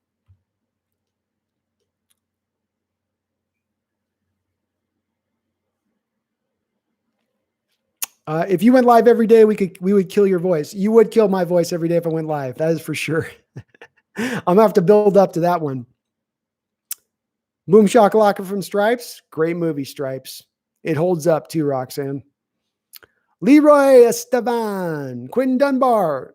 Quentin Dunbar is going to remain on the team, I think. It sounds like they paid off the witnesses. The witnesses have recanted their testimony. And so it would then appear that he will be remaining on Seattle because there's no case, there's no prosecution and any of that stuff. But Leroy, the commissioner could still come in with his gavel, his big hammer, and say, no. You're going on the commissioner's exemption list. At which point he'll be cut. Brah, I stay in Maui. Boom shakalaka, I go to Maui twice a year. My mom lives in Maui. Tobias, man, good to see you, bro. Good to see you. I'm going to listen to the whole VOD a lot of times, man. Keep up the great work. I appreciate it, Tobias. Always good to see you in the chat, man. The chat is always better when you're in it. Leroy Esteban. Yeah, so Leroy Esteban, Quinn's going to stay here, but there is a chance the commissioner's office could put him on the exemption list. You don't have to be committed of a crime. You don't have to be put up on charges to be put on that exemption list. You can just get stuck there, which is a possibility. Now, I wouldn't say it's a high likelihood, but it is a possibility. Dr. Alley Cat, a trade for Yannick with Penny included. I think it's probably pretty far-fetched at this point that we do a Yannick Ngakoue trade, especially with us picking 2 defensive ends in this last draft. So I don't think you're going to go that route with it. I think the biggest problem with Yannick Ngakoue is just he really struggles at run stuffing. And that's a big deal because as I've come to a couple of times here on this live stream, this defense starts with a philosophy standpoint of first and foremost, before anything else, we are going to stop the run. That is the one thing that they're going to want to do. I was sorry, I lost my train of thought there reading the deal. So having a guy in Yannick Ngakoue who struggles against stopping the run is a problem. You're not going to want to give up maximum draft capital for it and then have to pay maximum amount of contract for a guy like that who's got that kind of hole in his game when your defensive philosophy is to stop the run first and foremost. Yeah, we'll get your questions. You don't need to spam, guys. I'll definitely, if I miss you, I'll get back into it. I know I get behind on the chat a little bit, but we'll get around to it here. Yeah. Yeah, Leroy, I got your Dunbar deal, dude. We're good. So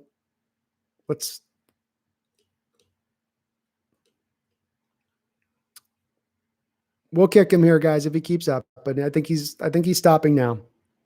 Oh, the 3 next Super Bowls, Splash and Skills. Is that what you're predicting? Oh, what do you think? Who do you think will realistically win the next Super Bowls? Yeah, I think the Chiefs are definitely a favorite right now to repeat. I do. That they're not really losing anything. I mean, hell, they even got that one wide receiver everyone thought they were going to lose. They were able to keep. I love the Clyde Hilaire pick for them at running back. That upgrades their running back position significantly. I think that they're definitely I think they're going to win back to back. Dude, 2 and 3 years out, trying to predict 2 and 3 years out. That's rough. I don't know if I've got a good suggestion on that 2 or 3 years down the line. I don't think the Ravens are going to win a Super Bowl. I don't. I think Lamar Jackson's a little bit too limited as a passer. I think he's a guy who's going to excel in the regular season, but you get him in the playoffs and coaches are able to really scheme things up and prepare for him in a way you can't necessarily week to week. I think that's going to allow them to, I don't think that they're going to win a Super Bowl. I just have that feeling. I don't think they're going to do it, but I think the Chiefs definitely will. And I want to say, let me see here. I don't know. I don't have a good suggestion on it. I'm going to go Seattle. How about that? There's my prediction. I go Chiefs next year and then Seattle Seahawks and then Seattle Seahawks go back to back. Yeah, that's what I'm going to say. The Creed's Layer. I meant last year's picks. Okay, so how do I think the 2019 draft's going to be? Okay. Creed's Layer, I'm not high on LJ Collier. I'm actually very low on him. He's a guy that's very old when you drafted him. He won with power in college. Power is the toughest thing to translate to the NFL from college as a skill set.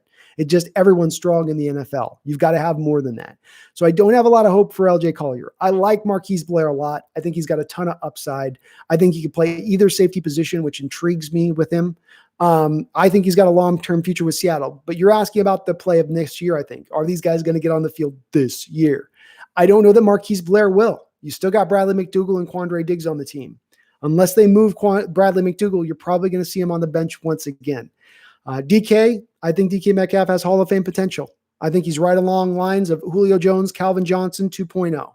Maybe not as dominating as Calvin Johnson was throughout his career, but still right just in that same type of area. Same kind of rarefied air, as they say. Cody Barton, as I was saying earlier, I think he's long-term going to be your will linebacker for this defense, but probably, again, not this next year. Probably another year down the line as KJ Wright will get one more year. Ben Burke-Irvin is at this point going to be a rotational special teams guy. They certainly, with drafting Jordan Brooks, you can say that Seattle doesn't see Ben Burke-Irvin as the middle linebacker of the future, which you theoretically thought could maybe happen when you selected him last year's draft. Ugo Amadi, I still like as a slot corner. He's 5'9", which there's some limitations on his size and length, but I thought he did decently in certain moments. Struggled a little bit in the Packers game, but he was great in the Eagles playoff game. So I still think he will be on the field a lot in that slot corner role.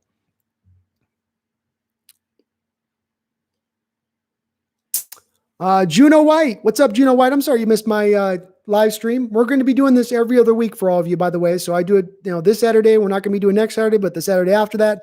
And I'll be doing this throughout the whole off season. So if you happen to miss me on one of these live streams, you can catch me on the next one. And if it gets popular enough, we get enough people liking this, I'll try to do this on a weekly basis if I can pull it off. So if you guys want it, I'll deliver it. D Nugget, I'm excited for Will Disley's play. He had a great start to last year. He's had a great start the last couple of years. He is the complete tight end, a great run blocker, great pass catcher, runs very good routes.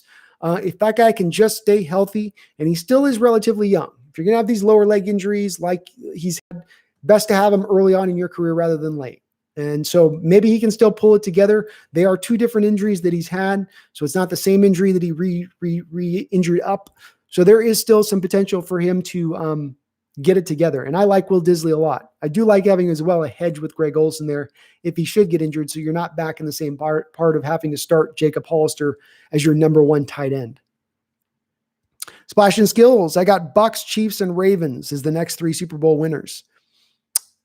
Could happen. That's very feasible, Splash and skills. Very feasible. Well, we caught you on this one though, Juno.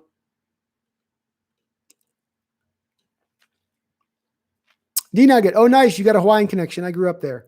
Yeah, I love Maui. I've got one of the clients I work for is trying to get me to move out there all the time. I may eventually move out there actually. So I don't know. I'm turning it over in my head. I kind of want to get back to Western Washington though. Splash and skills. Chiefs are the next dynasty, man. I can see why you think it's Splash and skills. I mean, they are set up right now for the way things are laid out for them. They certainly could get it done.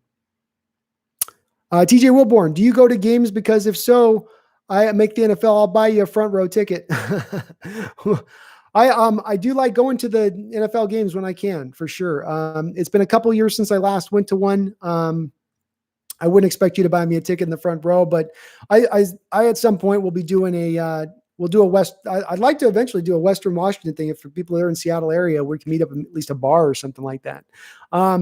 But the thing with the DJ is as much as I like going to the games, I do like being at home sometimes too. I just like the comfort of my house. Maybe it's some of the reason is that I haven't had the really close near the action tickets. I'm always kind of up a little bit. And I know they'd like to tell you that CenturyLink, there's not a bad seat in the house, but you get up in that second level, you can't exactly see the game as well up there, but I might get to a game this year. You never know. Juno White, no worries. Probably already talked about it, but maybe recap on the latest signings and implications on the Clowney, Griffin, and other defensive ends. Yeah, I think the Clowney thing is he's still sitting out there, in the twisting of the wind a little bit. I think he's still hoping some magical team comes out of nowhere to offer him the money that he wants to get offered. Seattle's still in on it. They still are one of those teams you can include, but I think the reports we've heard kind of leaking out of the Seattle Seahawks front office with Clowney is that they've kind of moved beyond him. They've moved past. They've gone a different direction. So I would say that you're probably looking at Everson Griffin being the likely guy they sign, and then Snacks Harrison, of course, being the other guy you sign in addition to that. Those would be that'd be my predictions on how this will go. Akil Ganguly, should AB go to Seattle? Is it worth taking a chance? It's worth taking a chance from my aspect, from the standpoint of making Russell Wilson happy. I think Seattle has taken some steps over the last couple of seasons to put Wilson into a frame of mind of being ever so slightly disgruntled. I'd like to move him out of the disgruntled phase. I'd like to not head down the road or the path that we've just gotten to watch with Tom Brady, and where you sort of just slowly but surely piss your quarterback off just enough to make him want to leave. I want to avoid that. I want to get out of that. So from that standpoint, I think this would help that, mending a little bit of that to a degree.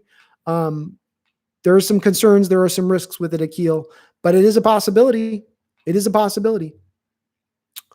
Jeremy Bone, I don't think the Chiefs are a good dynasty. It's hard to get back to the Super Bowl. If they make it back, then they lose to the Hawks. That sounds great to me, Jeremy. I can go with that reality. I could totally go with that reality. And you're right. It is very hard to get to back-to-back Super Bowls. I mean, it is tough. We saw what kind of toll it took on the Seattle team to get back in 2014. And by the time we arrived there, a lot of our team was beaten up all to hell. So there is something to be said for how hard it is to get back there. I think the thing that I go to with the Chiefs and why I lend lean in the respective, I don't know if they'll be a dynasty, but that they're going to be so good and have such a good chance of getting back to the Super Bowl, is just how kind of weak the AFC is. There's just not a lot of really very good teams. I mean, they're sort of it's them and the Ravens are heads and shoulders above everybody else. And then just kind of everybody else. And if you look at the NFC, you could kind of go, San Francisco, Seattle, New Orleans Saints, who else we put into that realm? Maybe Green Bay, you could maybe stick in there. Maybe the Vikings. You got a lot of teams that are very upper level in the NFC. It's a lot more competitive in the NFC, and that's why I think the Chiefs have a little bit of an easier chance. We cannot let them catch up.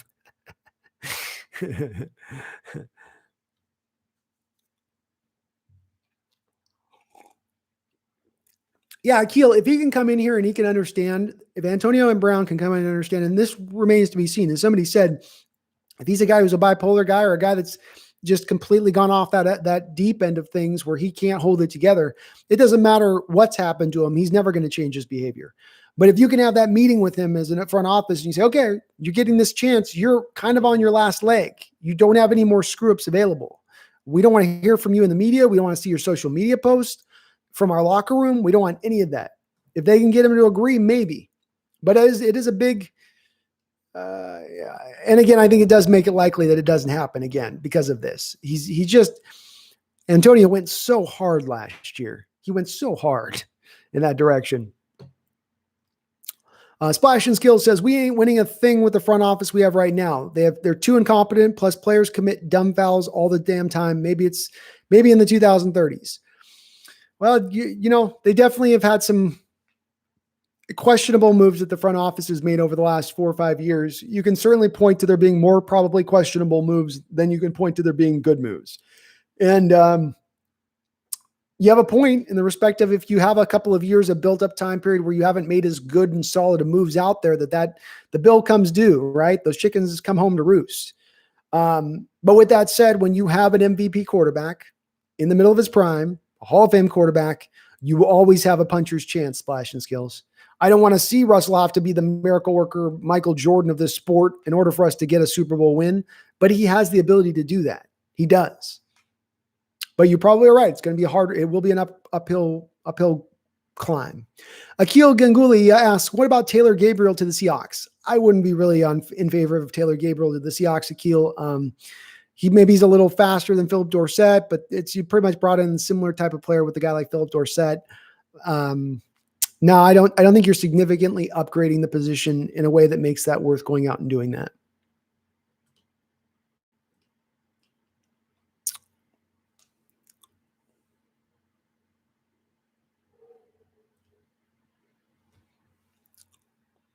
I like the Seahawks back-to-back predictions, but I am a homer. Of course, we are a few yards away from being the number one seed in the playoffs. Yeah, that's it, Roxanne. And I look at if they don't go for it this offseason, I look at it for next offseason. They do have that $80 million in cap space next offseason. I don't know that we have a lot of significant free agents next offseason either. So you're going to have a lot of money to spend. If you don't go for it this year, you can go for it next year potentially. Dustin Elron said streams every day. I don't know if my voice can take it, man. I'd have to do like hour streams, just get in and out, like Superman changing in a phone booth. Do you think they will start using DK as a Tyler Lockett type? No, I don't think necessarily. I think they'll try to V-Hawk. They'll try to get him more targets. You certainly will see him get that. He had, I think, around 100 targets last year. You'll probably see him up around about the 125, 135 mark or so. I don't know if DK is going to be as good a guy as a bubble screen type guy, right? As a gadgety type guy. But with that said, I expect him to be into the 12 to 1,300 yard range, 10 to 12 touchdowns. That's where I would put DK at. Boom shakalaka. Lamar had one good year, and he was one of the 4 quarterbacks picked for clutch player. It makes me laugh. Yeah, I don't know with Lamar. I look at him as a clutch player. Is that's not the number one thing that comes to mind when I think of Lamar Jackson. I don't know. People are coming up with all of these quantitative where things rank things now with quarantine because I think they're kind of a little bit bored. So, Akili, it's okay too. We can talk about Antonio Brown. People come in new, so it's all good. Splash and skills, Roxanne. We're always a yard away from glory. Always, we're not winning again in the Pete Carroll era unless the general manager is sacked out and Pete don't call dumb plays. Could be splash and skills. The one thing is with it, I'll say is that they at least, whatever you can say about Pete Carroll as a coach or whether or not predictable, he always seems to get the team into a place of at least 10 to 11 wins. And that's going to get you in the playoffs. And if you're in the playoffs, you do got a chance. Again, does that make them the favorite? No. Does it say that I'm going to put money on them to win the Super Bowl? No. But, aside from that, I think that they at least get you a pretty high floor as far as what the team could be. Akil Ganguly, DK needs to learn how to catch in traffic. I think he does okay in traffic catches, honestly. I think some of his drops and some of that stuff is a little bit overstated, Akil. If you go and look at Calvin Johnson's rookie year, go look at Julio Jones' rookie year and look at their catch rate, which does factor in drops. If you look at it, he actually, DK had as good a catch rate, if not better catch rate than the both of those two guys. So it's, rookies are not every rookie is going to be perfect coming out the gate. There's going to be a little tiny issue here or there, but there's enough meat on that bone to work with to expect for DK to really go through the roof. And he's got the work ethic that stuff you can work on. You can work on catching. That's something you can get better at, especially if you have the work ethic to go into addition to it. Jeremy Bone says, Brian Baldinger was really high in LJ Collier. The injury in training camp killed him. He dominated the best tackles of the Senior Bowl. He just needs to start. He just needs a better start than last year. Yeah, the thing with Brian Baldinger is Brian Baldinger likes a lot of guys, and he gets very excited about a lot of people. In fact, I don't know the guys he doesn't like. What was the last player that Brian Baldinger hated? The thing I pointed to with LJ that are my reasonings behind this, and they go beyond the training camp injury of last year. My issues with them are that when I went and scouted him in college, he was a guy with no refined pass rushing moves. Take a guy like Darrell Taylor, okay? Darrell Taylor's a guy without a lot of refined pass rushing moves as well. But what Darrell Taylor has is he has swim to bend. So go watch Darrell Taylor's highlights, and what you're going to see him do is he consistently, again and again, wins with the swim to his bend.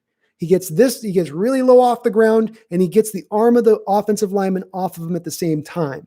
Those two skills that he shows, it doesn't make him a refined pass rusher, but it gives him a skill set there, pass rush, that he's going to be able to use in the NFL right out the gate. With LJ Collier, you saw no pass rushing moves in college at all. You saw him winning with power. He comes off the line, and this is the thing. He's got a great punch. He really jolts offensive linemen off the ball. He really, really lands that punch. Yeah, and he would drive those offensive linemen back into the backfield, and then he would get a sack. But as I was saying earlier, what I've noticed over the years when looking at college prospects on the defensive line or on the offensive line is if they only win with power, if that's their one thing they have and they don't have anything else in addition to that, it's not going to translate as well to the NFL level unless it's just like for instance, Ndamukong Suh was a guy that came in and won with pure power, and he's only really ever won with pure power. But he makes it work because his power is so freakish. It's so out of control above everybody else. LJ doesn't have that freakish Ndamukong Suh-like power in order to just rely upon power alone. That's why I'm so down on him. And then you factor in again, he's going to be 25 years old to start this season out. The die is cast. The mold is set. There's not going to be a new skill set that you suddenly comes up with through the roof. And I saw the same thing you did, Jeremy, about his 90% win rate at the Senior Bowl, and that being a big reason behind why Seattle selected him.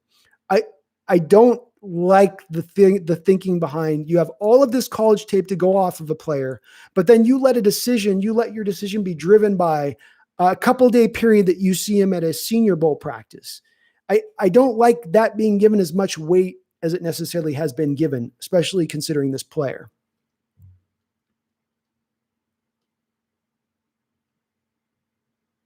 Mason McCune, how you doing, Mason? What's happening with Russell? Russell, or at least Russell's camp, Mason, is playing the PR game.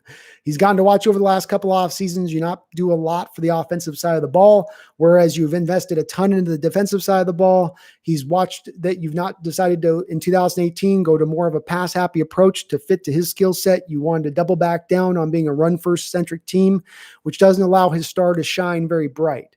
So I think that the releasing of this information and these trade rumors is built upon the fact that he's a little disgruntled. And we're in the beginning stages. We are starting down the path. We were not at the end stages. We're at the beginning stages. But these are the beginning stages to eventually him potentially leaving if we continue on down this road. Dustin, in the entire multiverse, Sean Alexander's the best ever? What about the multiverse Marshawn Lynch, who had the speed of Chris Johnson? What about that multiverse guy? I don't think you're factoring that in, Dustin. I go to games, but it's a all-day affair. In the end, you're looking a lot at the big screen anyway, but it's still fun just to go eat in Chinatown and listen to 12s. D-Nugget, I like to go pre-funk. That's probably my favorite part of it. The problem with me, though, of course, is when I go into pre-funk before Seahawks games is I'm pretty much pissed by the time. I mean, I'm pretty drunk by the time I'm getting into the game because I don't regulate myself game day. I'm too excited, and all that excitement goes into the tipping of the glass. Roxanne, special skills. I am always an optimist for my team, and I have been since 1997 and realist too, but I find hope wherever I can. Well, Roxanne, more and more realistic than hopeful at most. Yeah, I mean, it's and again, splash and skills. It's a team again that it's not like this team's been bad or the team's going to be bad next year. And you might be right. There could be a restriction to how good this team could eventually be due to the fact that they've got such a conservative play calling Carroll, a guy that's been locked into his state and what he wants to do. You have a point. You absolutely have a point. But you get in the playoffs, anything can happen. And this team tends to get in the playoffs over the last 10 years. And if you've got a pro Hall of Fame quarterback, again, you add that anything can happen phase. Now you're, again, a guy who can carry the day if he gets super hot over a 4-game span. Does it mean it's likely? Not necessarily. But does it mean there's a possibility there? Sure.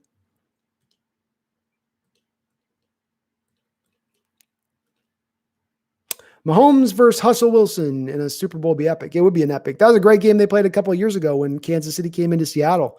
That was an awesome game to watch. Anthony Bain, Tyreek would eat Shaq for breakfast. Yeah, it would be. That might be a tough matchup for Shaq. But I mean, to the point, Tyreek Hill is a tough matchup for anybody. When we lost Cliff in that Patriot Super Bowl, that's what lost it for us. When Cliff was in, Brady couldn't do shit. I remember that as well. Yeah, Jeremy. I agree with that. Jeremy asks, couldn't we have gotten Emmanuel Sanders for less than we got the washed up Olsen? Yeah, you probably could have. But that, of course, Emmanuel Sanders is a wide receiver. Greg Olsen was a tight end. You needed tight end help. You didn't want to just go with Will Disley and Luke Wilson and Jacob Hollister. You needed to upgrade the position. When you look at Austin Hooper, he ended up breaking the market for tight ends, so you weren't going to pay that. There didn't look like there was anybody available in the trade. Like we all had hoped maybe David Njoku from the Browns or O.J. Howard from the Bucs would be available, but that didn't seem to be the case. So I think the Seattle Seahawks had to make the best of the situation, Jeremy, as they could, and grab what was available and out there. And unfortunately, aside from Olsen, there wasn't a lot else out there available. MVP whose carrier is being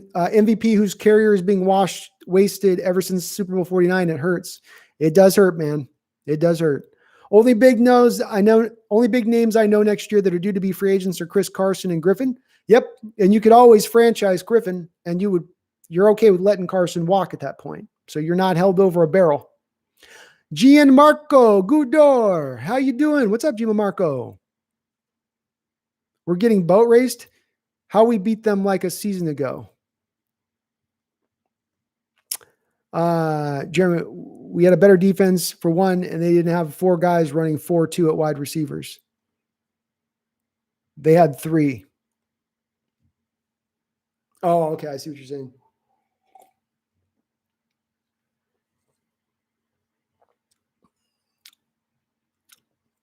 Yeah, Akil, he's get excited about DK Metcalf next year and his potential. It is through the roof, and the hype around that guy is real. It's absolutely real. And it just appears, and another guy that's just a pure fit for Russell Wilson and what he can do. There's a lot of traffic in Seattle. Yeah, there is, D-Nugget. That's the one thing that does kind of give me some hesitance. I am a homebody, though, so it's like me being I don't care if there's a lot of traffic in my area. I don't go out anyway, so I barely leave my cave. RD was garbage that year. Was our defense worse 2 years ago than last year? Maybe. I don't know. I feel like last year's defense was worse than the year before, but I could be wrong. Okay, another fantasy strategy. I try to get 2 wide receivers. That's when they are usually start being good. Most wide receivers may one. DK awesome year 1. He's going to be awesome. Yeah, you might get some production from receivers this year, though, with all the receivers that went to certain teams. Like if I was looking at the Eagles with Jalen Reagor, I might take a look at him in the first year. I think that guy's going to put up some stats from day 1. Roxanne Roll, you can look at Jerry Rice's rookie season, and people were murmuring the word bust for most of that season. Yeah, he took a year to kind of get going. That's the thing with DK and having the year he did. I mean, nearly 1,000 yards and the amount of big plays that he put out there. I mean, it's legitimate. His stats are legitimate. It's not just he got lucky or something else. It's this kid's going to be a damn fine player for us. Anthony Bain. Oh, Darrell Taylor has to win with his first mover. He has a tendency to be taken completely out of play. His motor is also questionable. Yeah, Anthony Bain, it was just in my relation to the example I was making. Darrell Taylor is not a refined product. You're 100%. It's that he's got a move he can win with that he'll be able to win with at the NFL level. It's a swim move to his bend. When he does that, it's offensive linemen really have a problem with it. Now you're right. He doesn't have a counter at this point. And he's not a high motor guy, but I think he will be able, at least as a rotational rusher, give you some juice with that move that he has. Latrell Ellis. What's up, Latrell? Do you think we need Antonio Brown? I don't know if we need Antonio Brown, Latrell. I mean, you could be fine with Josh Gordon and you probably wouldn't miss much of a beat for what you would have with Antonio Brown. Brown's probably a bit better player than Gordon marginally. But you don't need him, it wouldn't be bad to have. Yeah. Y2K. I'm not big on LJ Collier right now. My high end on LJ Collier is my hope. My highest hope for LJ Collier at this point is that he can be a run stuffing 5 tech. That's my highest hope for the guy. I don't have a lot of, he was the 16th defensive lineman or pass rusher taken when we selected him in the first round. That's not value, folks. That's not good value.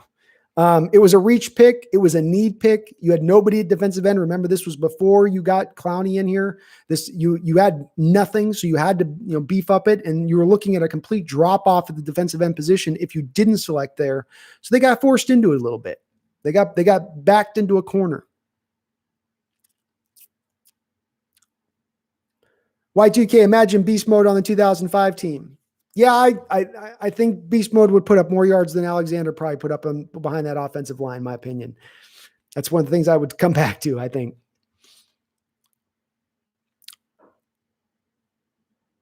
Yeah, D-Nugget, I don't drink very much either. It's just something about getting around my fellow Seahawks 12-man fans. You get in the bar, everybody's drinking and whooping it up. It's just, I'm a social drinker, man, and that's a social environment, We would be worse with Lynch on the 2005 team. Damn, Dustin, you are all in on Sean Alexander, man. Dustin, are you really Sean Alexander? You can tell us. TJ Wilborn, 2005 offense, 2013 defense on one team at the same time. That would be really good. That'd be probably an undefeated team, TJ. That would be an undefeated team, I would say. Yeah, I think they would be undefeated, especially with Mike Holmgren running the offense.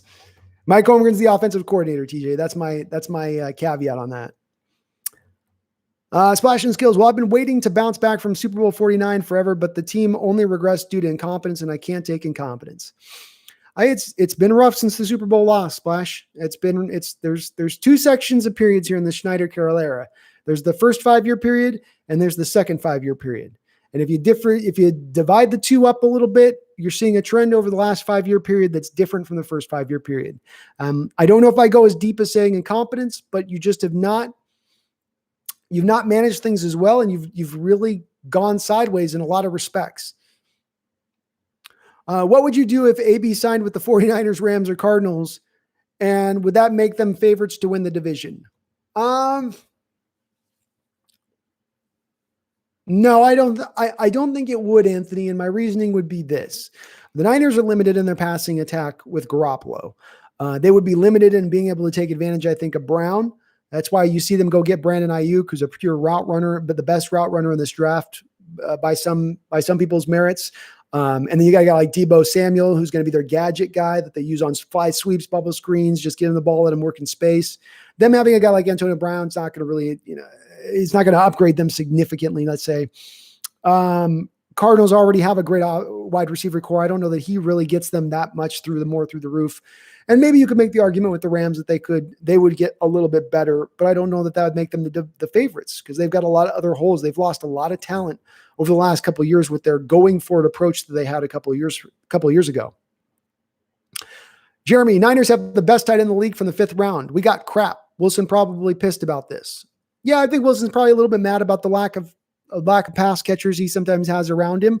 I think Will Disley, if he can stay healthy, Jeremy, is very close to what Kittle is, if not maybe even potentially a better player than Kittle, if he can stay healthy. And that's a big if. But he's a guy that you also selected in the 5th round. He might even have been a 4th round guy. So don't sell Disley short quite yet. Give him one more year. Give him one more year, Jeremy.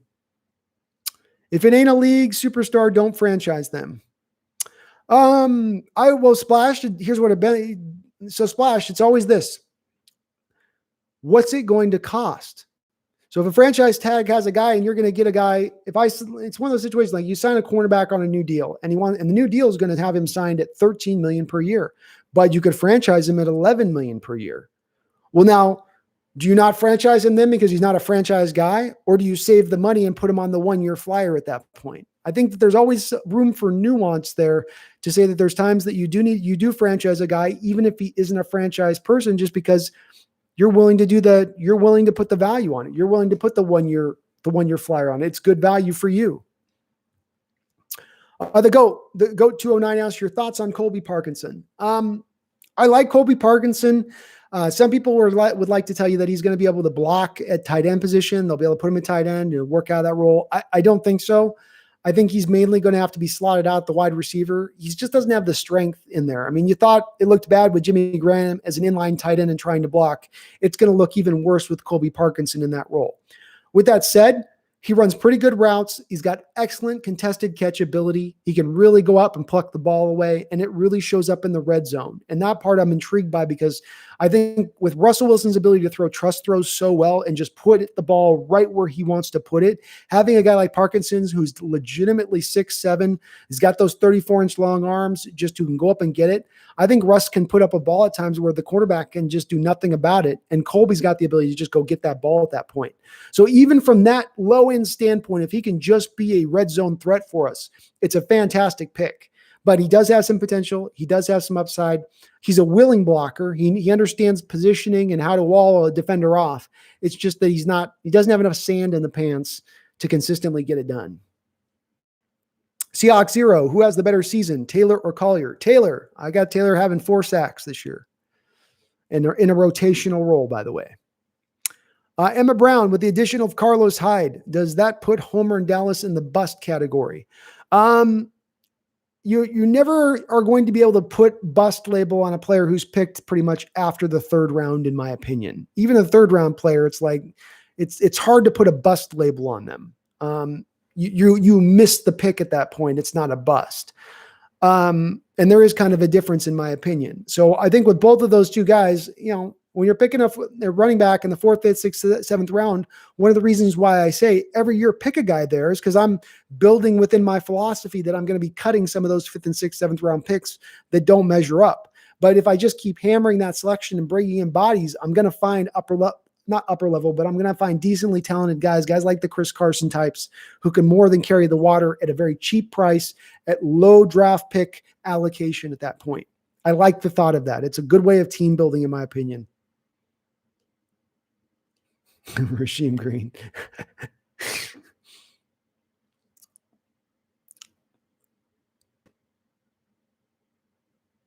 Watching Sean Alexander run is awesome. He did have an amazing OL, but man, what a smart runner. I love watching him set up his blocks. He'll slow down and let his blockers catch up. It's awesome. Yeah, he was just it's sort of like watching a Madden player uh, on the football field than Sean Alexander, and that he's just setting everything up for his blocks and changing his pace, which I think you're touching on. Y2K is something he did really well too. He was not just always run as fast as you can to a spot. He would stagger his pace and then speed it up and then slow it down and then cut at the right moment. Just everything was very cerebral with Sean Alexander in his game, which is part of what made him so special as a running back, was just his intelligence. And he probably had the best vision of any running back in Seahawks history as well. I mean, his vision, his ability to see a hole on the backside, cut back to that backside play and do it seamlessly and just instantly. He took no hesitation, no moment to get that thing. He just could go and find that back hole. Great player in that respect. But yeah, I don't think Pete Carroll could have handled Sean Alexander. Sean Alexander would have, that is the opposite of what Pete Carroll wants in his running back. He's catching up.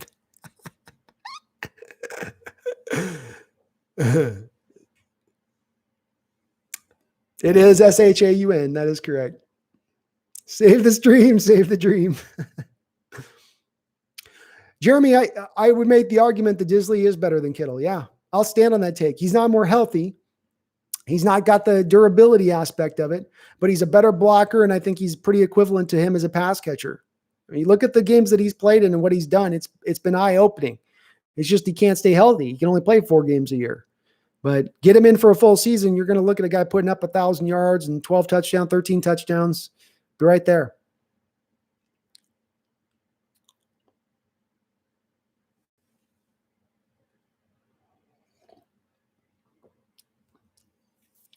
Pull a break Griffin on him, re-sign him, and trade him mid-season. Pull a break Griffin. Which guy's that splashing skills?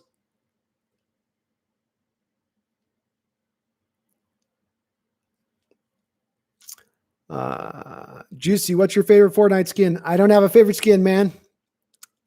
I don't. I just kind of play. I got a Seahawks skin. That's my favorite skin, Juicy. They had the Seahawks skin come out on that game, and I got that one. So I run with my large and 80 jersey on that game. Anthony Bain, man, it's crazy a lot of how high our talent picks on offense become injury prone when they're starting to emerge. CJ Prosize, Carson, Penny, Disley. Yeah, I think with the running back position, I would offer that some of it with the running back position, Anthony, is that when you run the inside zone, you're going to ask the running back to get hammered a lot because he's not out in space as much, and he can't see as much the hits that are coming at him, right? As you go up in the middle and you got guys coming from your left, your right, your front, it's hard to always know where the hit's coming from. So I would say that a little bit of that is the cost of doing business with the type of running attack that you do have. But you are right. It's interesting of how much injuries there has had on it, especially a guy like, you look at a guy like Rashad Penny. Penny, I don't think missed 1 game in his whole career in college, completely healthy. I think this is similar, but now I will say, I think with Chris Carson and Prosize, there were some injury concerns with those 2 guys. So you did know a little bit with them coming in that there could be a problem there. Splash and skills is the signal that we need a better trainer. Splash and skills, we absolutely need a better trainer. They don't call him Ivan the Terrible for nothing. This is a guy that was the former strength and conditioning coach at USC, strength and head conditioning coach at University of Washington. Both of those 2 places stood up and applauded when he left because their players were just injured all to hell, and they all got a lot more healthier when he was gone. So, yeah, we need a better trainer. When your trainer reaches the point they call him Ivan the Terrible, and it's not because he pushes them so hard in the workouts, maybe it's time. In 2 years, Jacob Martin has 6.5 sacks. Now I wish we would have kept him. I'm still okay with the Clowney trade at the end of the day, TJ. I'm still in favor of it. I'm still glad we did it. If we didn't have Jadeveon Clowney on that team last year, we might be a 7-9 team, if not worse. Sean Alexander was Le'Veon Bell before Le'Veon Bell. Kind of, yeah. I mean, they did this. They go about it in a different way because Bell's more of the bouncer.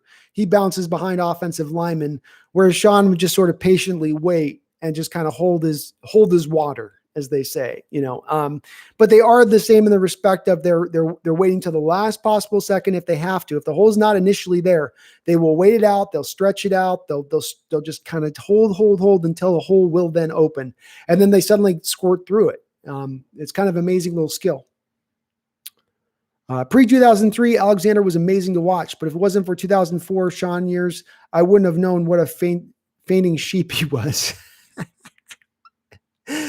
Yeah, Sean just if there wasn't yards to be had, Sean was, as they say, Marshawn Lynch once said that a coach once told him, and he built his running philosophy off the back of a coach telling him, never die easy.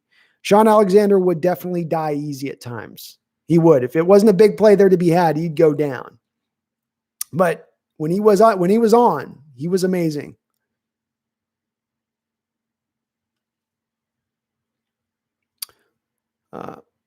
This may not be about Seattle, but since my bro is a Steeler fan, do you think it's a good idea for the Steelers to go for Trevor Lawrence next year? Well, the Steelers are going to be in a really tough situation with that, Akil, because the Steelers are not going to be a bad team. They're in a really tough division. In fact, if you're looking at the next toughest division behind the NFC West, you could make an argument that it is that AFC, the AFC North. So they've got a lot of good teams over there, and you can, but I tend to believe that the Steelers, with Roethlisberger coming back and the season they had with the backup quarterback Mason Rudolph there last year, and still being able to be okay and decent, their defense seems to be coming kind of along. They'll probably be a middle of the road team. So for them to go up and get Lawrence next year, whoever's got that number one pick, you've got to have the capital to be able to offer to go up and get the Lawrence at that point. If you're picking in the teens or the 20s with that first pick, and then you're offering 2 or 3 first-round picks beyond it, is that going to be enough for another team that might be picking a little bit higher? If the team even wants to trade back, who's picking number 1 overall? Because I don't think that there's any way the Steelers are going to be the worst team in the NFL this year, Akil, at all. I don't think they're even going to be top 5. So I just don't think that they're going to be in the realm to go out and get that guy. There are a couple of quarterbacks in next year's draft, though. So if they don't get Trevor Lawrence, there could be somebody else they could take a look at. Papa Mays, do you see Seattle making a huge move this year or off season? Papa Mays, I do see them making a substantial move of some type between now and the trade deadline. I'd love to give you a cleaner spot of exactly where it's going to occur, but I do think that there is some player that we've not talked about or discussed or considered that we don't think will be on the trade market, who suddenly is available on the trade market, and Seattle is able to then go and pluck, having the flexibility of cap space that they currently have. So I absolutely do see a move coming down the track. Is Shaquem Griffin going to make this team? Yeah, I think Shaquem Griffin is going to make this team as a sub linebacker, and then they've got 15 to 20 snaps a game, the GOAT, that they're going to have allocated towards him. He had a 9% pass rush win percentage rate last year. And for those of you that don't know, pass rush win percent rate is essentially you beat the man opposite you in under 2.5 seconds. That's a win for you. And Griffin had 9%, which maybe doesn't sound phenomenal, but that's one of the best pass rush win rates we had on the team last year. It's very good. There's a place for that on our team. I'd expect him to get those 15 to 20 snaps and be very effective in that role. Rich Payne Money. What's up, Rich Payne Money? What do you think of the Carlos Hyde signing? I'm okay with the Rich Payne Money. I like the player a lot. I was mentioning earlier that when you look at Pro Football Focus, they had his rating at 74 last year. And if to give you a comparison on that, they had Chris Carson at 77. So very close to Chris Carson's Pro Football Focus score. Christian McCaffrey was at 86.6. So, he measured out very well by Pro Football Focus. He didn't run behind a fantastic offensive line last year. So with that said, I think he's a good signing. $4 million is a little bit rich. We live in a day and age where running back position has been devalued. It's not very smart to pay running backs money. It just doesn't work out very well for you at any turn on that. So I don't like giving out that amount of money, but it's 1-year deal. It's $4 million. It's not a huge investment. He will be a good player for us. He's in the mold of what we look for in a Seattle running back. That 5'11", 225 guy that can be the 3 yards in a cloud of dust type cat. He's that guy, Yeah, Blake Griffin is an NBA player. Totally understand the reference on it. Favorite Russell games? Good question. I think one of my favorite Russell games. So a couple of my favorite Russell games. We'll go with the Texans game from a couple of years ago. That shootout with Deshaun Watson. I thought he played a phenomenal. The Tampa Bay Buccaneers game this last year. Wow, Russell was just unbelievable in that game. What other games would I put Russell at? Of course, I like the Patriots game from 2012 where he burst onto the scene. That'd be another one that I would point to as just kind of a, wow game. I don't know. Let me think about that for a second, Dustin. See if there's a couple more I can come up with.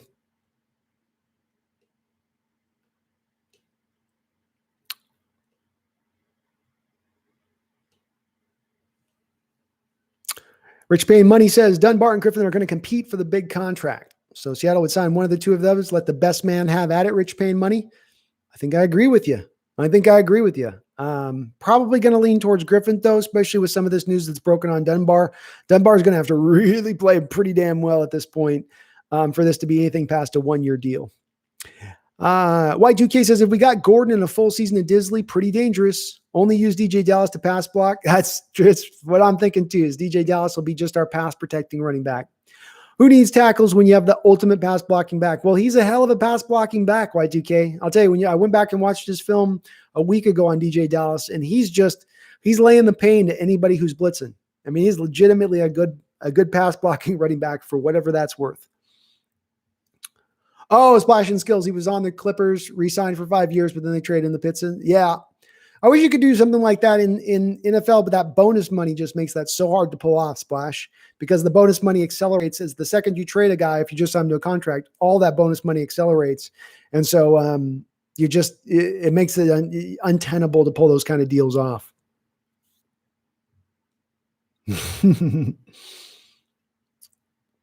Jeremy says, I watched a lot of Alexander. He's probably the most overrated player in our history. He was a good running back. That's about it. I can't disagree with you, man. I can't disagree with you, Jeremy. You might be kind of right on that.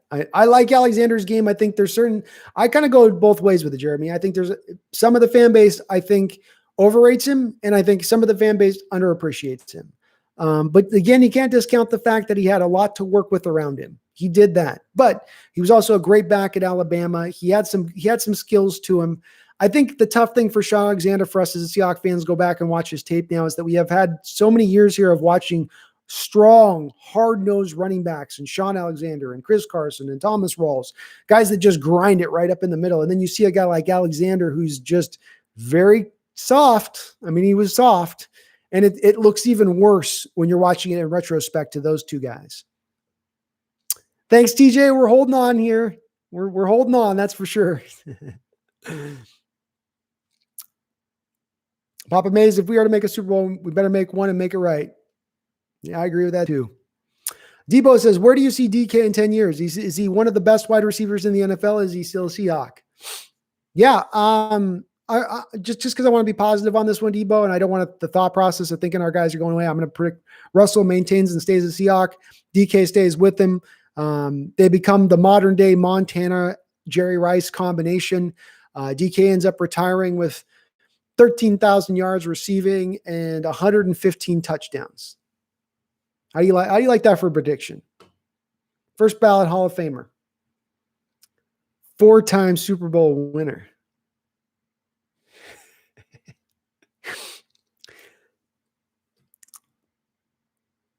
Time for the Steelers to tank and suck. They deserve to suffer. Yeah, they aren't going to tank. Unfortunately, they're caught in that place you don't want to be caught as a football team right now. In betwixt and in between, where you're not quite bad enough to be bad to get down and pick high, or you're not quite good enough to push for Super Bowls. Our Seattle team at times flirts with this a little bit, where one of the reasons why we've had a hard time with getting talent in here is we haven't picked in the top 15 in 10 years. Not since I think Bruce Irvin have we picked in the top 15. It makes it hard. What IQ Savage, what's up? What would your reaction be if Seattle got AB? I would be happy in this respect, IQ. I think it will go to some certain degree benefit to making Russell a little bit happier than he currently is in the moment as we speak right now. I don't think Russell is out and out disgruntled or hateful or angry at the front office, but I think there's a little measure of disappointment in him right now when looking at the moves they've made. Getting Antonio Brown would go far to, I think, helping in the happiness of Russell Wilson, which I do think is important. And I think for that reason alone, it would make me happy. I like the player, though, as well. I think he'd be a great fit for the team. He'd be perfect for Russell and how Russell works off script so often. That's what AB did great with Ben Roethlisberger with the Steelers. So from that standpoint, it'd be a good fit on the field. Can he keep his head together? Who knows? The GOAT, you'd say the Saints is the toughest division beyond the NFC West? Well, you'd say the NFC South, I guess it would be. You could maybe make that argument. I mean, the Falcons are a little weak. Kind of. Carolina's a little weak. I don't know on that one. Saints and Tampa Bay is good, but the other two teams are kind of questionable.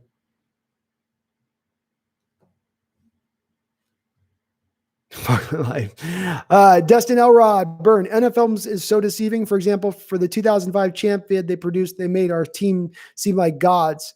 Versus the Cowboys, they made it seem like we crushed them, but in truth, we should have lost. Yeah, I mean, they were trying to get something done. The old retrospective videos, and I've been going through watching some of the 80s that are really good, actually. They're trying to accomplish a task. They're trying to hype you up. I mean, they let's not forget, Dustin, they did those videos for the Cincinnati Bengals too at the time. They did videos for every team in the league. So like the thrust of those videos is always how to present the team in the most positive possible light at all times, even if the team sucks. Say nothing of a team that gets to the Super Bowl.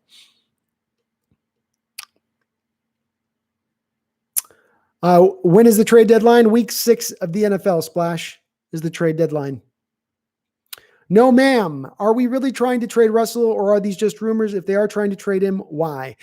We are not trying to trade him actively, no, ma'am. We did in 2018 most likely call the Cleveland Browns and offer Russell Wilson for the first pick of the draft just to see what maybe the Browns were going to say. Why would they do that at the time? Because Russell and his camp, Mark Rodgers, his agent, were pushing at that time to not only break the market at the quarterback position, but they were having mild flirtations with asking for a percentage of the salary cap year in and year out, i.e. Russell is to be paid 20% of the salary cap every single season.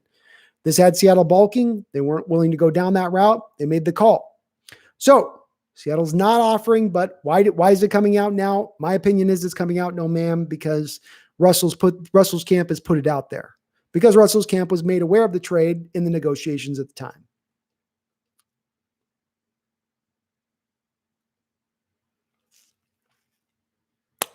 Before he resigns. Favorite Wilson game recently has to be him versus Watson. Damn, what a show. Yeah, the Texans game was amazing. And again, that was a game where Clowney was just wrecking everything. Every play, Clowney was in the backfield in that game, and Russell was having to run away from him, but still making magic happen. Still big throw after big throw in that game. Just a phenomenal game for Russell Wilson. No, ma'am, it's not a lie. It's definitely the truth. It's just that it happened in 2018. It didn't just recently happen. It was 2018 that the trade offer occurred.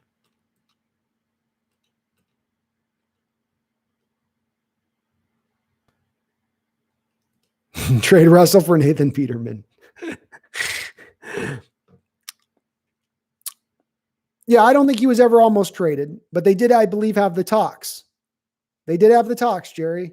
The thing with this, guys, is it's very easy as fans to go, oh, that's BS. That didn't happen. There's no way Seattle would have ever talked. It's just people. Again, you got two different sources coming from two different people in this situation that don't tend to be clickbaiters. You can hate Chris Sims all you want. You can talk him down all you want. Doesn't tend to release information as a clickbait, and he does have sources within the league. You can knock Tim Hasselbeck all you want, but he doesn't tend to be a click source guy, and it's two separate guys saying they both have heard the same thing. I think that there's a little bit of smoke to this particular fire. It doesn't mean he was almost traded. It was probably just, hey, if you guys were interested in Russell, what would you offer? It could have been as simple as that. But there was a call that was probably made. There was some kind of talks that did probably occur between Cleveland and Seattle.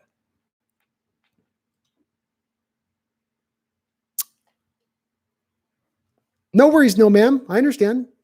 It's all good. Juno White, worst pass blocking offensive lines last season per PFF, 29 Rams, 30 Seahawks, 31 Chargers, 32 Dolphins. Yep, that's right. And again, it's to go, Juno, in regards to a follow-up on a statistic I try to mention and present. See, probably the point you guys are tired of me saying it, but Russell's been sacked 60 less times for his career than Drew Brees has. Drew Brees has played in this league 11 more seasons than Russell Wilson. That's ridiculous. And I know mobile quarterbacks get sacked more often than guys that stay in the pocket. But the bottom line is the Saints have done much more, and they've been much more effective at building up that offensive line than the Seattle Seahawks have for Russell Wilson. And that's why he's been sacked as much as he has. Dustin Elron, Seahawks Berm. Does Cam Chancellor deserve the Hall of Fame? Yes or no? Unfortunately, no. You have to have you have to have longevity to get in the Hall of Fame for the most part, unless you're just such a special talent like Gale Sayers for your position, where you just light the world on fire in every way that it's just undeniable to get you in, even if you only play for 3, 4, 5 years. But when you're playing at a position like the safety position, that's very hard for people to get into the Hall of Fame anyway. They don't vote a lot of safeties in. I think it's going to be very hard for Cam to get in. Jeremy, do you think Joe Scarborough killed his staffer? No, I don't know. I don't know anything about that. Dunbar might be worse. Anthony Bain, Dunbar might be worse in zone coverage. It's been one of the things that I've gone to with this situation on Dunbar. I've never been, a lot of people love Dunbar, wanted Dunbar, thought he'd be this massive upgrade over Trey Flowers. I've not been as convinced of that, Anthony. And a lot of it's just for the reason that you just mentioned. The Redskins were one of the worst teams in the league in zone coverage last year. There's a GIF you can find or a screenshot you can find of them playing zone coverage against the Cowboys in one game this past season, where you've got like 5 guys covering one guy, and then everybody else is open across the football field. They played man coverage predominantly last year, did the Redskins, and they did okay in man coverage, but they did not do good in zone. Well, what does Seattle ask their corners to do a predominant amount of the time? Play zone coverage. I don't know if it's going to be as good a fit for him. I'm not completely skeptical about it, but I do have questions whether or not he's going to necessarily be that significant upgrade over the top of Trey Flowers when he's being asked to do something that he's not necessarily as good at, i.e. zone versus man. IQ Savage, thoughts on Jamal Adams? Do you think Seattle's a shot at him? Seattle has a shot at him, IQ, because they have draft capital they can give up back to the Jets to make the Jets not only feel like they're getting some draft capital back, but also getting a starter in place of Jamal Adams, i.e. you could move Bradley McDougall into that position for the Jets, and they could maybe feel okay about that. I don't know if it fits from the standpoint of Jamal Adams to me as a pure 3-4 scheme strong safety. He's a guy that you want up near the line of scrimmage, and you want him blitzing quite a bit. Seattle barely blitzes their strong safety, or any of their safeties for that matter. So you wouldn't really be taking advantage of his skill set in the best of ways as you could. He's okay in coverage, but the best thing he does is when he's down near the line of scrimmage, wreaking havoc. What the fuck, man? The NFL makes so much BS. Dustin Hurd. Dustin, look, Sean's a little soft. It doesn't mean he's not a great back, but you got to admit, when a guy like slaps his shoulder pad and he falls to the ground, it's a little disconcerting as watching that sometimes. Doesn't mean it's horrible. Just there are those moments when he would do that. Unbiasedly, do you think DK has Hall of Fame potential and next year maybe Pro Bowl talent? I do, Papa. And again, I've related this back to go look at Julio Jones and Calvin Johnson's first year, statistically speaking. Okay, look at their first years.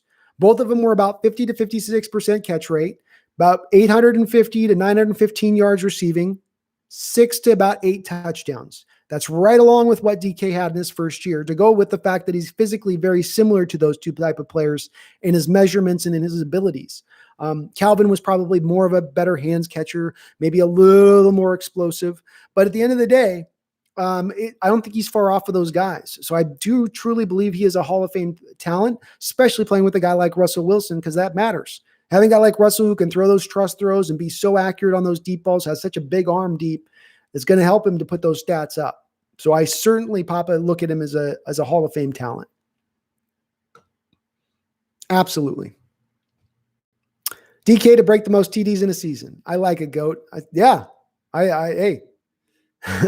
I'm for it. The way Russell Wilson can throw touchdown passes with so few attempts and his ability to be so efficient in that respect, I could certainly see him blowing it up down there.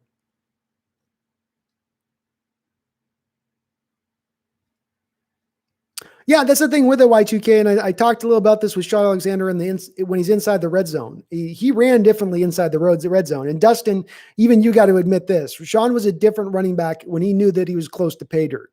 When he knew the touchdown was close, he suddenly ran way harder than what he used to run. And that kind of speaks to some of the issues people have with him. And again, I don't want to tear Sean down here, because Sean Alexander was a really good running back. One of the best running backs in Seahawks history, if not, I can't say he's the best. Marshawn's the best. But Still a very good back, and he's got a place in Seahawks history for sure.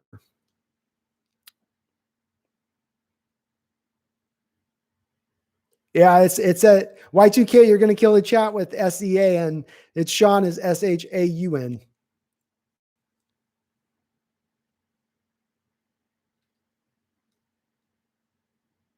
Seahawks fans hate this team the most.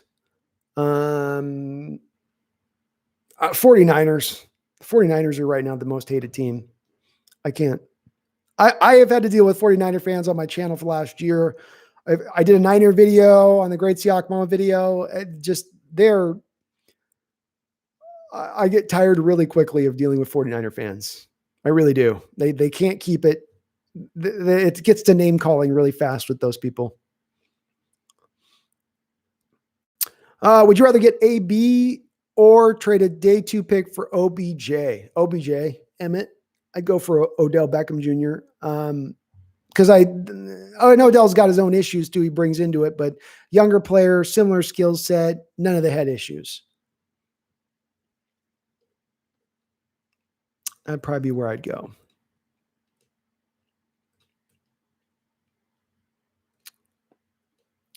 Seahawks burn. I only hate the Pats. Yeah, I guess I don't hate the Pats as much. I can understand why you would hate the Pats though, with the cheating stuff in there and stuff. I understand. Y2K, what do you think of DJ Dallas as a pass catcher? He did play wide receiver, maybe some opportunities to motion the slot or out wide. Not that the Seahawks are creative enough for that. Yeah, I think you answered your own question there, Y2K. Seattle doesn't tend to be that creative in the way that they use their players. The other thing too with him is that he ran, I think, a 4.6 at the combine. So he's not and not super quick either, not super explosive. So when you get guys in the slot, you tend to want quickness and explosion out of the slot. He wouldn't necessarily be able to give you that. So I don't think that he really can play wide receiver at the next level. No, ma'am, anytime. I have any questions you have, I'm happy to answer. Splashing skills, I like teams in the NFC West. No hate at all. Maybe for me, it's just the dealing with the Niner fans and seeing them show their true colors over the last year. And like, they're just, yeah, they get insufferable really quick. It stops being a conversation and it just starts being like, you're feeling like somebody's just talking shit. Hunter Riding. What's up, Hunter? Do you think that the Antonio Brown signing would be good or bad for our team since we already have DK, Tyler, Philip Dorsett, and possibly Josh Gordon back? What are your thoughts? Well, if you sign Antonio Brown, you're not bringing back Josh Gordon. So it's one or the other in that respect. I would argue that you probably are looking at maybe potentially releasing Philip Dorsett if you do bring in Antonio Brown.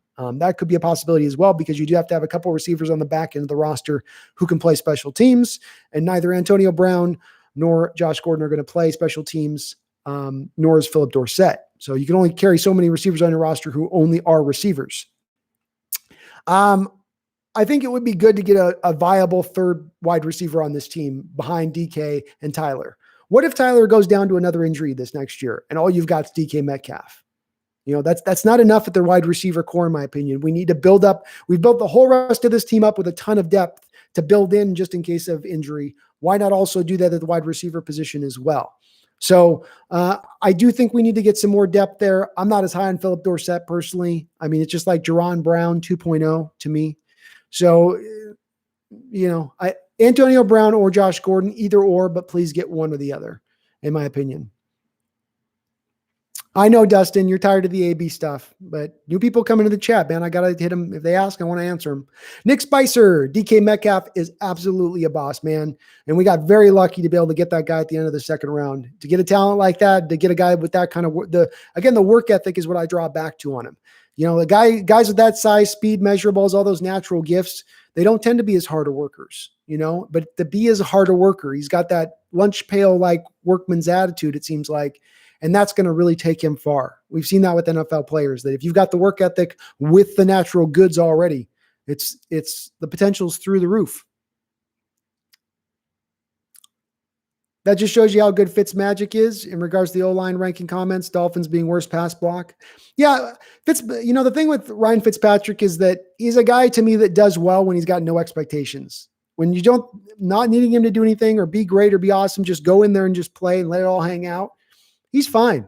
He can play in the storm. But then the second that they get good and people start going, hey, Fitz might be one of the better quarterbacks. He actually might be a starter level. And then it starts to kind of fall apart for Fitzpatrick. But yeah, it says something that he was able to do what he was able to do last year. Last year with that Dolphins offensive line. They gave away Laramie Tunsil right at the start of the year too, which was their best lineman. Y2K, you think Cam's going to make it? Well, he might. He might. I certainly would say Earl Thomas and Richard Sherman are going to make it from the Legion of Boom, and maybe having another member that would help him get in because people would look at it as maybe a package deal at the end of the day. AB would be thrilled to see this chat. He's the star. Yeah, probably would. Cover 3 acts like cover 1 in regards to the outside corners, at least in our system, in regards to Dunbar. Cover 3 acts like cover 1. So yeah, kind of. I guess more of what I'm referencing into this Y2K is the kick step technique to the bail. And that's what you tend to ask your corners to do, is to protect against the deep ball.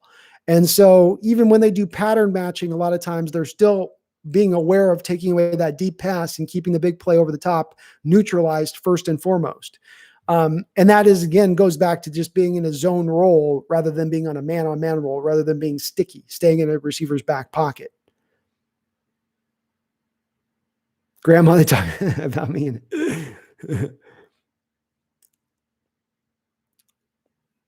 Yeah, we've hit AB pretty hard here.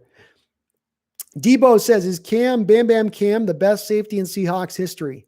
No, Debo, Kenny Easley is the best safety in Seahawks history. Hall of Famer Kenny Easley, by the way. I'm actually watching a lot of Easley's tape here as I'm watching the 80s film here on Largent and the 83 playoff game that I'm doing for the Dolphins. This guy had 17 interceptions in a 2-year period. 17 interceptions in a 2-year period in the 80s when everybody ran the ball. 17 interceptions. Kenny Easley is the best safety that we've had in Seahawks history. But I understand, Debo. Cam's an awesome player too. So not bad to make him your favorite. I went to the Seahawks game at Levi's last year on Monday night. That stadium sucks. It's like those commies down there that sucked all the fun out of the games. So corporate, it was pathetic. Oh, geez. I did see the stadium too, and when I was down there and checked it out a little bit before it opened up. I thought the same thing. It doesn't have the feel of it's got a very sort of, like you said, I think corporate is the right word. It's got a very corporate feel to it in that stadium. So must have been fun watching Seahawks beat Seattle in that stadium, though, or beat the Niners in that stadium, Jeremy. That game would have been fun to go see. Yeah, the Niner fans definitely still lean on the Montana days, and we got our ring, 4 rings, 4 rings, 4 rings, 4 rings. Oh my God, you can see the end.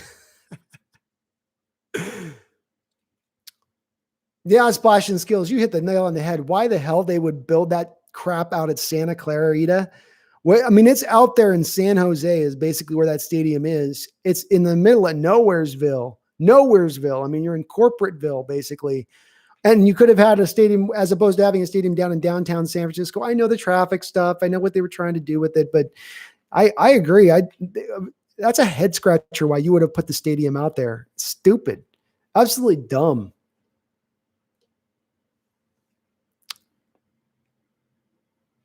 Philip Wiseman, what's up, man? I understand where you're coming from, and I probably, all things being equal, would be plenty happy with Josh Gordon at the end of the day. So if we end up with Josh Gordon, I'm okay with that. I feel much better about our receiving core if that does end up being the case. Philip Wiseman, I'm as well on board with you on the Blair thing. I don't know if we'll see him more. He's slotted right now to be sitting on the bench behind Bradley McDougall and Quandre Diggs. But maybe this offseason he's just been training like a monster, and he's going to come in and blow up training camp and just force them to make a deal, force them to release McDougall or trade him at that point maybe. Or put him in the bench. But I agree. We need more guys out in this defense that can run and hit and tackle. And he was a guy that when he was on the field, he gave you an air of intimidation that you don't have when he's off the field. Dustin Elron, Frank Clark, Frank Gore, Hall of Famer. He has Hall of Fame stats, but has he ever been in the top 2 or 3 running backs during his career? Should his stats and longevity make up for his lack of defining the position? I think the hardest thing to keeping Frank Gore out and saying he doesn't deserve a place is to say, okay, well, what is our comparison at another position in the NFL who played similarly to what Frank Gore did at the running back position, who did not get into the Hall of Fame with that level of play? I don't know if we can find a running back or anybody else who fits into that lane necessarily. And when at the end of the day, he's going to put up a lot of yardage as far as his end game goes. It's really hard, Dustin, to keep that guy out at that point and go, okay, well, you were never the best running back in the league. You're never an all pro. You're not like it's just tough. He's in the 14,000 yards he's going to end up with. That's just too many yards to keep the guy out at that point. The longevity ends up overruling the lack of maybe dynamic stats that you might be looking for at the position. Y2K, Ed Reed was your favorite safety? Understand, man. Ed Reed was fantastic. Michael Wright, DK Metcalf is like a tight end with super speed. He is. He absolutely is like a tight end with super speed.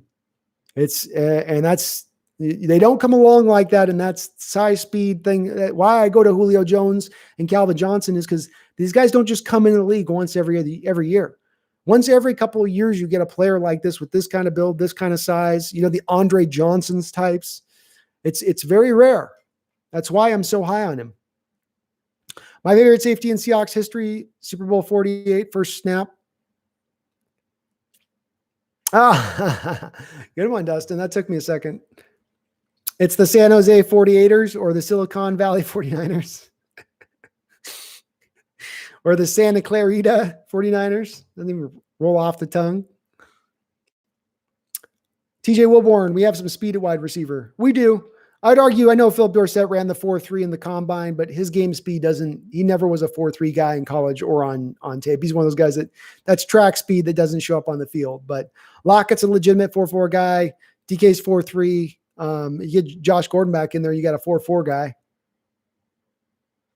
D Nugget, I used to love the 49ers as a kid, but since moving to Washington in 2015, I'm now a diehard Hawks fan. I just love Russ and Pete's energy. Me too, man. I'm glad we could bring you back over to the light side from the dark side. Y2K, if we get Josh Gordon, we still have a top 5 wide receiver group at least. You're right, Y2K. We would have a top 5. I think that's undoubted, actually. Undoubted.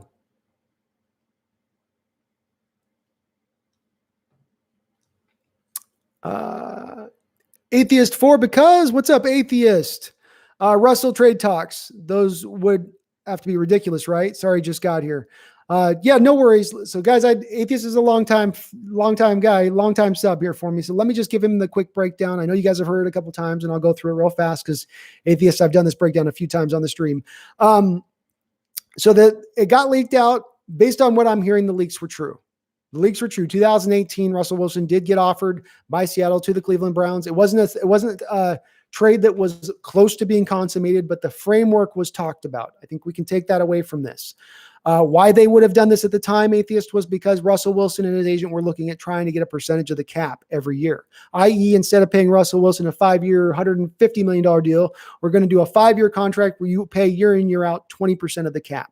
So Seattle was doing some investigative talks with Cleveland about alternatives to that if Russell hardlined them and wanted truly that to be the case. Now, things didn't play out this way, of course, and certainly I think the front office made Russell's camp aware of the fact that, hey, if you're going to ask for a percentage of the cap, we're going to ship your ass off to Cleveland. So I think that this played out that way. Why this is leaking now, Atheist, is I think Russell Wilson's camp leaked this. I think it's the same people in the same camp that leaked last year that Russell might be more interested in playing in a big market like New York. Sierra's not getting the most out of her career in Seattle. Then maybe that same camp are the people that leaked this here. This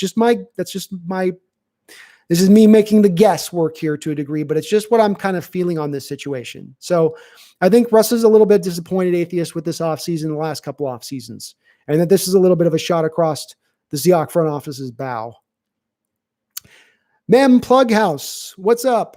We get AB, our offense is going to be good. We need to get our defense like we had the Legion of Boom. Well, the Legion of the secondary has definitely been upgraded this offseason meme. So that in that respect, we are better there. And AB, we get AB, our offense going to be good. And our offense would be very good with AB. He might be a locker room cancer, but your offense would be upgraded on the field, on the football field. Yeah, I just about caught up.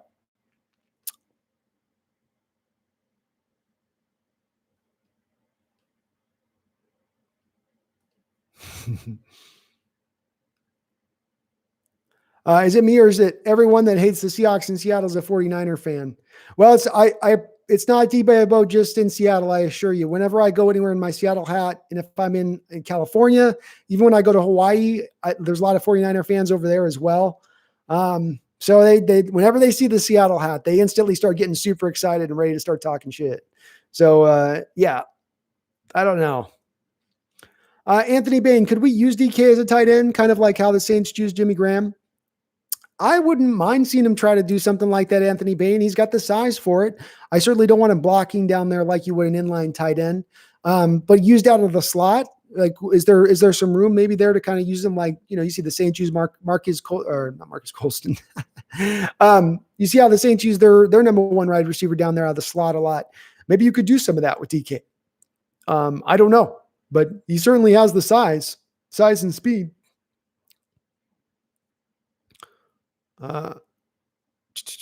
Debo, no cards.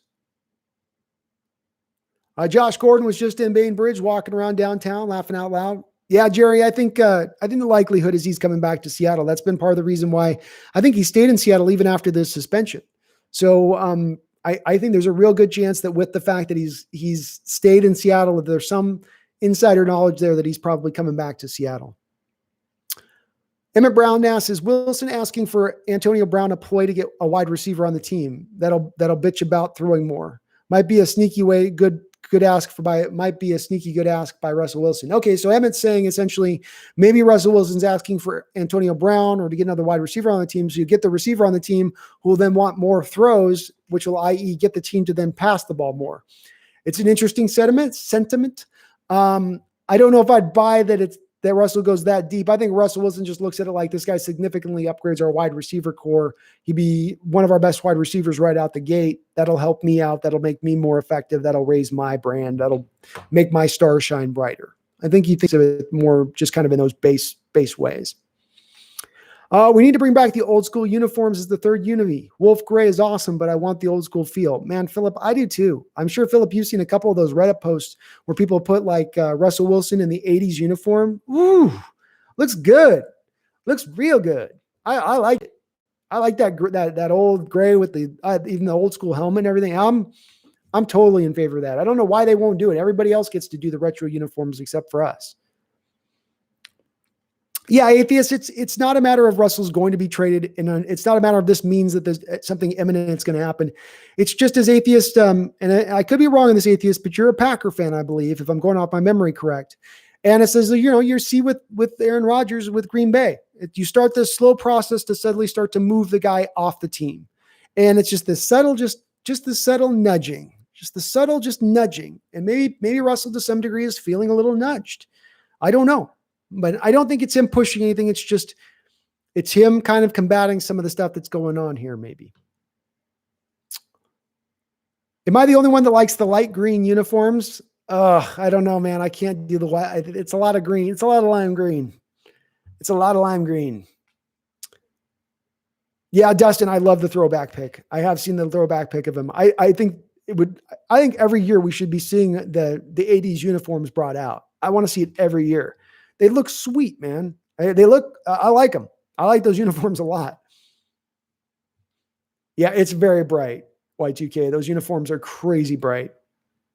Josh is perfect as a DK throw to lock and DK all day, but once in a while, key plays throw to Josh Gordon. He makes that is deadly. I think so too, D-Nugget. He was really good in the small targets he got last year. He made the most of them.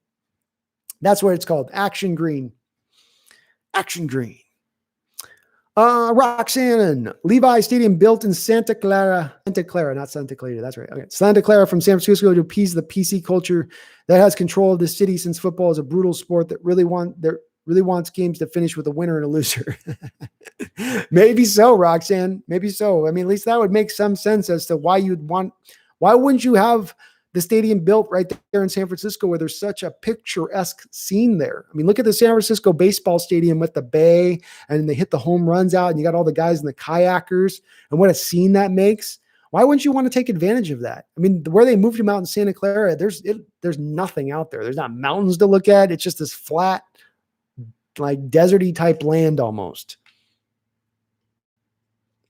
Long live the action green uniforms, blue and green. Okay. I don't hate them, but they're bright. Like, they are bright. Would you be interested in trading for Corey Davis? He would cost around $800,000 after roster cuts. I don't. Just, he's never really done anything there with the Titans, Atheist. He's just kind of never really.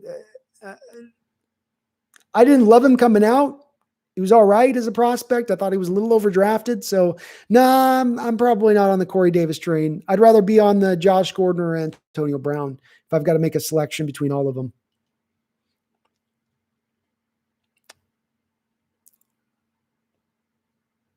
I think our defense is going to be better than you think. I'm thinking top 10. This is Y2K.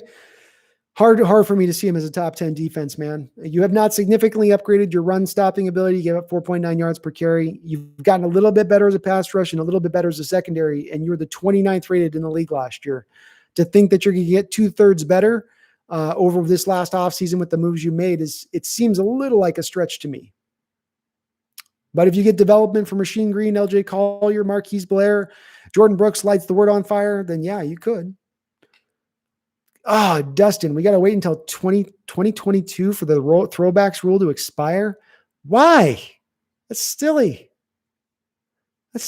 I never know the NFL to leave money on the table, and like how much money you could make off the retro uniforms with the players' names on the jersey, but they're leaving money on the table with that. I'd buy a jersey if it was open. I'd probably buy one. Some water here.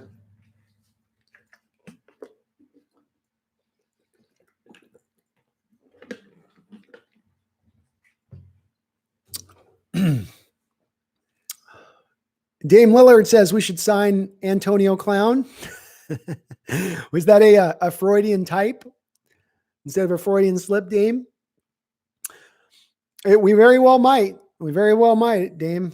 Probably not likely, but we might.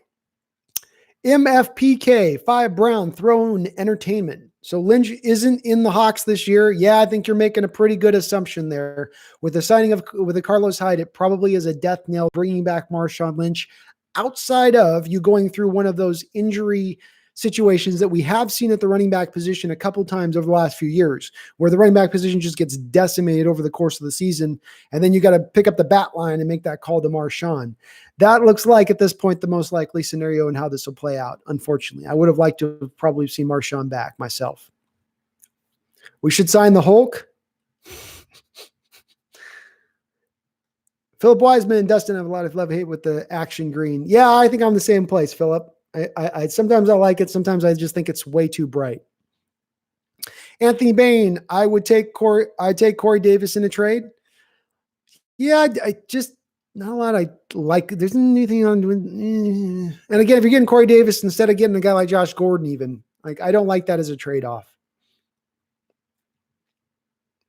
D-Nugget, all these wide receivers, we just run 3 and 4 man go routes all day. Sounds good to me, man. Sounds good to me.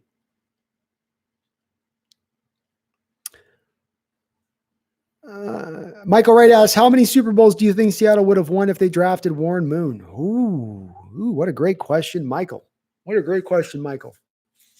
All right, so if you drafted Warren Moon, who I think came out at 81, is where I'm gonna say he came out in 81. So we're gonna take for granted the fact that Warren Moon would have been the guy that would have been Chuck Knox's starter. Okay, so Warren Moon gets to throw to Steve Largent throughout a big majority of his career, or not big, at least through the prime of his career. Then he's got Largent there.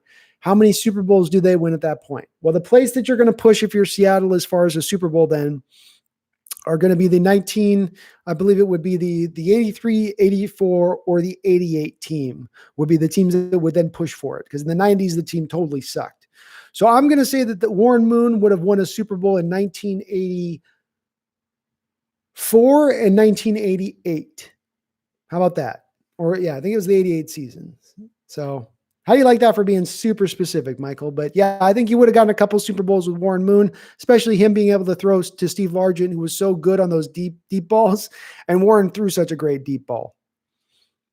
Really sad we couldn't have got Warren here earlier, especially considering the rest of the NFL just wasn't as willing as to take on a black quarterback at that time. Because we had to need a quarterback. He played locally at the University of Washington. Dame Lillard says, imagine DK Lockett and Brown, unstoppable top 3 wide receiver core in the NFL, hands down. I agree. That's the thing I come to with that is that you saw it even for the little point that we had last year when you had Lockett, DK, and Josh Gordon. For just that little moment there where you had the assembly of those 3 guys on the field, it's a good luck scenario because somebody's going to get open. Even if you got 2 quality corners, it's rare teams are going to have 3 quality corners. You're going to be able to attack the mismatch somewhere. So I think so too. It'd be very hard to stop. If Brady gets the creamsicle throwback uniforms, we get the OG Hawk unis. Sounds good to me, D-Nugget. Somebody just did say that it didn't expire till 2022, though. That's kind of brutal. M5PK says it would have been good to bring back Golden Tate. Well, the only thing with that, I'm just going to call you PK. The only thing with that, 5 Brown, is that Golden Tate potentially slept with Russell Wilson's ex-wife. And that kind of sting tends to linger. That one doesn't tend to just go away, you know. Jimmy Graham would also be good to bring back. Hey, you bring Jimmy Graham back for his red zone abilities alone, I think that'd be a good fit. I think Jimmy did sign, though, with like Chicago. Somebody actually gave Jimmy Graham some money, though. I couldn't believe it when I saw that he actually signed a contract for like multiple millions of dollars. I mean, he looked kind of done in Green Bay. He really did. Not that he wasn't already on his way out with us in kind of his final couple of years. After AKL, I make a lot of action green.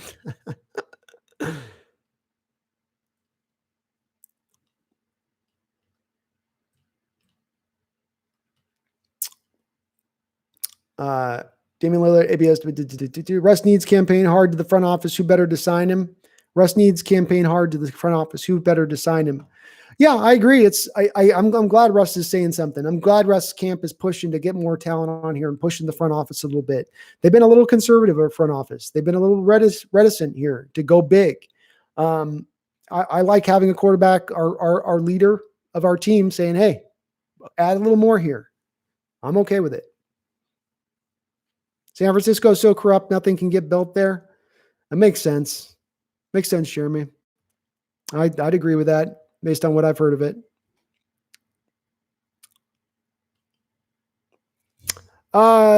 Damian Lillard be deadly.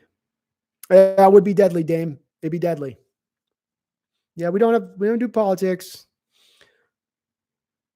My phone is dead. I thought you were only going to go for 4 hours. We're going on 5, going good. Yeah, we are going to be wrapping it up soon here, folks. My voice will go after about the 5-hour mark. So let's definitely pump in our last bit of our questions here because I can feel the tickling in my throat. I know as far as uniforms, Bobby wants a black uniform before he retires. Can you see it, guys? See it happening? Probably can't see the black uniform happening. It'll look cool though. Black and does it black and lime go together? I don't know. I would love to see the 80s uniforms, but dang, one helmet rule. Yeah, it's a stupid rule. Just a dumb rule. It doesn't make any sense either. Why? Talk about an arbitrary rule with nothing that makes any sense.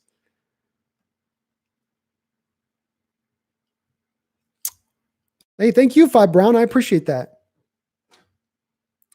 Do you think DK will be mad that Josh is coming back there just because the same type of receiver? No, not at all. I think there's going to be plenty of balls for everybody, I think. And no, I think DK is going to be able to do what he does regardless of whether Josh is here or not. So, no, I don't think so. Y2K, I feel it's kind of crazy Everson Griffin hasn't signed with someone yet. It's been a little bit of a head scratcher. He does have a little bit of the issues with the mental health stuff, would maybe make some teams hesitant, right? Because he did just kind of like 2 years ago, just suddenly stepped away from the team for no good reason, went to a mental health facility. Maybe some people are a little bit worrisome about that. And again, he's a guy who's going to be 32, 33 years old. Again, that's going to maybe hold just a combination of factors to hold people back, as well as this offseason. It's been a depressed market for everyone, I think. No one thought that the COVID thing has had effect to some degree.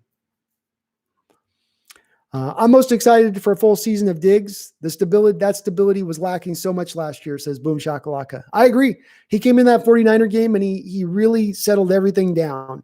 Tedrick Thompson was really a nightmare for us at free safety, and this is backed up by the fact Seattle just outright released him this offseason after trying to get a trade. He's a guy that when he came in, it all came together in that secondary for us. It was a night and day difference. And the thought of having him here with a full offseason to kind of fully integrate with all the players, I know he's not going to be able to do the off-season training camp like we thought they would necessarily be able to do, but just to have a full season with them where you're not just getting them mid-year, I'm very excited for his potential. He's kind of like a poor man's Earl Thomas, I feel like, and maybe a little bit better of a tackler than Earl, and just not as rangy, but still very good. Google says 2021 we could see the throwbacks. That's cool. I'd be down for that. That'd be awesome. 2022 too far away. Again, they're leaving money on the plate here, which the NFL does not leave money on the plate. Yeah, Dame Lillard, we're honored to have an NBA point guard in here, man. One of the best point guards in the NBA. Jeff Wilson, why would you hate the action green? Hawks have never lost. That's true. That's true. It blinds the opponents. We've got to give it that. Like the opponents can't see anything on the field, and it's the blinding nature of it is, you got to take that into account, Jeff. It's a good point. Salient point. I don't hate them either. It's a love-hate. I go back and forth where I think they look really cool, and then I go, God, it's kind of lame. Like green creamsicles. Between Diggs, Blair, and Brooks, how hard they hit, teams may fear Seattle's D once again. Well, if you get all three of those guys on the field at once, Boom Shakalaka, but right now you're only due to have one of those three guys on the football field to start this season off. But yeah, I think certainly you can look at bringing in Blair and bringing in Brooks. Those are two picks that you made because you needed more thumpers out on the football field. You need to get more violent on the football field than you've been. We've had kind of some nice guys out there, and this is getting you a little bit more in that mode of where you were in the Legion of Boom era days. We lost our first game with the Greens. Oh yeah, did we? Okay. Atheist for because will Seattle use more 3 safety packages with Marquise Blair going into a second year? I'd like to see it, but there's been nothing that's shown me that the Seahawks coaching staff can incorporate that kind of innovation that it would take and the balls it would take to do something like that. They just don't have that ability to play outside of the box as it concerns their defensive scheme. But I think you would want to try to find a way to get, your 3 best safeties on the field at one time. There'd be a way to do that, I would think, but I've just seen no evidence for it, Atheist, unfortunately. Vi Brown says, I think we would have a great team if we could get Josh Gordon or AB and Josh Gordon. MK, unstoppable. It's probably going to be an either or, Vi Brown. You're not going to probably get either. You're not going to get both of those two guys. So you can have Josh Gordon or you can have Antonio Brown, but not the two. That would then push up to where you'd start to probably have some issues with guys being on the bench who don't feel like they should be having to sit on the bench. We lost our home game to the Bears while wearing the green jerseys. I remember that game. That was the Olindo Mari game, Dustin. That's the game that Mora called out the kicker after the game. Our kicker's got to hit that. Kicker's got to hit that kick. Emma Brown, the only thing we didn't do this offseason to polish off this turd was change our uniforms to something fugly like the Lambs or the Falcons. Well, that's at least one thing we didn't do that was half. You're right there. It's not a complete loss this offseason. Philip Wiseman says, Over the Cap was talking about how the front office has been very conservative after they signed Russ. Yeah, very conservative. There's been sometimes they've made certain moves where they've been a little aggressive. Certainly the Dwayne Brown move was an aggressive move where mid-season you traded him.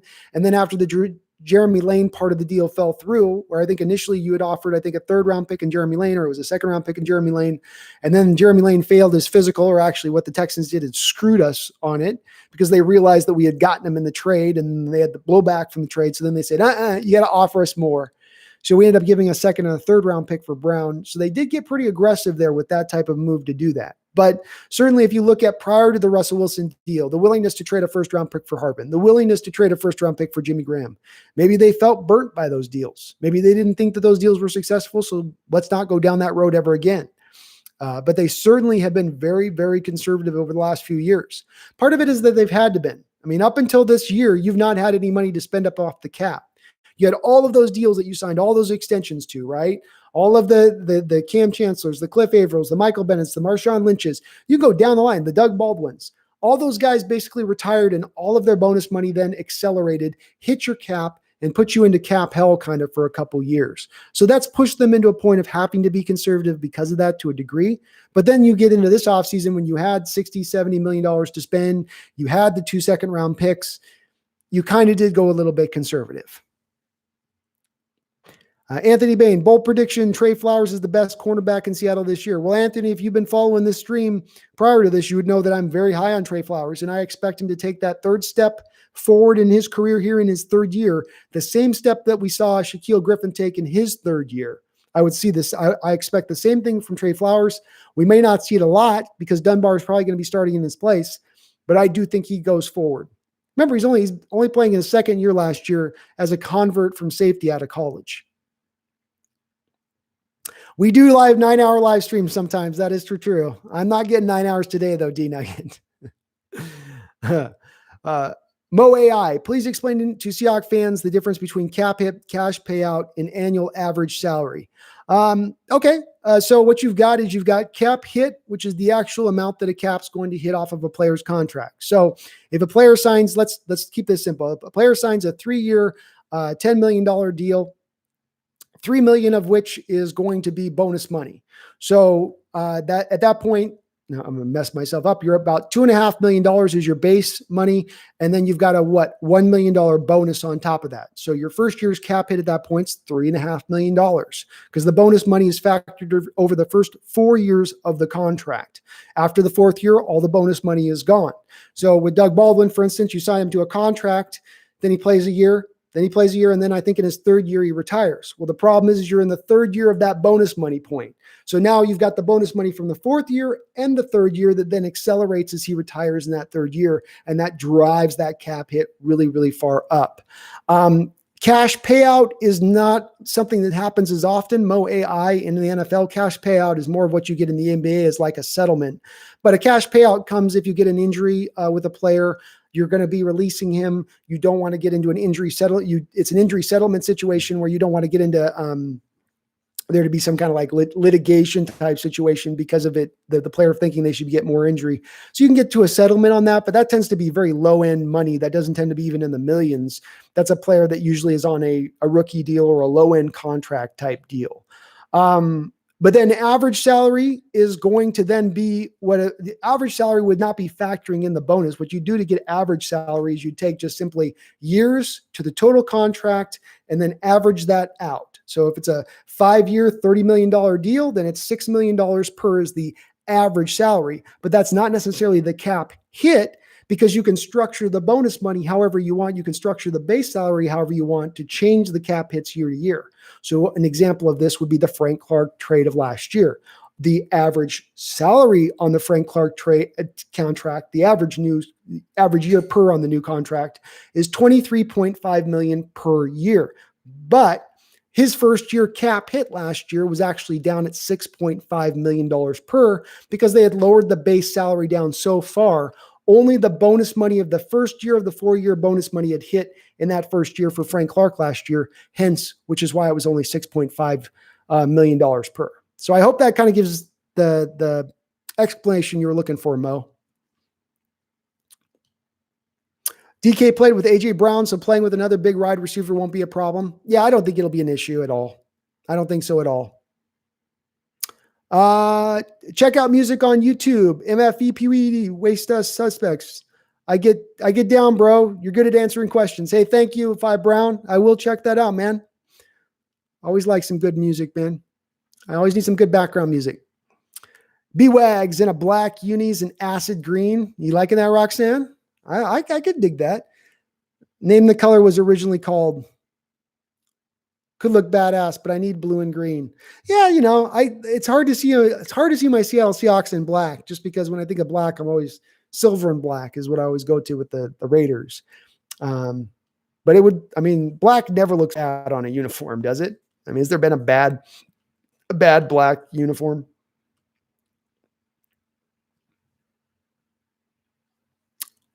The Bears game we lost in 2019 was Hawks only had not the full jersey. Oh, we didn't go full jersey and trousers, so it doesn't count, Roxanne.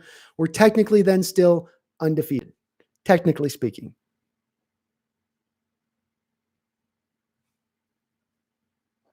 Y2K, does Russell break 40 touchdowns? 40 total touchdowns, Y2K, or 40 passing touchdowns? Yes, he can break total. Yes, he breaks total. Jeez. I don't think so, honestly, Y2K. And the problem is that I think there's too many games where you're going to be up by too many points and you're just not going to quite ever throw enough to get to that. He could potentially get to 40 total combined touchdowns if you factor in his rushing touchdowns, where he has a year where he just runs for 5 or 6, kind of a freaky year, and then throws for the 35 in addition. So it could happen, but probably not likely to happen. Atheist, the Rams' new logo makes no sense to me at all. I don't know what they were going for there. It's cheesy. I don't like the numbers. It like changes coloring on the numbers, like depending on how the light hits it. It's like it's just a big carnival ride of freakish color. I don't like any of it. Stupid. And I can't tell the difference between the Chargers uniforms and the Rams uniforms anymore. They're just blending together, on top of the fact they both play in LA, which makes it even worse. Yeah, I'm just not in favor of their jerseys. I like their old jerseys. I like the greatest show on turf jerseys of the Rams. I think if it looks good, it looks good. There ain't no reason to change it. I don't like the way the numbers look. I don't like the lighting on the numbers. It's like one of those things where it's like a picture where if you look at the picture, it's following you with its eyes. But it's just like, Disney, they got the Disneyland haunted house where the eyes are following you. I feel like the numbers on their uniforms are like that.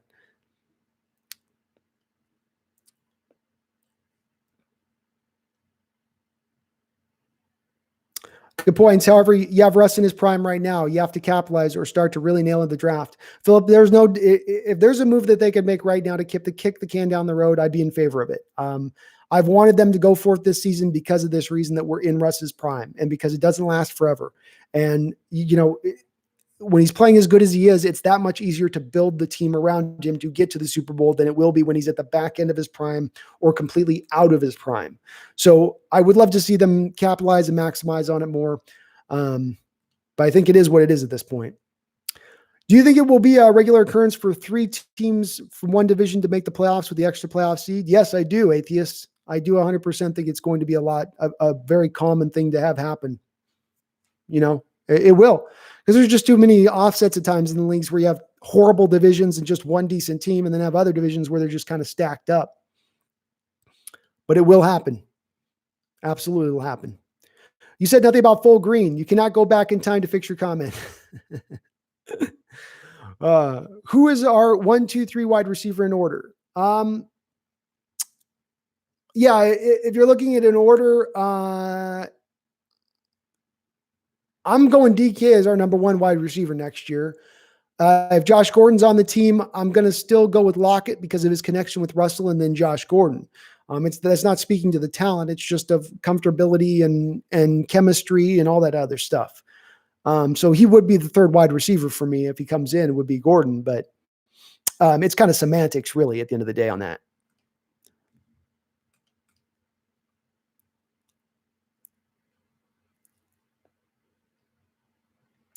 Have we been able to nail drafts again?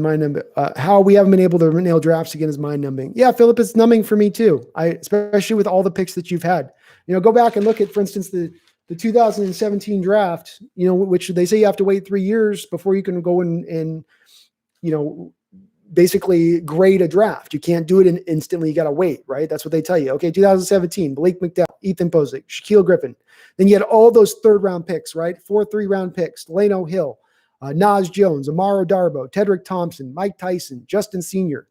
Now, you got David Moore and Chris Carson at the end, which was nice, but it was a god-awful draft, and you had all of those third-round picks that you had assembled, and you got nothing from them. Nothing.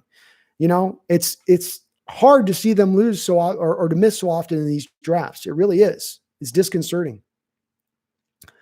All right, so we are going to wrap it up here. I'm feeling my head starting to get a little bit like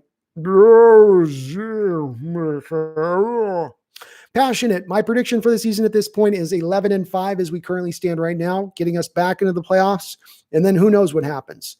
I do have the Niners winning the division right now.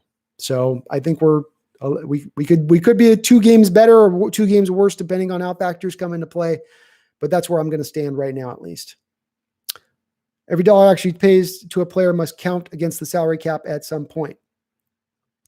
Every dollar. Yep, that is true. Y2K passing. Russ will not break 20. Yeah, I don't think Russ will probably break 40 touchdowns either. It's a long shot to have happen. What is the tight end depth chart looking like? 2 of the last guys we picked are both.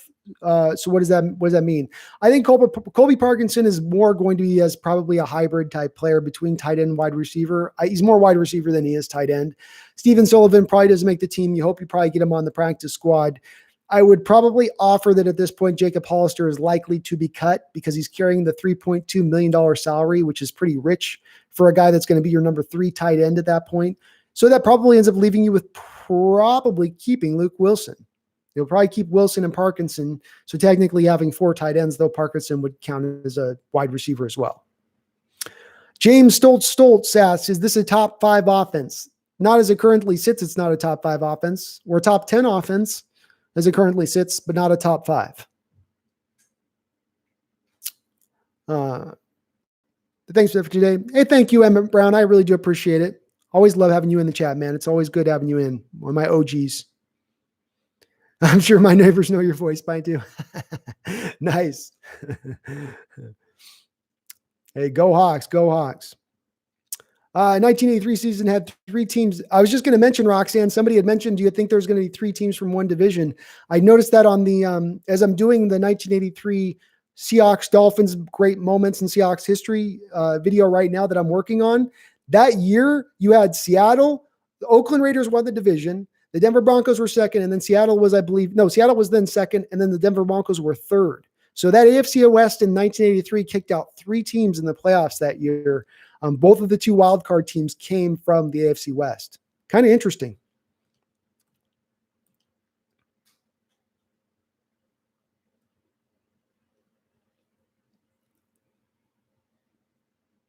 I'd love to know what you think on that Jordan Love pick, Atheist deal. It's whether you love Jordan Love or not, the one thing you can say from the pick is them speeding the process up, in my opinion, of Aaron Rodgers being moved out of town. And, I don't know if the Packer fan base sits with Aaron Rodgers in the same place that the Seattle Seahawks fan base sits with Russell Wilson in their loyalty to him. But it's a bit of a head scratcher, especially when you guys needed help at the wide receiver position badly. I felt like you guys needed some more pass catchers there, specifically to help Aaron Rodgers out. It's a little bit of a microcosm of the situation that we see with Seattle. Atheist 4, because did Seattle get injured a lot last year? Sometimes improvement comes from health. They did, Atheist, but they also have a trainer known as by the moniker Ivan the Terrible, because he used to be the head trainer for the football programs at the University of USC and the University of Washington. Both of those programs were very happy to see him leave. Their players were more injured when he was there than they were when he just left. Him just leaving made their teams more healthier when he left. So, you hope that they're not going to be the most injured team in the league again this next year, but there is no guarantees in that respect. If we get Josh Gordon and healthy Disley, I say a top 5 offense. Yes, Y2K, I'd be with you on that. If Disley can give you a full season of health and you get Josh Gordon, then yes, I could see a top 5 offense. Khalid, right. Seahawks will win the Super Bowl this season. Khalid, I love your energy. I love what you're thinking, and I'm good with that. I'm completely good with that. Dustin, Josh, and Disley do make us a top 5 offense. I agree, Dustin. I think they would. If you get a whole season of Disley, if I get 4 games of Disley, and I get 8 games of Josh Gordon because he's suspended for the first half of the year, I don't know if I'm as certain on that. In 1983, there were only 3 divisions, right? That is correct, Atheist. There were only 3 divisions back then.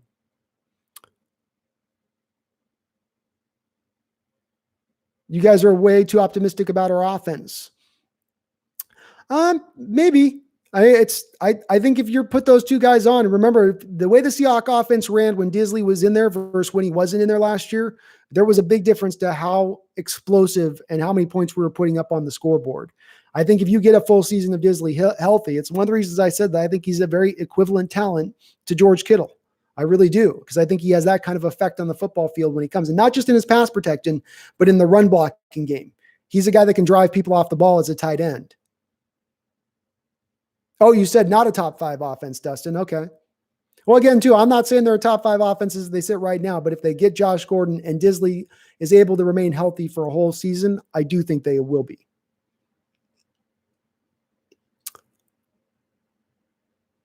Dustin, where is the evidence that Disley is actually a great tight end? Well, it depends on what we're talking about, Dustin. I guess if we're saying, is it that I have a whole season worth of production to go off of? No. But if you take the 8 games that he's played in and you look at the production in those 8 games, what he's done as a pass receiver and then what he's done as a run blocker, then yeah, I'm not making a wide leap by saying if he can give me what he's given me in that 8 games in a 16-game stretch, I've got a Pro Bowl tight end on my hands. Go look at his stats, man. It's legit. Now, again, is he going to stay healthy? That's a big what if. I mean, that's the fly in the ointment. Oh, and Vinette. I missed Vinette, JSL. You're absolutely right. That's another miss in that damn draft. Another one. 3rd round pick on Vinette that you got nothing out of. At least you could flip him for a 5th round pick that I think you eventually were able to use that 5th round pick that's where you got the kid out of Syracuse here in the draft. So, but yeah, just another one of those picks in that 2017. I have it as a D- draft, that 2017 draft. Even with Carson, even with David Moore, even with Shaquille Griffin. It's a D- draft to me. You had so many picks and so many misses. Yeah, so Derek hits the nail on the head there. Dustin, look at Derek's comment. Disley had more TDs than Kittle until week 12. Hadn't played since week 5. I mean, his production was through the roof in the games that he played in. You could even use words like nearly unstoppable at the tight end position when he was in there. But injuries are the big thing with him. Toby Oscar, what's up, man? Do you think if our QB works enough, he can throw it back fast enough? He can throw it back fast enough? Do you think if our QB works enough, he can throw it back fast enough? Can you rephrase that, Toby? I don't know what you mean exactly. Atheist 4, because is it me or has Seattle gotten a lot bigger on the OL as of late? Maybe. They've always kind of favored the bigger offensive linemen. I mean, they favor the bigger boys. It does seem like actually pretty good. Yeah, Y2K, Disley and Olsen, if they are healthy, are going to be a good 2 tight end set. I think earlier you said you would take Disley, or I just can't do that without sufficient data. So Dustin, it's not that I would take Kittle over Disley. If right now today we're standing, Dustin, and you're asking me who do I take Kittle over Disley because you've got to factor in Disley's injury history.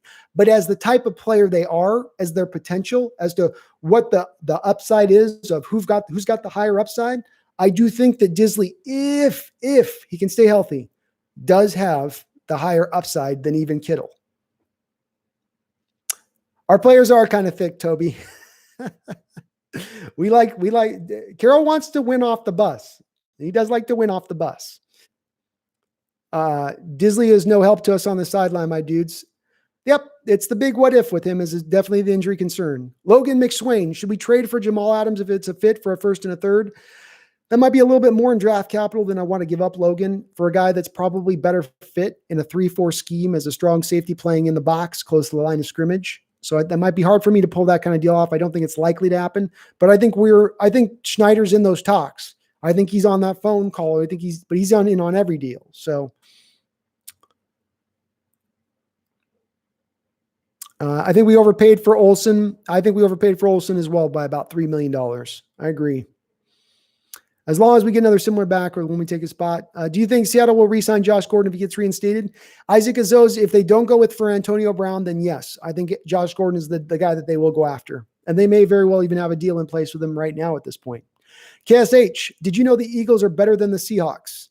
What are we basing that on, KSH? Because I think my Seahawks beat the Eagles not once last season, but twice. Yeah, KSH, I would argue too, like, do you love those? Do you love getting a backup quarterback with your first pick, second round pick, whatever they did with that? I do like Rieger. He's going to be a great fit for your quarterback, but nah, you guys aren't better than us. Sorry. You just play in a shit division, so you get to beat up on crap. We got to play in a tough division.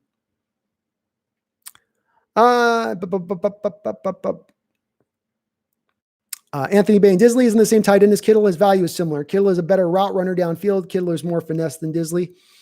A little bit. Yeah, maybe a little bit. They're not the same player. That's for sure. I like Disley's upside a little bit more because I think he's more of a better run blocker. And I think he gives you about an equivalent, whether he's a better route runner or not downfield. I'd say he might have better contested ball catch skills than Kittle does. So he maybe has that over Kittle. I think they're very equivalent as a pass catcher.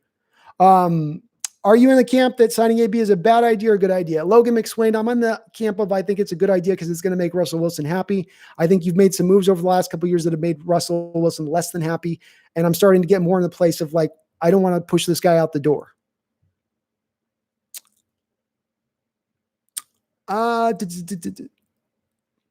What's your favorite Fortnite skin, Juicy? It's my Seahawks I got the Seahawks jersey on my Fortnite.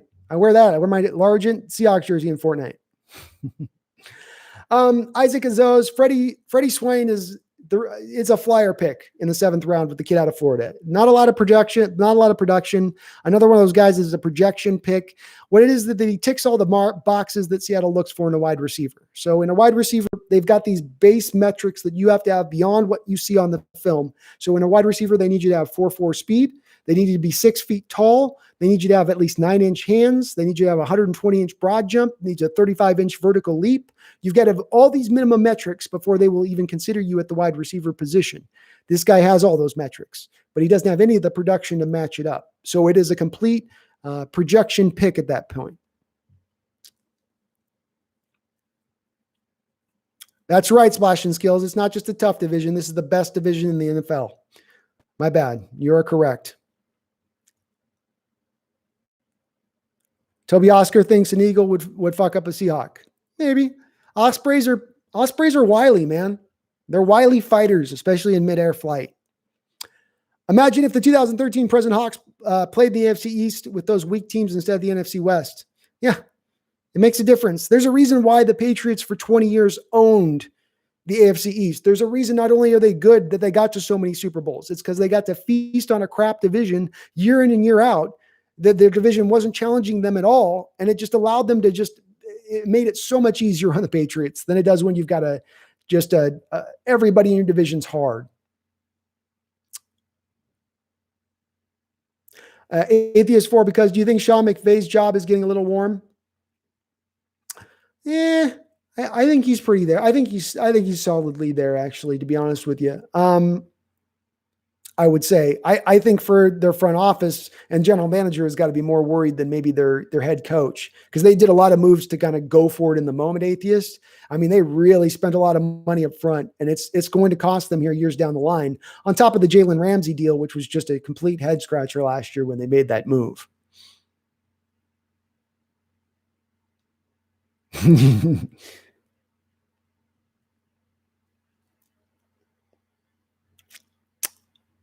Yeah, but KSH, who cares about a victory song?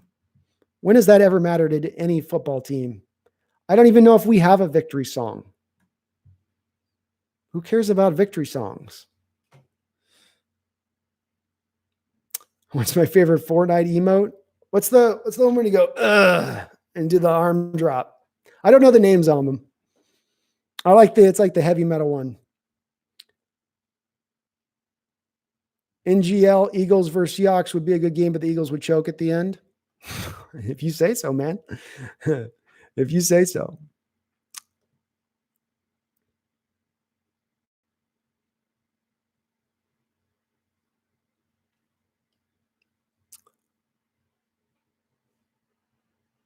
It's kind of messed up.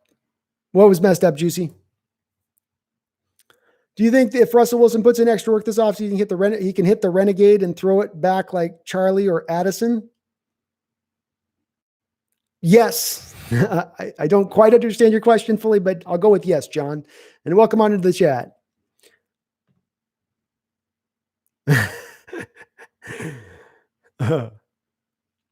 Yeah, the Ramsey deal was a terrible deal for them. It piggybacks on a whole bunch of other moves where Brandon Cooks trade, you trade a first round pick and all those kind of moves where you're giving up draft capital, you're spending all of your cap space through the roof. It wasn't smart on their part, and they're going to have to come and pay the piper eventually on those deals. I don't even know what they're going to do with Ramsey. They don't even have the money right now to pay him on the extension he wants.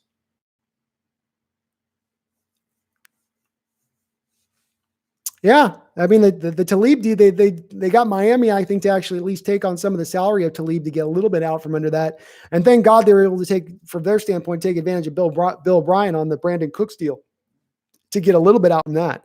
But they're going to pay for the moves that they've made with that, and it'll be interesting to see what they do with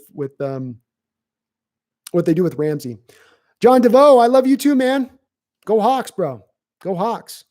All right, so we are going to wrap this up. Let's get the last couple of questions in, because at 5.5 hours in, I am feeling my brain turn into mush. I'm going to just start unable to pronounce words here pretty soon. Said you're some old guy that streaks nonstop. I am an old guy that live stream nonstop. He's not trolling at all. It's a factual, correct statement. I can't run away from it. I ain't a 20-year-old man anymore. Yeah, I don't want a fight song. I don't need a fight song. I don't care about a fight song. A fight song does nothing for me. I don't have any cockles in my soul that get raised when I hear a fight song. Okay. Yeah.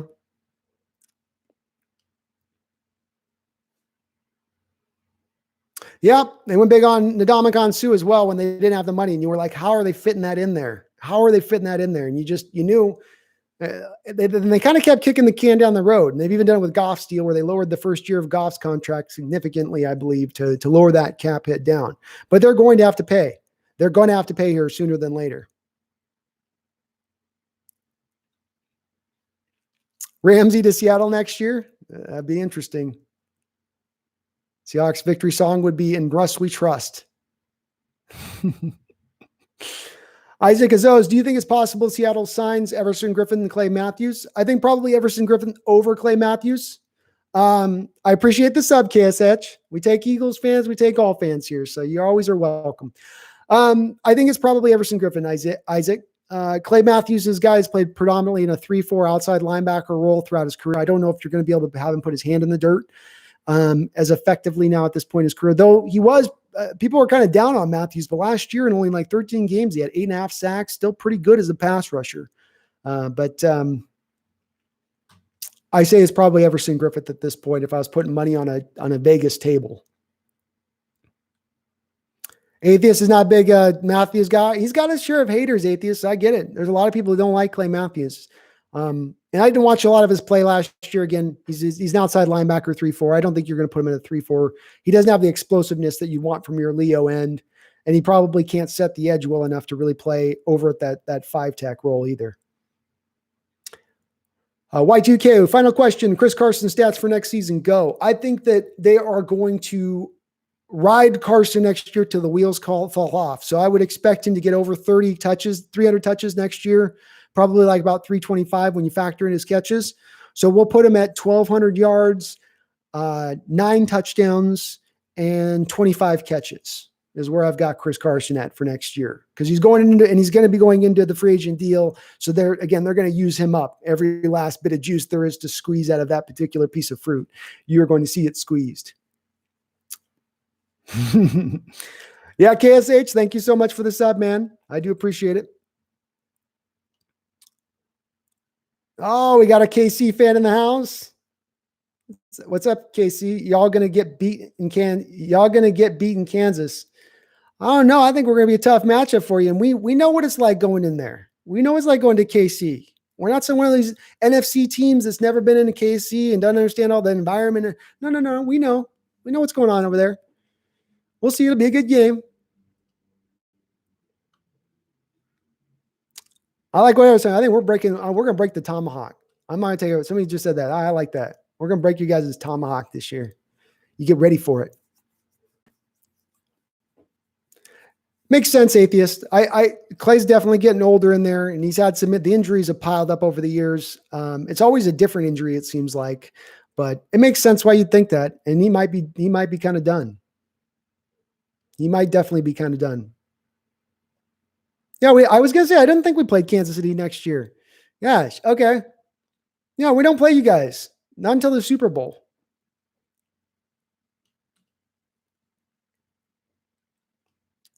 See, it's getting long in the stream. I can't even remember the schedule for next year anymore.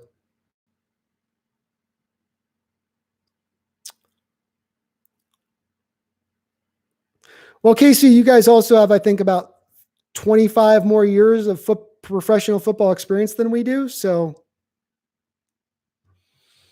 are we getting all the other teams, troll fans coming in now? I'm down. Step on up, boys. 5.5 hours in the stream. Everybody else from the rest of the league's coming in now. Who's more likely to get drafted, Enzo or Monty Lopez? I don't know either of those two guys. I'm sorry. All the veteran crew went to the teams we play, like the Tampa Bay Packers do. Packers have such a hard schedule. All the veteran QB quarterbacks went to the teams we play, like Tampa Bay and Indianapolis. Yeah, it's going to be tough for them. And you got to figure. I mean, the Bears are probably going to be better.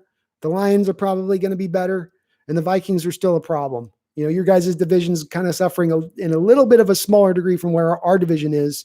You guys are running into the same issues where it's getting tough. You don't have the weakness to feast on. So it's every week is just a dogfight. They're all my friends other than KC. They're trolling. Oh, okay, Derek. Thanks, Roxanne. I appreciate you being on in. Thank you. Thanks for joining on the chat here and keeping things lively. All right, so we are going to wrap this up here. My voice is about heading out. Fernando Oranas, you're a bigger fan of Patrick Mahomes. I can get that. He's a great quarterback, man. So it's I get it. Fernando, you thinking we're losing the Super Bowl again? I don't know. We'll see. Well, thank you to all of you guys for watching the stream. I do get asked sometimes what anybody can do to maybe help out the stream. If you do have any friends or family that are Seahawks fans, please do get them to subscribe if you can for me, please. That's just what I'm trying to do is just push the subscriptions. We're on the road to 5,000 subscriptions. We're halfway. We're on the downside of that hill. So if there's anybody that you know that's a Seahawks fan that wants to hear a talking head like me speak ad nauseum, please have them add me. Other than that, I appreciate all of you in the chat for keeping this going and keeping the questions up and lively. As always, we're going to keep doing this every other Saturday. So not next Saturday, but the Saturday after, I will be back on the live stream. And if it is popular as this was today, where we got upwards of 50 people in the chat, maybe you guys can even eventually talk me into doing it every Saturday. If you guys can put up with listening to my voice drone on ad nauseum endlessly. So thank you, everyone. Splash and Skills, Dustin, Elron, Juicy, User Hit Stick, Derek the Seahawk fan, Fernando, even UKC, TSH, all you guys, thank you so much for jumping on in the chat. I really do appreciate all of you guys.